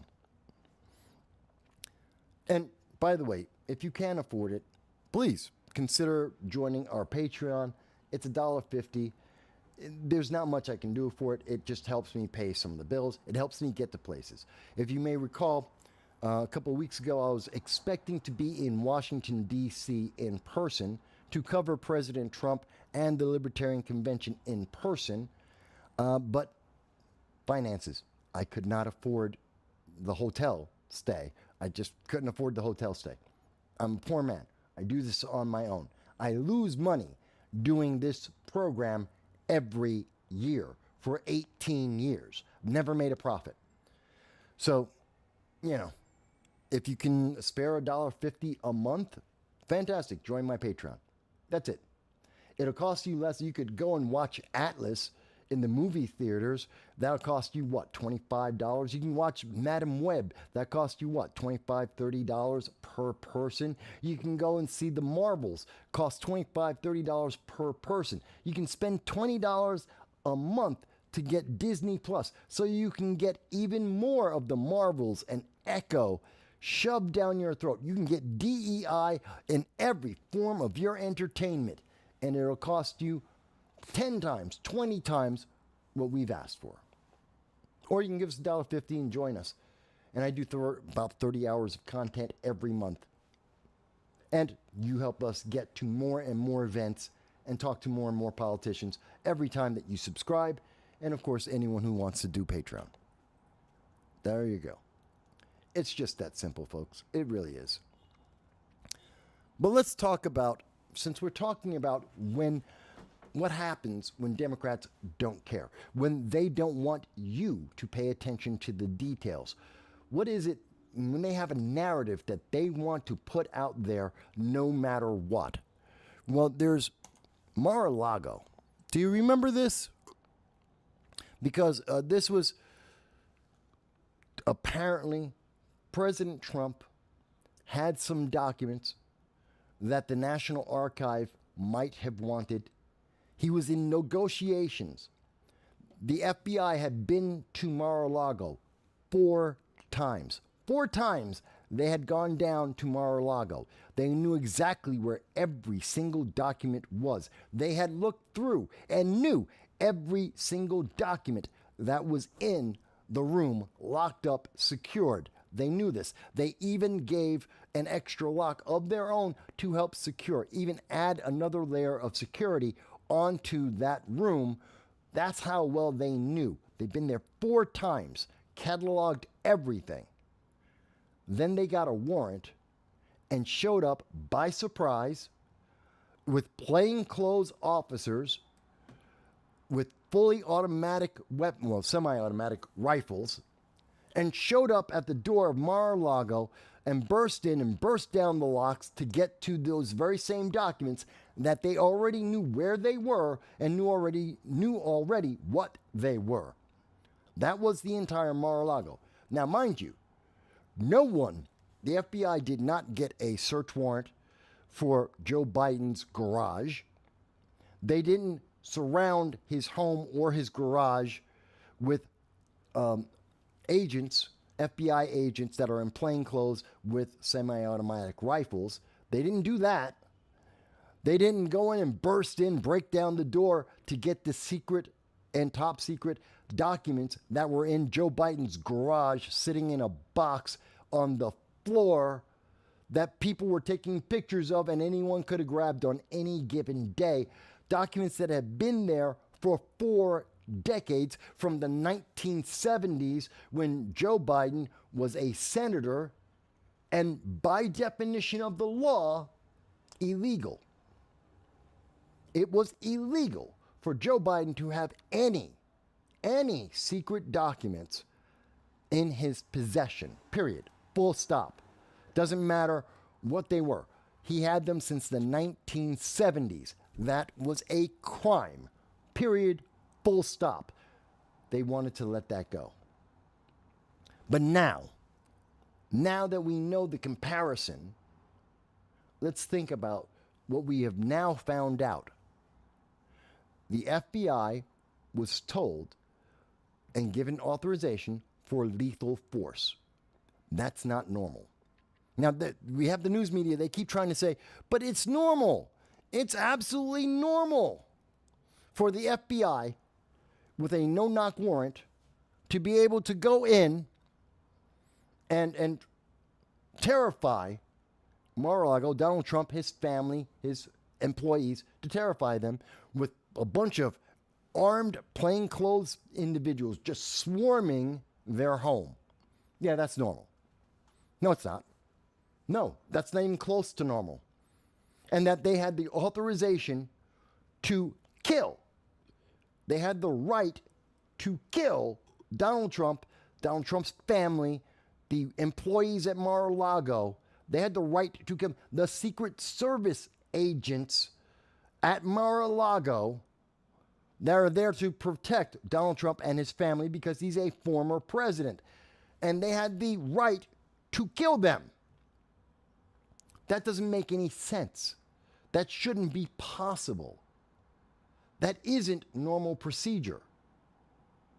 Now, I know Donald Trump has gone all the way and said, well, they were trying to assassinate me. No, that's politicking. No, they weren't trying to assassinate Donald Trump. But if they had the opportunity, if it just so happened that Donald Trump was there, and if it so happened that they could make it seem like he resisted, then they could have shot him. Now, do I think that's what would have happened? Probably not. But all you need is one overly zealous member of the FBI, one individual who is so far left that he thinks that it would be a good thing. You need one individual who thinks like Oprah, one individual who thinks like Whoopi Goldberg or Joy Behar, one person who thinks like Mark Hamill, excuse me. All you need is one. You need one radical. That's it. With the authorization that they have the right to shoot to kill. This is insane. This shouldn't have even been a question. This is something as simple as all they had to do, and the Secret Service has confirmed, all they needed to do was call the Secret Service and say, we're coming over to pick up the documents. That's it. Secret Service would have let them in. The FBI could have got every document they wanted. They didn't need the warrant. They didn't need the weapons. They didn't need people running around in plain clothes antagonizing the security. They didn't need any of that. But they wanted that because if one person on Trump's security detail got nervous, didn't understand what was happening, reacted just a little bit too excitedly, there would have been a shootout. And then they could have said, oh my God, it's like January 6th. It's like MAGA. Look at the evil. These people, they're trying to, God knows what. They're violent. They're violent. And therefore you shouldn't vote for them. See, we told you they were evil. Doesn't matter that they provoked them. It doesn't matter that they had armed individual in plain clothes swarming Mar-a-Lago all at the same time. It doesn't matter that they had an authorization to kill. Now, as bad as that may sound, I'm about to blow away some of the leftist point of view. A lot of people who's in the middle don't really think about it. I did a 1-minute short about this. I'm going to play this. I won't even say another word. Let me play this for you. When you think about it, the very same people who were upset when it came to Breonna Taylor, when you had police officers in uniform, they executed no-knock warrant, and they were livid about that, livid that she died. And those very same people are out right now, and they are excusing, they're happy about the fact that Donald Trump, the FBI, DOJ, came in plain clothes, fully armed, with a surprise raid and lethal force. And they're like, yeah, that's perfectly fine. That's normal. That's the way it's supposed to happen. Well, which one is it? Is it that these things are illegal, unconstitutional, and dangerous? Or are they perfectly fine, absolutely normal? Is it because Donald Trump is white? Is it because he's a Republican? Is it because they want their guy to win? Come on, pick a side. So that makes it real simple for you. Okay? This is just like Breonna Taylor. The very same people on the left should be screaming about this that screamed about Breonna Taylor. Because isn't it the same thing? In fact, this is worse. With Breonna Taylor, yes, you had a no-knock warrant. You had police officers in uniform. They supposedly, at least, announced who they were. They came in through the door, bursting through. But at least you knew they were dressed as police officers. You don't even get that here with Trump. With Trump, they didn't announce themselves. They didn't come in. They came in plain clothes with weapons, and they didn't announce themselves. And the people who are upset with Breonna Taylor, with that no-knock warrant, with that same kind of procedure, they're perfectly happy with what happened at Mar-a-Lago because of politics. They're willing to subvert the law. They're willing to change their opinion based on the politics. They're playing politics with this. They are politicking. It's perfectly natural and normal, they will tell you, if it benefits their political outlook. If it will maybe stop some people from voting for Donald Trump, for some people to stop voting for Republicans, to maybe think of MAGA, making America great, looking at it in any kind of negative context, then they're willing to bend and break the law every which way they can. It's really upsetting. It's really very upsetting. And we should all be very upset about this. Really, we should all be very, very upset about this. Because it's not normal. Now, equally, something that I think is equally upsetting and is not normal, Richie Torres, yesterday, almost 24 hours ago, Saturday, said, "We love to see some beautiful Puerto Rican pride on display in the Bronx. Puerto Rican Day Parade." Fantastic. Yay. Richie Torres, Puerto Rican. So am I. We're both from the Bronx. I've been here. My family's been in this location 50 years. 50 years. Richie Torres, he's only 36 years old. My family and I have been in this location in the Bronx longer than Richie Torres has been alive. That's just a fact. Love this area. But Richie Torres, who says he loves beautiful Puerto Rican people and pride, also told those same Puerto Rican people that they are transplants, that they're white. He basically, not only did he call them Uncle Toms, but he did the same thing that Joe Biden did. He said they're not Puerto Rican. He said to his constituents, they're not black. Because they dared to go and hear Donald Trump speak. Because they dared to not be Democrats for even a moment. For daring to even consider listening to another voice, you stopped being black. You stopped being Hispanic. According to Congressman Richie Torres of the New York 15th District, I think that's evil. That's racist. It's insulting. And I think Richie Torres needs to be held accountable. I will not forget this, Richie Torres.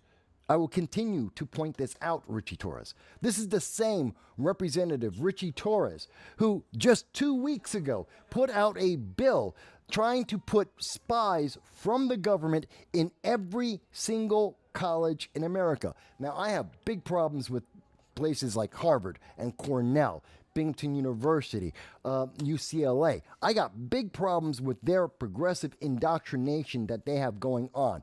Absolutely. But I do not believe that we need to have spies from the government to check on anti-Semitism every quarter, and they report directly to the United States government about whether or not the college is obeying their censorship. That is a problem. Richie Torres wrote that bill. Richie Torres believes in inserting the government in every aspect of your life. Richie Torres, Congressman Torres, believes that he has more control over what you do. He gets to decide whether or not you get to say certain words. He gets to decide whether or not you get to speak in the Bronx. He gets to decide if you are black or if you are a Puerto Rican or if you're white. He gets to make that decision. Not you, not your birth, not watching in the mirror, not your family. No, he gets to make it because he's an elected official. That drives me nuts. That drives me nuts. That's authoritarianism. Now, the same Representative Richie Torres, who a day ago was talking about how proud he is of Puerto Ricans. Oh, wait a minute. We got a comment coming in, and we're going to take the call. Hello, and thank you for calling in. This is No Soundbites Allowed. I'm your host, Michael, and how may I help you? Hey, Mike, what's going on? It's me, John. Hey, John. Hey, wanted to talk to you. I wanted to start talking. You talked about Richie Torres right now, but I want to bring up something else. So you were at the Trump event in New York City, and the media's been reporting on it, saying there are bigger numbers out there than they originally thought.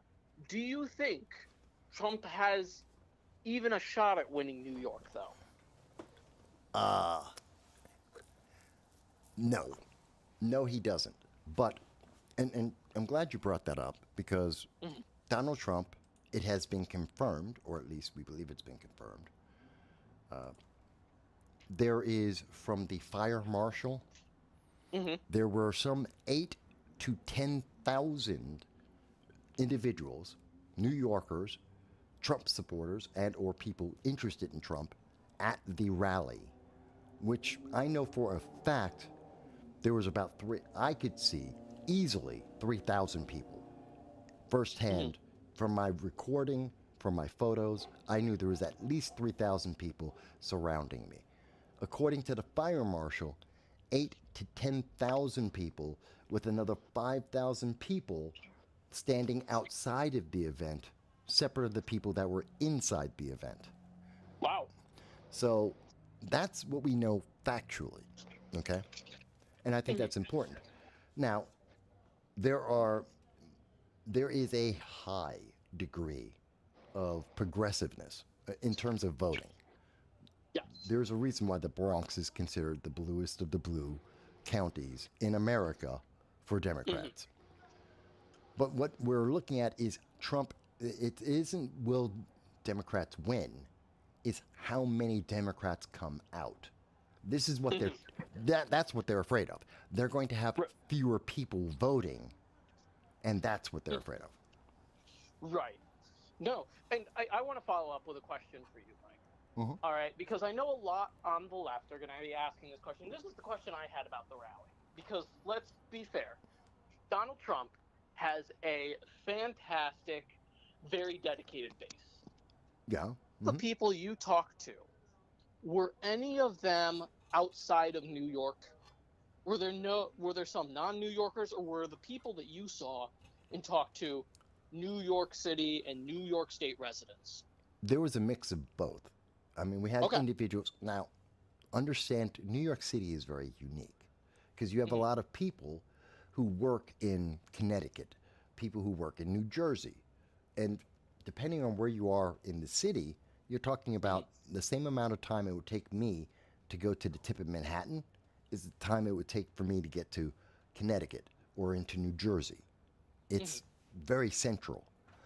So, that's why there's, what they tend to say is there's about 8 million people who live in New York City, but 20 million people are in New York City any given day because of the surrounding area.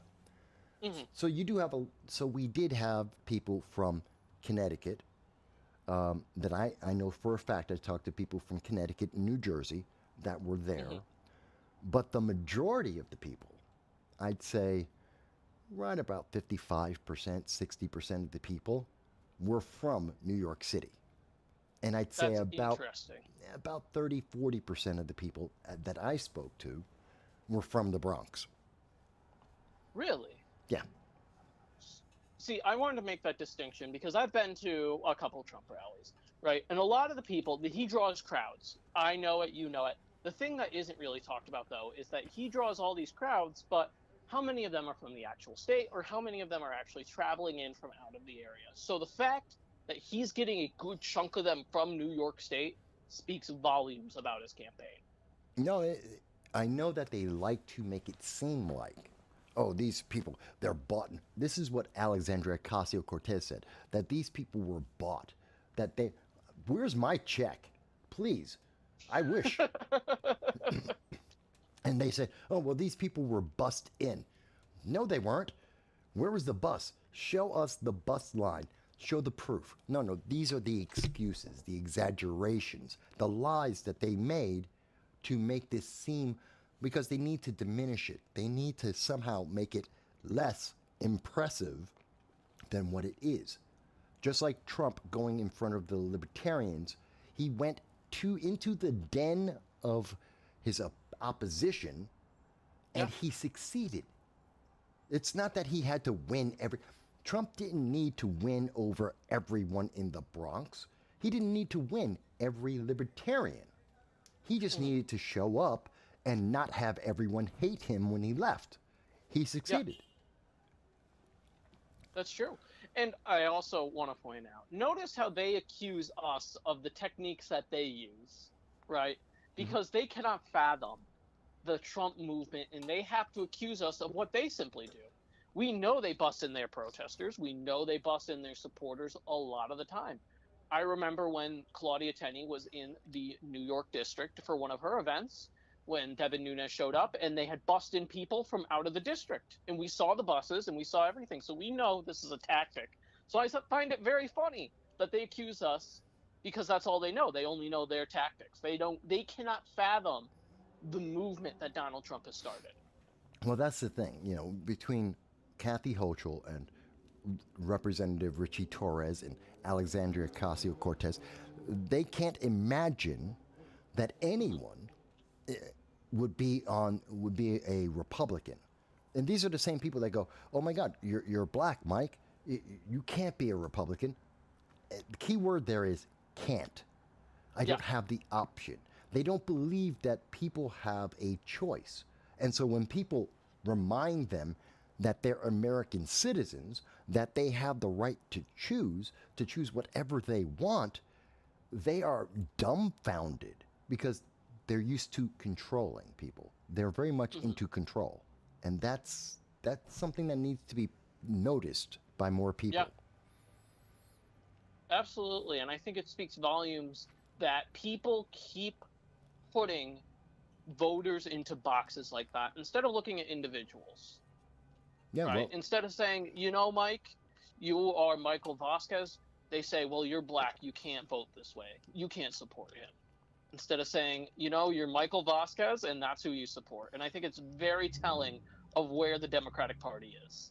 They don't view you as an individual. They view you as cookie cutter. This is how you should vote. This is how you have to vote. well, they think of me as a category. This is part of equity. I'm the category black male. Therefore, I must be Democrat. I don't fit any other category for them. That's it. And you don't get to be anything else. These are the same people that say that they support women, but yet women aren't as important as trans women in sports.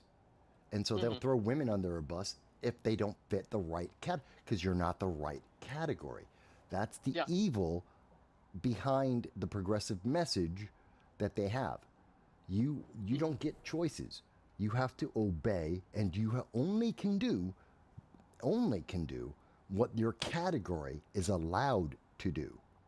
That's a big, huge difference. Yeah, absolutely. And, that's part of the reason I called in. The other thing I wanted to talk about, Mike, is a new movie coming out, new conservative film, and I think it's going to break records. All right. What's the that? new Ronald Reagan movie coming out August 31st. I think, and I want to predict it live on your show, I think that movie is going to break records for a conservative film. Wait a minute. What's the name of the film? the new Ronald Reagan film coming out starring Dennis Quaid. Ronald Reagan, Dennis Quaid. Okay. Yes.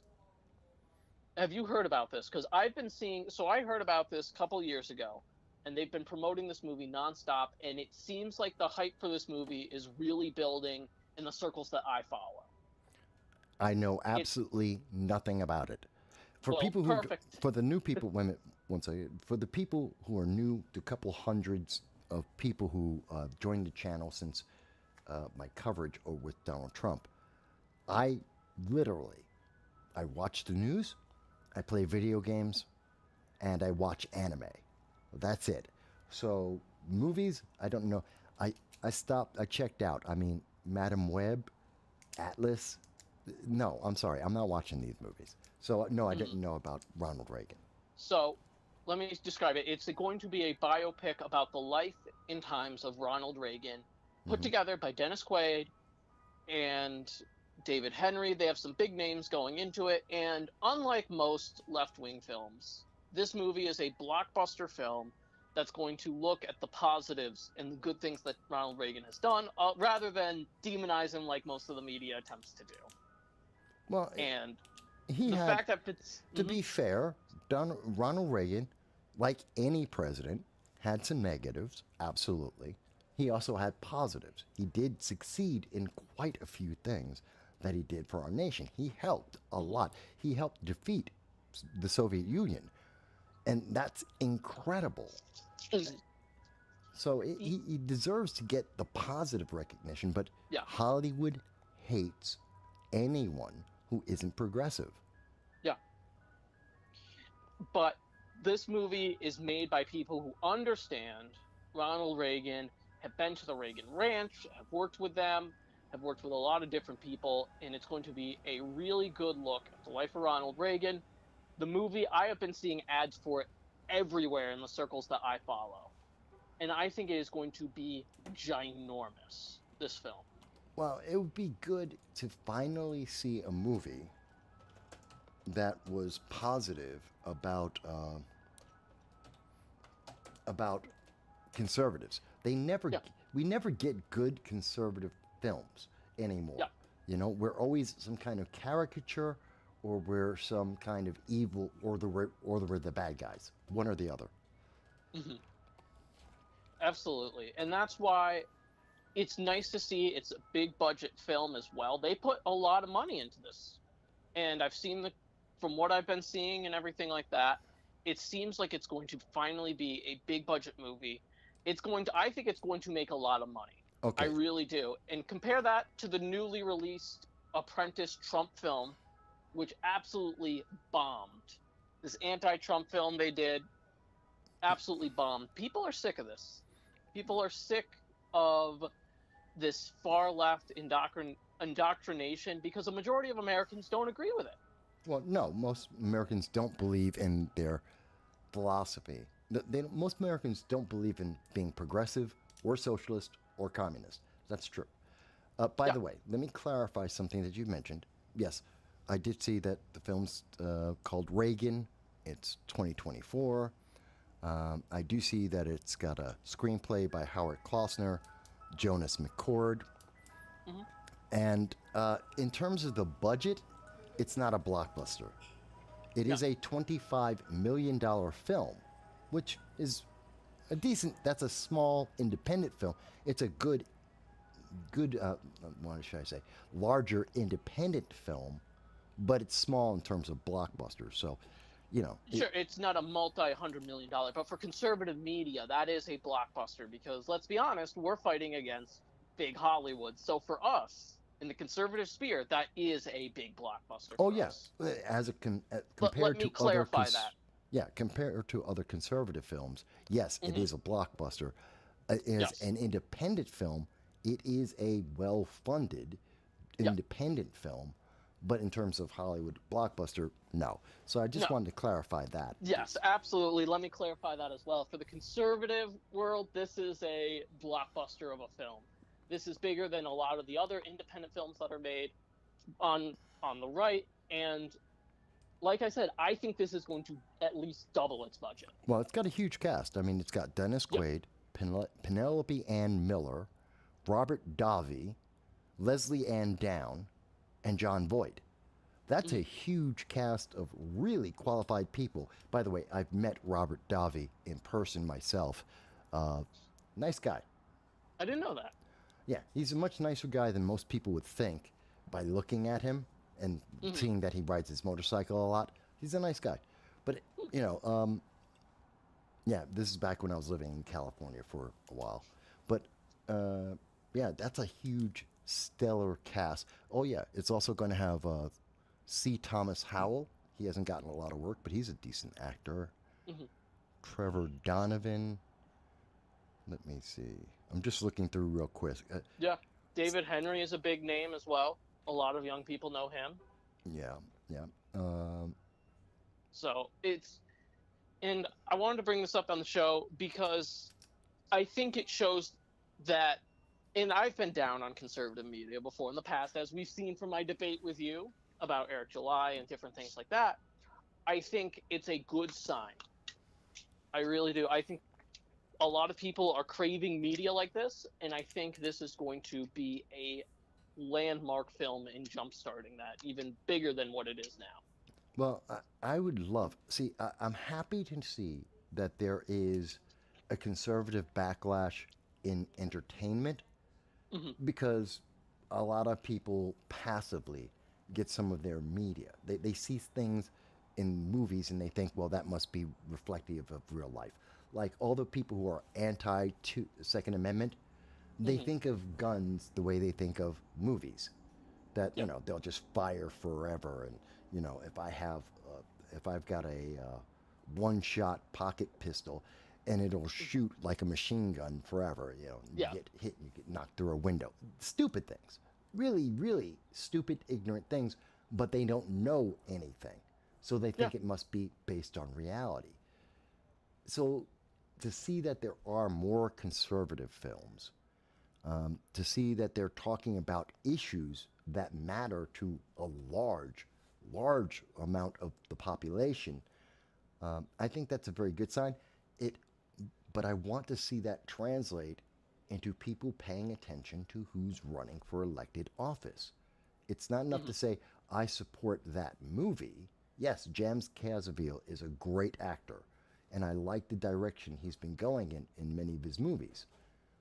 But I'd rather have a better congressman than Richie Torres or Alexandria Ocasio-Cortez, who are willing to, you know, throw people under a bus because they don't like the way they feel.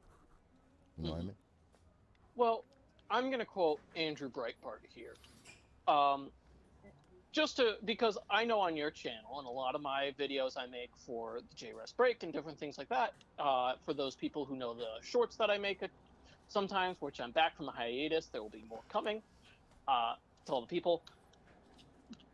Politics is downstream from culture. So if we start to change our culture, and starts to change, we will be seeing more conservative voters. We will be seeing it more mainstream. It will get more and more popular. We will get that by proxy. So I've always said politics is downstream from culture. No, a lot of people do agree with that. I see why he says that. I'm not sure. I've always said, and we've had this argument before, that I'm not exactly sold on that idea. I think it's kind of the opposite way, but that's fine. Again, it's fair to have disagreements. No one's 100%. But I can only hope that that's true. I can only hope that we are starting to see the pendulum swing the opposite way, because look how far it has gone. We've got gender affirming care where we're literally chopping off the genitals of children because of whims, because people don't know what to do, rather than just let the kid live, let them just grow, and when they get to be an adult, let them make the choices then. No, we're seeing gender affirming care being forced down our throats. We're getting CRT, critical race theory, shoved down our throats. Racism and segregation. I never in my life would have believed that after growing up in the 1970s, having to deal with racism in my face, to see the changes made in America, the way that we got rid of segregation in my lifetime, and I would never have thought it would come back. And now it's back. And it's being pushed by the left, by the Democrats, saying, oh, no, it's okay. It's voluntary, so it's okay. You forgot about DEI while you're in there, Mike. Did you mention DEI? The DEI, well, that's part of all of that, you know. Diversity, Let's equity. not forget, that's what the other thing they're pushing now, obviously. Well, It's all part of the same thing. Yeah. And it's upsetting because, and we see this, and like I said, it's in all the movies. You go and watch the Marvels, it's in that. You see the TV show, Echo, it's in that. You go and there's the new show that's out, Atlas. Almost everything that you're looking at, which is why they're all failing. They're all failing. The more DEI, the more, look at what they did to Warhammer. They're trying to destroy everything that existed beforehand. They're infusing this ideology that no one wants, that no one agrees with, and they're infusing it into everything. It's poison. It is literal poison, I think. It is. It absolutely is. You've hit the nail on the head. Unfortunately, it's the way things right now are, but like I said, I'm hopeful towards the future with films like Reagan coming out and different things. Obviously, we have a lot more work to do. But at the end of the day, I think we will prevail as long as we keep going forward and keep calling out. People need to continue to call this out, too. Yeah. That's a huge part of it. Channels like yours need to call it out.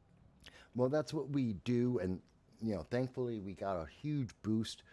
People were able to break through the algorithm at least a little bit in some of our recent interviews, like with Dion Powell. That interview did very well.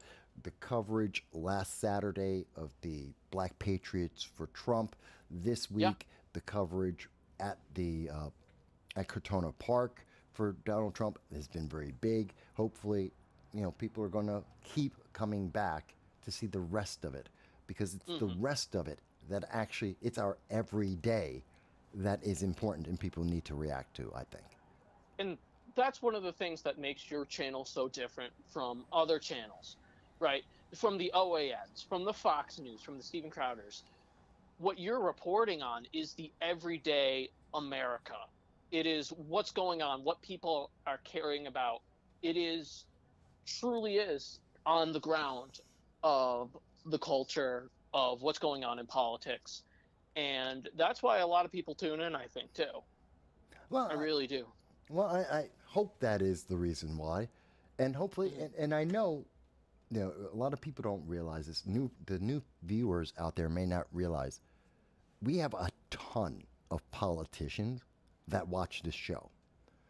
They listen to see what the reaction is going to be in the chat when people call in.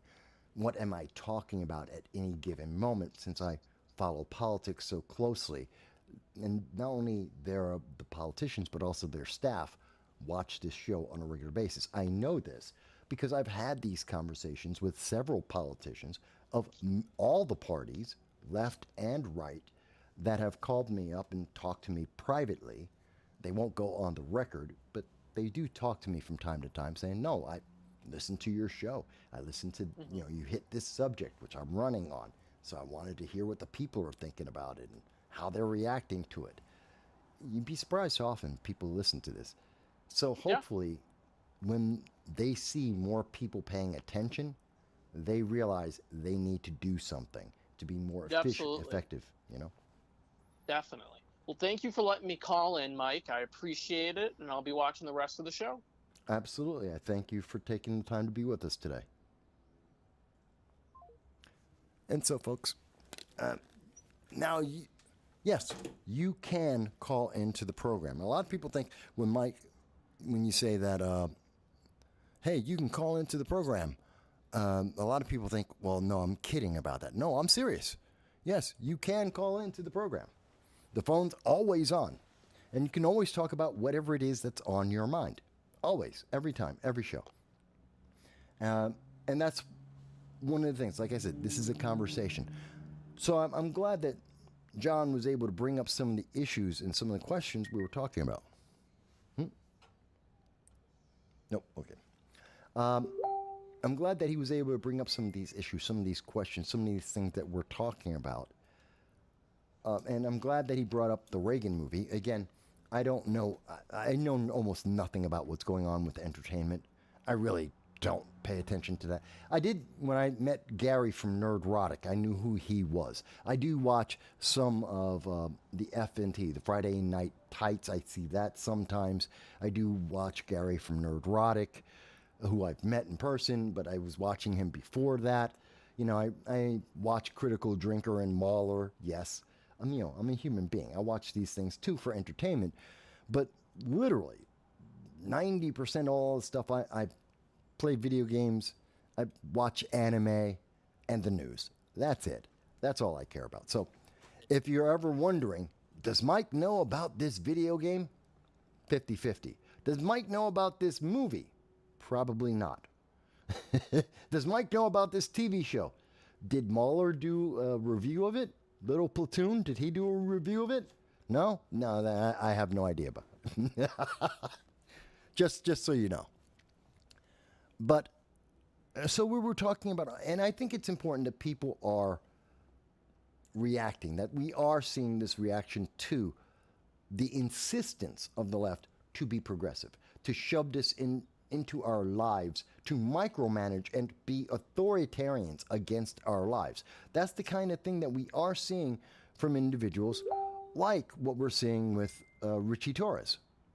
You know, when I say Richie Torres, these are your constituents. When Richie Torres is telling his constituents that they're too white, quote unquote, that they are Uncle Toms, and this is his constituents, this is what his constituents look like. And they were at the Trump event. And regardless of whether those constituents, or even these constituents who are at the Puerto Rican Day Parade, that wasn't open only to Democrats. It wasn't, the Puerto Rican Day Parade isn't just for progressives. It's for Puerto Ricans of whatever political ideology they may have. And more importantly, it's for Americans. And Richie Torres doesn't get to pick and choose which ones. They're his constituents, regardless of the color of their skin, regardless of their ethnicity, regardless of their religion, regardless of their political ideology. He doesn't get to say, I only represent the progressives. You don't get to do that, Richie. And if they are walking away from your party that they've dominated, that have dominated this area, guess what? It's just like when I said about Kathy Hochul saying that black kids in the Bronx don't know what a computer is. That's your failure, Kathy Hochul. That's your failure, Richie Torres and AOC. You guys failed. You're the ones in charge. You failed. Don't blame it on anyone else. You're in charge. It's your policies. And if your policies aren't teaching black kids what a computer is, you failed. Richie Torres, if your constituents are upset because they don't got a job, it's your fault. It's not because of Orange Man Bad. It's not because of the Republicans or the conservatives or the libertarians. They're not the ones making policy in New York. They didn't create Bidenomics, nor did they try and pass that. They're not the ones. Crime is up. A guy got burned, it got set on fire in a subway, even though the National Guard have been activated in New York. That's not the fault of Republicans. That's not the fault of conservatives or libertarians. That's the Democrats' fault. That's your fault, Richie Torres, Alexandria Ocasio-Cortez, Kathy Hochul. You're the guys in charge. Carl Hastie. He's the Assembly Speaker. It's your fault, guys. You guys are responsible. This is your failure because no one else is in charge.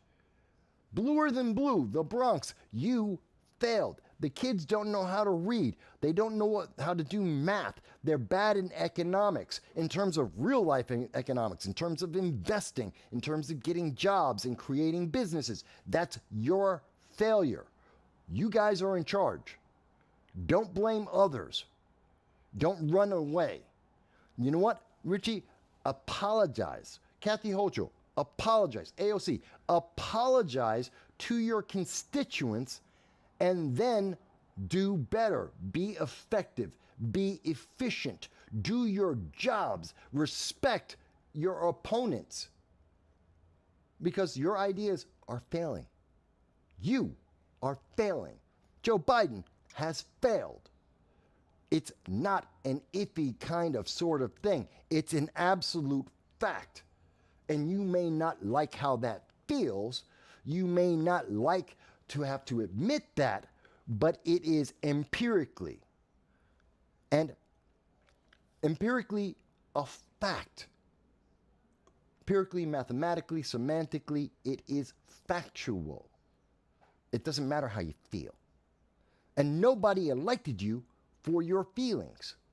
We don't care what your feeling is. You're an elected official.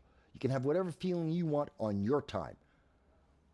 But when you're on our time, the American public's time, I don't care what your feelings are.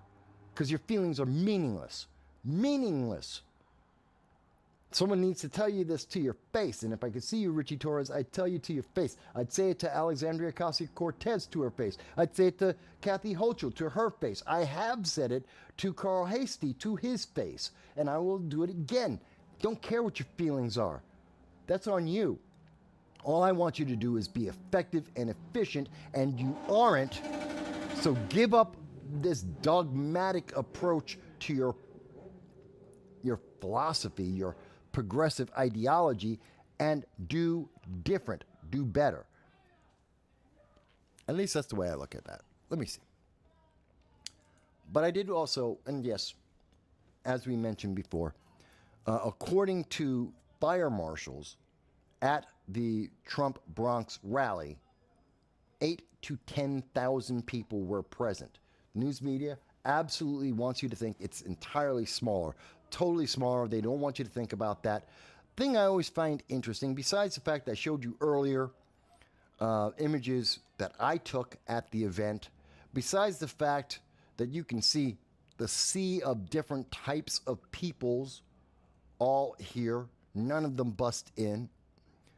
But, and this, by the way, I had a discussion with the Liberty First Foundation on Friday about this. I think this is a doctored document, this image that's been running around the internet, because in particular the ground over here, and where are the shadows? This is supposed to be at 6 o'clock in the evening. If not 7 o'clock in the evening, there should be shadows. If you look at my photos, you look at my video, look at video of others at that time frame, there should be huge shadows across the entire area. There aren't. I think it's a doctored photo.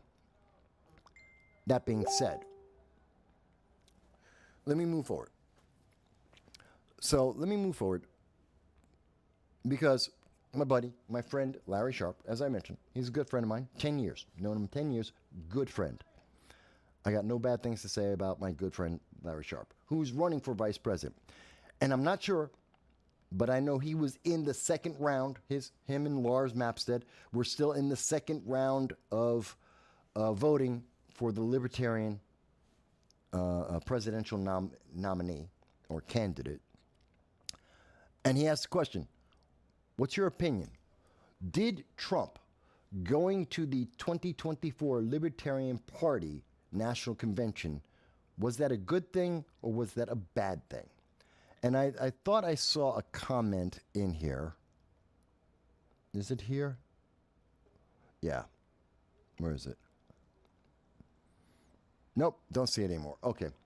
There was a comment in here I thought it was pretty interesting that said, yeah, it is a good thing. Because it reminds Americans, all Americans, that we're involved. That just because you aren't a Republican doesn't mean this isn't about your election. that you have choices, and that the more that politicians have to pay attention to the choices, they have to pay attention to the public, they have to reach out to the center, to the 45% of Americans who aren't Democrats, who aren't Republicans. I would love to have 45% of America being Republican. They're not. That's just the fact. That's just the reality. So that means our politicians, while being right, should still pay attention to the center. And the center is nowhere near where the left is. They're nowhere near where the Democrats are.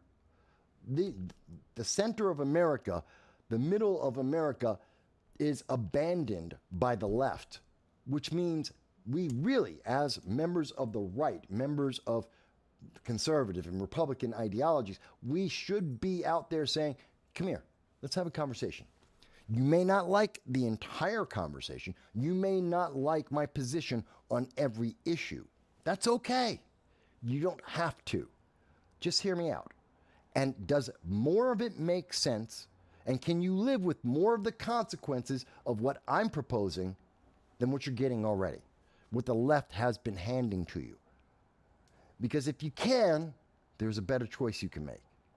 And they are absolutely terrified. The left is terrified of showing you that there were maybe 10,000 Americans in the Bronx that didn't want Joe Biden.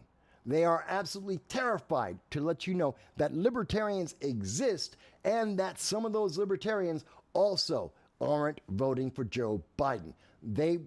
That almost flies in the face, that does fly in the face of their idea of fortifying the 2024 election. All roads are supposed to lead to Joe Biden. That's it. You're supposed to think Joe Biden, good guy, approve, vote. That's it. That's their fortification. And they hate that they have to show you anything that doesn't support Joe Biden. They want you to think about anything else. And I showed you the way they've manipulated Google. I've shown you the way that they are manipulating the stories and the titles to not tell you the truth so that they can get you to think, oh, Joe Biden, vote Joe Biden. That's all they care about. And that should scare you. That should scare you. So yeah, I thought it was good that Donald Trump went to the opposition, and the Libertarians are opposition.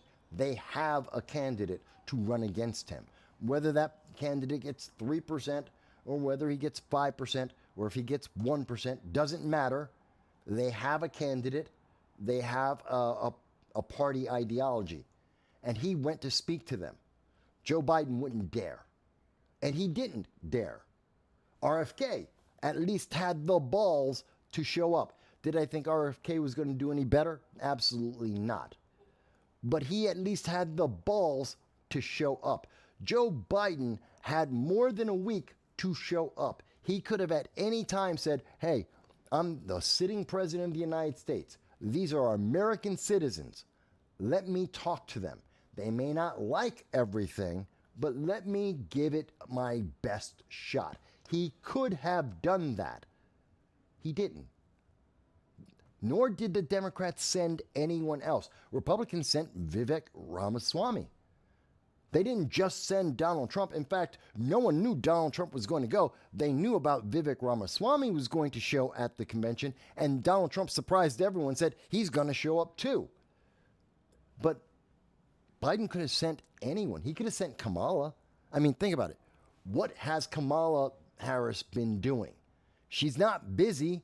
She's not taking care of the border. She's not taking care of AI. I can't tell you what she is doing. I can tell you what she isn't doing, which is pretty much anything. She's useless. So she could have gone to the Libertarian Party, could have made a pitch to the Libertarians to say, hey, no, being a Democrat, being a progressive is fantastic. You guys should give it a try. She could have tried that. She couldn't have done any worse than RFK or Donald Trump. What was the worst thing that could have happened? She got booed. Everyone else got booed too. So what? You got nothing to lose. Could have had something to gain. They don't care. That's the point. They don't care. They won't even try because they don't care. You're supposed to obey, and they don't have to put any work in for that. It's not about trust. It's not about equivalence. It's you're supposed to obey because they said so. Full stop. That's the difference. That's a big difference. And that's why Donald Trump is winning. That's why he's winning. By the way, for one of the other things that when I was talking to Lou Valentino, and he was talking in his recent videos, he was asking about how did we get into this war in the Middle East?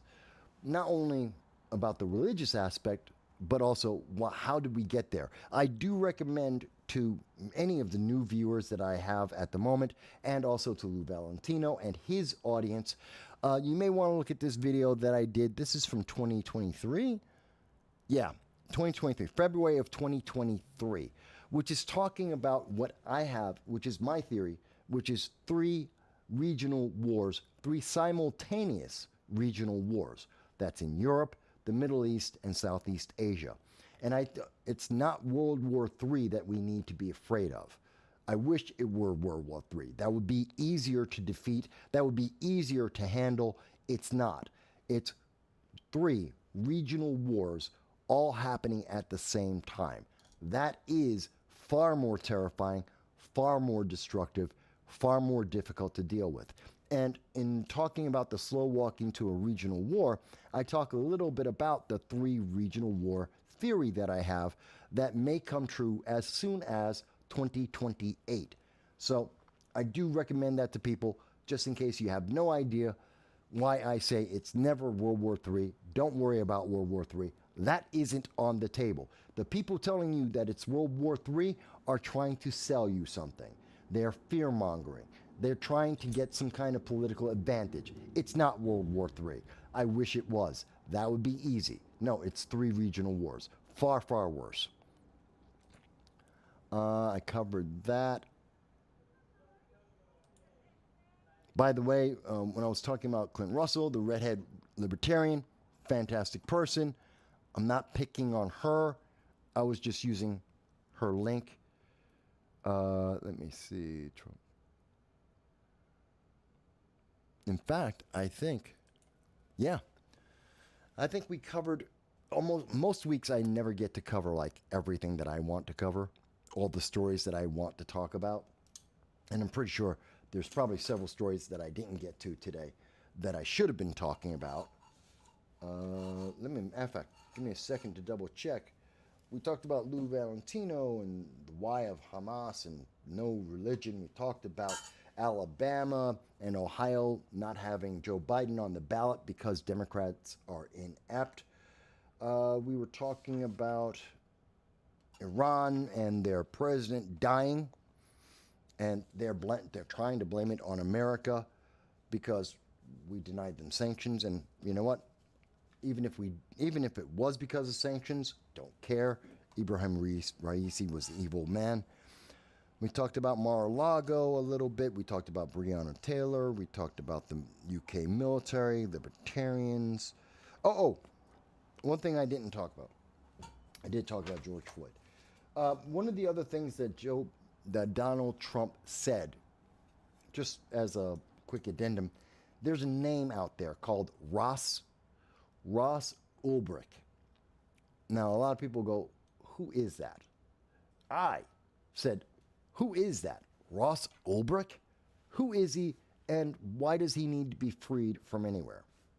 Well, he's not like Julian Assange. He's not like the individuals who revealed U.S. secrets.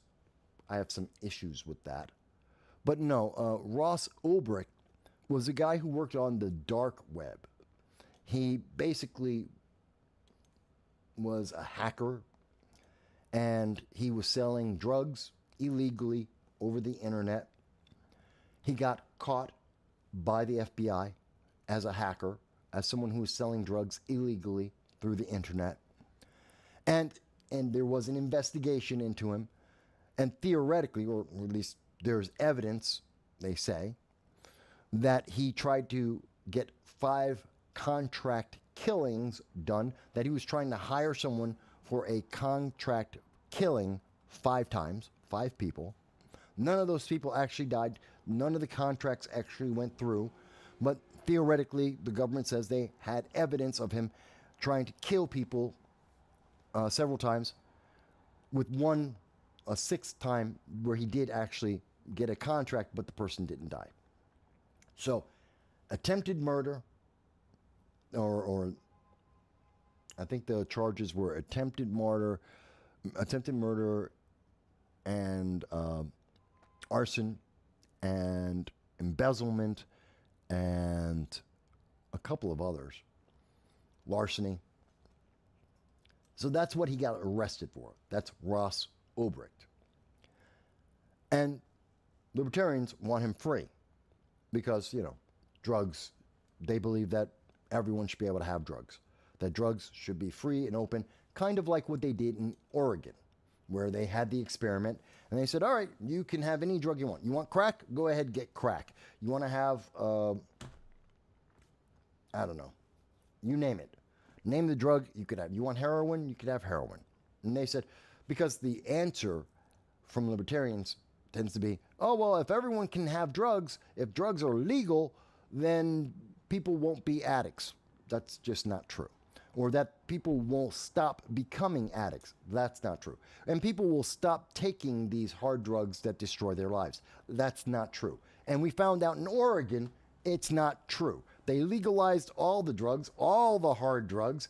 You could have every drug, and nope, didn't help. Didn't make things better. In fact, made it a little bit worse. Did not help the people. It was a bad experiment, and it cost people's lives. I don't agree. Libertarians will tell me, Mike, you just don't understand. Okay, fine, I don't understand. Hard drugs, I don't believe in having legal crack. I just don't. I don't believe in having legal heroin. I just don't. You're not going to convince me otherwise. I think that's a horrible idea. Terrible idea. Stupid idea. Doesn't work. And now all the evidence seems to point to it doesn't work. Legalizing drugs, not good. Period. That's my opinion. Others will say, Mike, you just don't understand. Okay, I don't understand. Yes, Dow mentions that this guy Ross was, the business that he had was called Silk Road. And yeah, it was part of the dark web, having a lot of illicit transactions, in particular selling drugs. In particular, that was the big thing that they went after him about. And so Trump said, yeah, now here's my thing. The guy's in jail for life. Do I think he should have been arrested for selling drugs? Yes. Do I think that he should be in jail if they had the evidence? They didn't follow this up, but if they could prove that he was trying to have people murdered, should he be in jail? Yes. Should he be in jail for life? Slightly different question. This guy's in jail for life, but no one died. He didn't actually kill anyone. I have a problem with that. It's not that I don't believe in the death penalty. I do. It's not that I don't believe in life in prison. I do. But there has to be something worth it. Eighth Amendment. You can't be punished more than what the crime is. It has to be appropriate to the crime. So you kill somebody, yes, you should get the death penalty. Or if not, if the death penalty isn't available, you should have life in prison. You should break rocks for a living and have a miserable time. No cable TV. Yes, I'll give you some music. Yes, you can have a library. But no, you don't get cable. You don't get any kind of fancy anything. You get to break rocks for a living and, read books. Period. That's it. Subsistence. That's it. You committed a crime, you're going to have to face a punishment. That's equivalent. That's what I believe. Again, you may believe something entirely different. That's fine. We can disagree on that, but this is my point. So this guy, Ross Ulbricht, is in prison for life. I don't think that's appropriate. I don't think he should be in prison for life. He didn't kill anyone. He wasn't charged with attempting to kill people. So the fact that we know that they supposedly had evidence, but it wasn't admitted to a trial. It wasn't part of his trial, his sentencing. He didn't go in front of a jury on that. So he's innocent of those. There are charges, but he's innocent because we're Americans. You're innocent until proven guilty. And I don't have the evidence in front of me. They didn't put it in front of a trial, so I can't look at that and make a determination myself. So as far as I know, he's innocent of that. They think he tried to do that, but they never actually charged him, so he's innocent of it. That means that this guy should have a time limit. He should have an expiration date. There should be a day somewhere in there. There should be a time limit, and he goes, okay, you've served 20 years, 25 years, you've 30 years, whatever that number might be, and you get released. And this guy should have that. He didn't kill anyone. He wasn't charged with trying to kill someone. He was charged with crimes for embezzlement. He was charged for selling drugs. He was charged for evading taxes. That's not life in prison. So Trump is right. He should get a pardon. He's been in jail for 11 years now. So for Trump to say that he would pardon this guy, this Ross Ulbricht, after 11 years, reasonable. You know, I'm assuming that he would have, for all of the charges that he did get convicted of, he would have gotten like 25 years, something like that. So with good behavior, half that puts him at about 10, 12 years, thereabouts. He's been in for 11. By the time Trump gets in office, that'll make it 12. Yeah, I can see him getting parole. I do see that. I don't think that's unreasonable or unfair. I also don't think the guy's good. Dow mentions that all of his appeals have been denied. See, he should have an appeal. But, and yes, I know the libertarians say, well, it's a free market and drugs should be free. And no. This is why I'm not a libertarian. I don't agree with that. I don't agree with everything's, you can sell crack freely. It's perfectly free. No. You can sell nuclear material perfectly free. No. Sorry, I'm not that, which is why I'm not a libertarian. But that's me. Again, you're my audience. You don't have to agree. We don't have to agree 100% on every issue. That's fine. I know that there are people who are in the audience who are libertarians who are looking at me right now. Mike, you just don't understand. If we just made should be able to sell everything freely. Yeah, that's a wonderful ideal. That's not the real world. I understand and respect the idea. It's not the real world. I do not agree. Everyone should be able to take any drug they want. No, just no. And this guy, Ulrich, committed crimes, and he should be punished, but he should also have a time limit. His punishments weren't murder. Therefore, at least in my point of view, since there is no proof of him committing murder or attempting to commit murder, then he should have an end date to get out of prison. Trump should pardon him. Still not a good guy. Based on what I was reading about, not a good guy. I would not have championed him. He would not be the person I would be championing in front of Donald Trump. If I was begging Donald Trump for a pardon for one person, it wouldn't be Ross Ulrich. Not the guy I'd pick. But hey, they're libertarians. They get to choose. It's their choice. So anyway. All right, folks. So we've been on for 5.5 hours. Wow. Time flies. It flies because good topics, good conversation, good people, like you, that all comes together, makes it so much easier, so much more fun. I want to thank you again for all the people who are new in watching the channel. I know that 85% of the people who watch the content on this channel, you guys don't actually subscribe. Please like, share, subscribe. That's all we ask for. 85% of the people who are watching this. I know 10 times as many people watch it on Rumble as watch it on YouTube. You guys just like, share, and subscribe. That's all we ask for. It costs you nothing to do those things.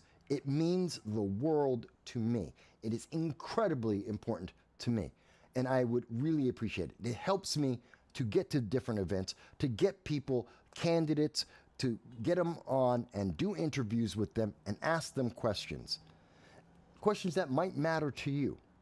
So please, we ask you, like, share, subscribe. It costs you nothing. And if you can afford $1.50 every month, $1.50, then join our Patreon.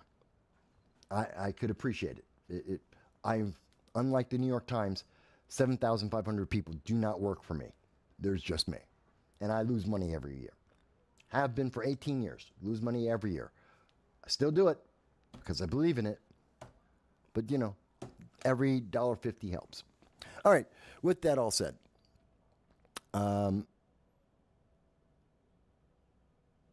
Dal says it's definitely radically minded to have Ross Ulrich as your choice to get a pardon. Yeah, it is radical. All right. So, folks, let me go. I want you to have a great Memorial Day.